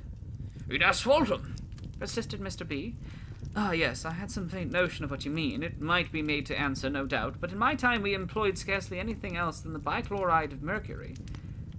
But what are we especially at a loss to understand? Oh, but what we are especially at a loss to understand, said Dr. Ponner, is how it happens that having been dead and buried in Egypt 5,000 years ago, you're here today all alive and looking so delightfully well. Had I been, as you say, dead, replied the Count, it is more than probable that dead I should still be, for I perceive you are yet in the infancy of galvanism and cannot accomplish with it what was a common thing among us in the old days, but the fact is I fell into catalepsy, and it was considered by my best friends that I was either dead or should be. They accordingly embalmed me at once. I presume you are aware of the chief principle of the embalming process? Why not altogether?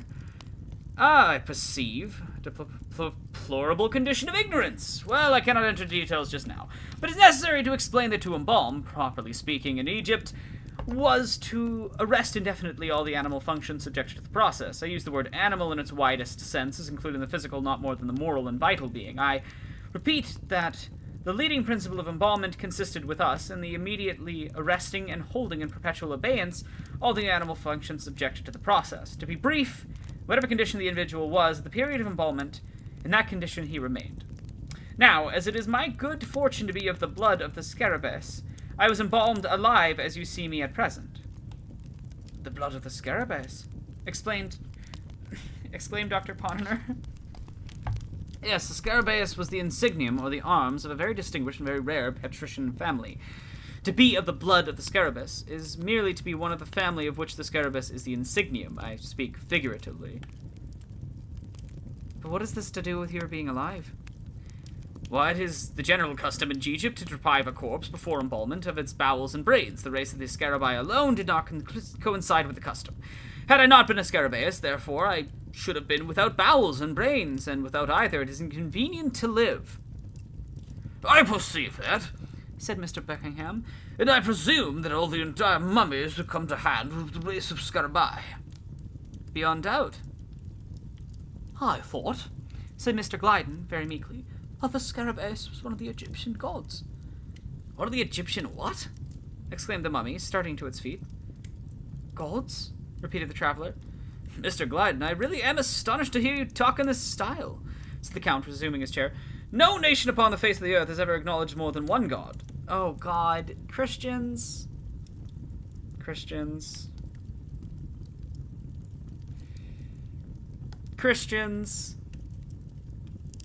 Fucking Christians. The scarabæus, the ibis, etc., were with us, as similar creatures have been with others, the symbols or media through which we offered worship to the Creator, too august to be more directly approached. There was here a pause. At length the colloquy was renewed by Dr. Ponner. It is not improbable, then, from what you have explained, said he, that among the catacombs near the Nile there may exist other mummies of the scarabæus tribe in a condition of vitality. There can be no question of it, replied the Count. All the scarabæi embalmed accidentally while alive are alive. Even some of those purposely so embalmed may have been overlooked by their executors and still remained in the tomb. Will you be kind enough to... That's not... British lady. Will you be kind enough to explain, I said, what do you mean by purposely so embalmed? With great pleasure, answered the mummy, after surveying me leisurely through his glass eye, for it was the first time I had ventured to address him in a direct question. With great pleasure, he said. The usual duration of a man's life in my time was about 800 years. Few men died, unless by most extraordinary accident, before the age of 600. Few lived longer than a decade of centuries, but 8 were considered the natural term. After the discovery of the embalming principle, as I have already described it to you, it occurred to our philosophers that a laudable curiosity might be gratified, and at the same time the interests of science much advanced by living the natural term in installments. In the case of history, indeed, experience demonstrated that something of this kind was indispensable. An historian, for example, having attained the age of 500, would write a book with great labor and then get himself carefully embalmed. leaving instructions to his executors pro tem that they should cause him to be revivified over the lapse of a certain period, say 500 or 600 years. Resuming existence at the expiration of this time, he would invariably find his great work converted into a series of haphazard notebook, that is to say, into a kind of literary arena for the conflicted guesses, riddles, and personal squabbles of whole herds of exasperated commenters. These guesses, etc., which passed under the name of annotations or emendations, were found so completely to have enveloped, distorted, and overwhelmed the text that the author had to go about with a lantern to discover his own book. When discovered, it was never worth the trouble of the search. After rewriting it throughout, it was regarded as the bounden duty of the historian to set himself to work immediately in correcting, from his own private knowledge and experience, the traditions of the day concerning the epoch at which he had originally lived. And in this process of rescription and personal rectification, pursued by various individual sages from time to time, had the effect of preventing our history from degenerating into absolute fable. I beg your pardon, said Dr. Pottener at this point, laying his hand gently upon the arm of the Egyptian. I beg your pardon, sir, but may I presume to interrupt you for one moment? By all means, sir, replied the Count, drawing up. I merely wish to ask you a question, said the doctor. You mentioned the historian's personal correction of traditions respecting his own epoch. Pray, sir, upon an average, what proportion of these Kabbalah were usually found to be right? The Kabbalah, as you properly term them, sir, were generally discovered to be precisely on a par with the facts recorded in the unrewritten histories themselves. That is to say, not one individual iota of either was ever known, under any circumstances, to be not totally and radically wrong. But since it's quite clear, resumed the doctor, that at least 5,000 years have elapsed since your entombment, I take it for granted that your histories at that period, if not your traditions, were sufficiently explicit on the topic of universal interest, the creation which took place, as I presume you are aware, only about 10 centuries before. Sir, said the Count Alamistachio. The doctor repeated his remarks, but it was only after much additional explanation that the foreigner could be made to comprehend them. The latter at length said hesitatingly, The ideas you have suggested are new to me. The ideas you have suggested are to me, I confess, utterly novel. During my time, I never knew anyone to entertain so singular a fantasy as that the universe, or this world if you will have it so, ever had a beginning at all. I remember once, and once only, hearing something remotely hinted by a man of many speculations concerning the origin of the human race, and by this individual the very word atom, or red earth, which you make use of, was employed. He employed it, however, in a generic sense, with reference to the spontaneous germination from rank soil, just as 1,000 of the lower genera of creatures are germinated. The spontaneous germination, I say, of 5 vast hordes of men, simultaneously upspringing in 5 distinct and nearly equal divisions of the globe. Here, in general, the company shrugged their shoulders, and 1 or 2 of us touched our foreheads with a very significant air. Mr. Silk Buckingham, first glancing slightly at the occupant and then at the syncopate of Alice Mistachio, spoke as follows. What's interesting about that bit, again, like, Poe, ahead of his time, still got issues. We saw an issue with a page or 2 before. But it is interesting that he would question creationism at that time period, again, pushing against common beliefs in interesting ways. Like, the idea that the universe never had a start point is a pretty radical thought for the 1800s. The long duration of human life in your time follows with the occasional practice of passing it. Oh, wait. First glancing slightly at the occupant, and then at the syncopate of Mistachio, spoke as follows. The long duration of human life in your time, together with the occasional practice of passing it, as you have explained, in installments, must have had indeed a strong tendency to the general development of the conglomeration of knowledge. I presume, therefore, that we are to attribute the marked inferiority of the old Egyptians in all particulars of science when compared with the moderns, and more especially with the Yankees, altogether to the superior solidity of the Egyptian skull. I confess again, replied the Count with much suavity, that I am somewhat at a loss to comprehend you. Pray, to what particulars of science do you allude? Here our whole party, its joining voices, detailed at great length the assumptions of phrenology and the marvels of animal magnetism. Having heard us to an end, the Count proceeded to relate a few anecdotes which rendered it evident that the prototypes of Gal and Spurzheim had flourished and faded in Egypt so long ago as to have nearly been forgotten, and the maneuvers of Mesmer was really very contemptible tricks when put in coalition with the positive miracles of the Theban savants, who created lice and a great many other simple things. Again, Poe just shitting on phrenology is kind of funny to me. At times. It's interesting. I here asked the Count if his people were able to calculate eclipses. He smiled rather contemptuously and said they were. This put me a little out, but I began to make other inquiries in regard to his astronomical knowledge, when a member of the company, who had never as yet opened his mouth, whispered in my ear that for information on his head, I had better consult Ptolemy, whoever Ptolemy is, as well as one Plutarch de Facile Lunae. I then questioned the mummy about burning glasses and lenses, and in general about the manufacture of glass, but I had not made an end of my queries before the silent member again touched me quietly on the elbow and begged me for God's sake to take a peep at Diodorus Siculus. As for the Count, he merely asked me in the way of reply if we moderns possessed any such microscopes as would enable us to cut cameos in the style of the Egyptians. While I was thinking how I should answer the question, little Dr. Ponnonner committed himself in a very extraordinary way. Dr. Ponnonner, look at our architecture, he exclaimed, greatly to the indignation of both the travelers, who pinched him black and blue to no purpose. Look, he cried, with enthusiasm, at the Bowling Green Foundation in New York, or, if this to be too vast a contemplation, regard for a moment the Capitol at Washington, D.C. And the good little medical man went on to detail very minutely the proportions of the fabric to which he referred.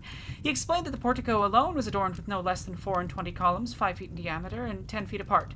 The Count said that he regretted not being able to remember just at the moment the precise dimensions of any one of the principal buildings of the city of Aznak, whose foundations were laid in the night of time, but the ruins of which were still standing at the epoch of his entombment in a vast plain of sand to the westward of Thebes. He recollected, however, talking of the porticos, that one affixed to an inferior palace in a kind of suburb called Karnak consisted of 144 columns, 37 feet in circumference and 5 feet apart. The approach to this portico from the Nile was through an avenue 2 miles long, composed of sphinxes, statues, and obelisks, 26 and 100 feet in height. The palace itself, as well as he could remember, was in one direction 2 miles long and might have been altogether about 7 in circuit.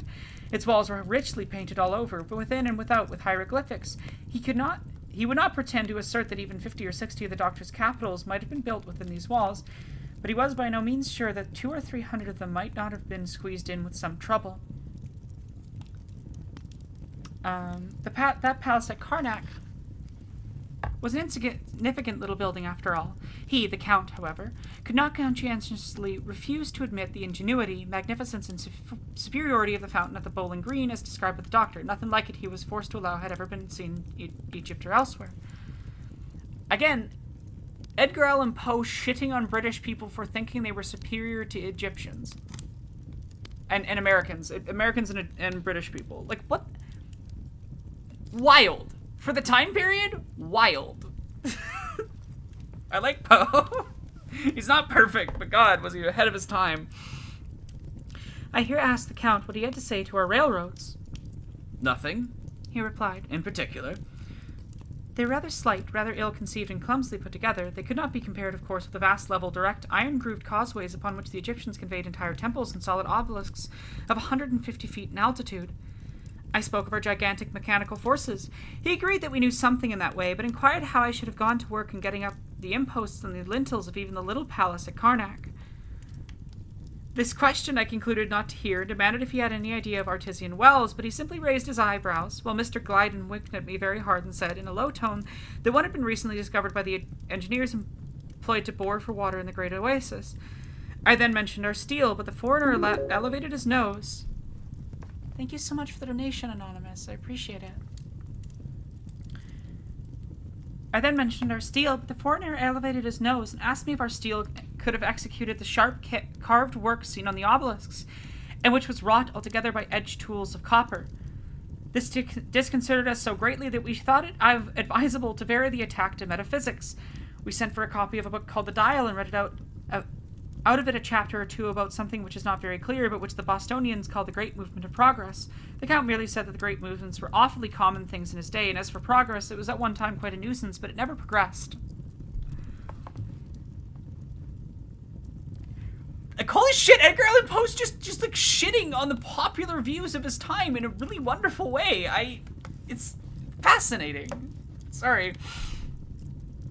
We then spoke with the great beauty and importance of democracy, and were at much trouble in impressing the Count with a due sense of the advantages we enjoyed in living where there was no suffrage ad libitum and no king. He listened with marked interest and in fact seemed not a little amused. When he had done, he said that a great while ago there had occurred something of a very similar sort. 13 Egyptian provinces determined all at once to be free and to set a magnificent example to the rest of mankind. They assembled their wise men and concocted the most ingenious contribution it is possible to conceive. For a while they managed remarkably well, only their habits of bragging was prodigious. The thing, however, ended in the consolidation of the 13 states, with some 15 or 20 others, in the most odious and insupportable despotism that was ever heard of upon the face of the earth. I asked what the name was of the usurping tyrant. As well as the Count could recollect, it was called Mob. Not knowing what to say to this, I raised my voice and deplored the Egyptian ignorance of steam. The Count looked at me with much astonishment, but made no answer. The silent gentleman, however, gave me a violent nudge in the ribs with his elbow, told me I had sufficiently exposed myself for once, demanded if I was really such a fool as to not know that the modern steam engine is derived from the invention of Hero through Solomon de Cass. 1 second, my dad is here earlier than I was expecting. I apologize. I will finish the story in a second. I'm just going to say hi to him. There's only 2 pages and then we'll end stream. I'll be right back.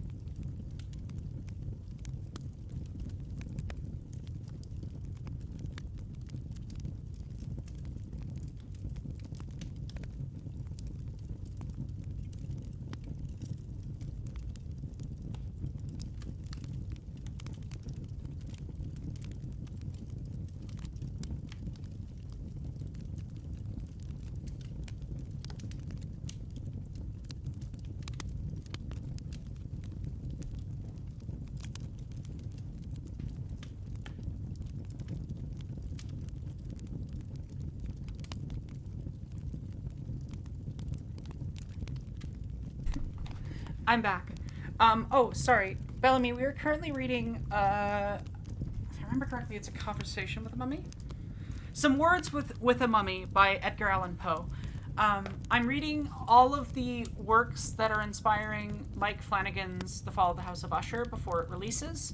A reminder that SAG-AFTRA are still striking, do not support Netflix in any way.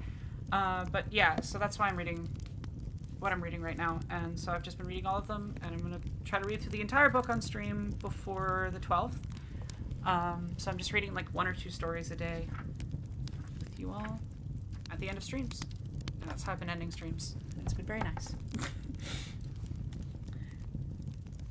The Count looked at me with much astonishment, but made no answer. The silent gentleman, however, gave me a violent nudge in the ribs with his elbows, told me I had sufficiently exposed myself for once, demanded if I was really such a fool as to not know that the modern steam engine is derived from the invention of Hero through Solomon de Cass. We were now in imminent danger of being discomfited, but, as good luck would have it, Dr. Ponander, having rallied, returned to our rescue and inquired if the people of Egypt would seriously pretend to rival the moderns in the all-important particular of dress. The Count at this glanced downwards to the strap of his pantaloons, and then taking hold of the end of one of his coat tails, held it up close to his eyes for some minutes. Letting it fall, at last his mouth extended itself very gradually from ear to ear, but I do not remember that he said anything in the way of reply. Hereupon we recovered our spirits, and the doctor, approaching the mummy with great dignity, desired it to say candidly, upon its honor as a gentleman, if the Egyptians had complimented, at any period, the manufacture of either Ponander's lozenges or Brandeth's pills. We looked with profound anxiety for an answer, but in vain. It was not forthcoming. The Egyptian blushed and hung down his head. Never was triumph more consummate, never was defeat borne with so ill a grace. Indeed, I could not endure the spectacle of the poor mummy's mortification. I reached my hat, bowed to him stiffly, and took leave.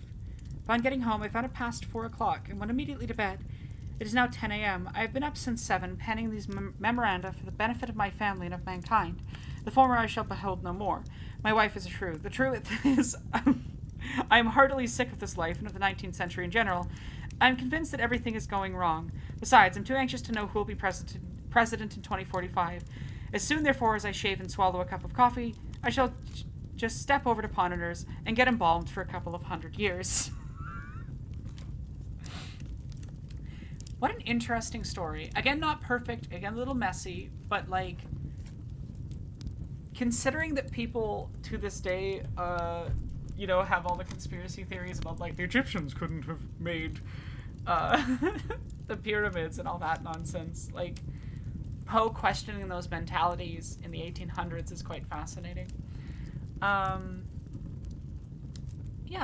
thank you all for hanging out for stream. I'm gonna head off. I hope you have a lovely day. I'm gonna raid Twitch out. Hopefully someone I know is actually streaming right now.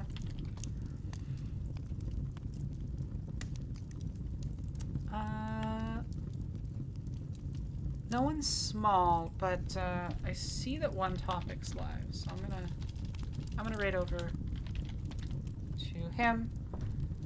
Mostly because he was kind enough to join Jesse and I for the Guardians of the Galaxy video. I did a voice for that, so I'll raid that out. Everybody join into that. Hopefully there's more than a couple of viewers.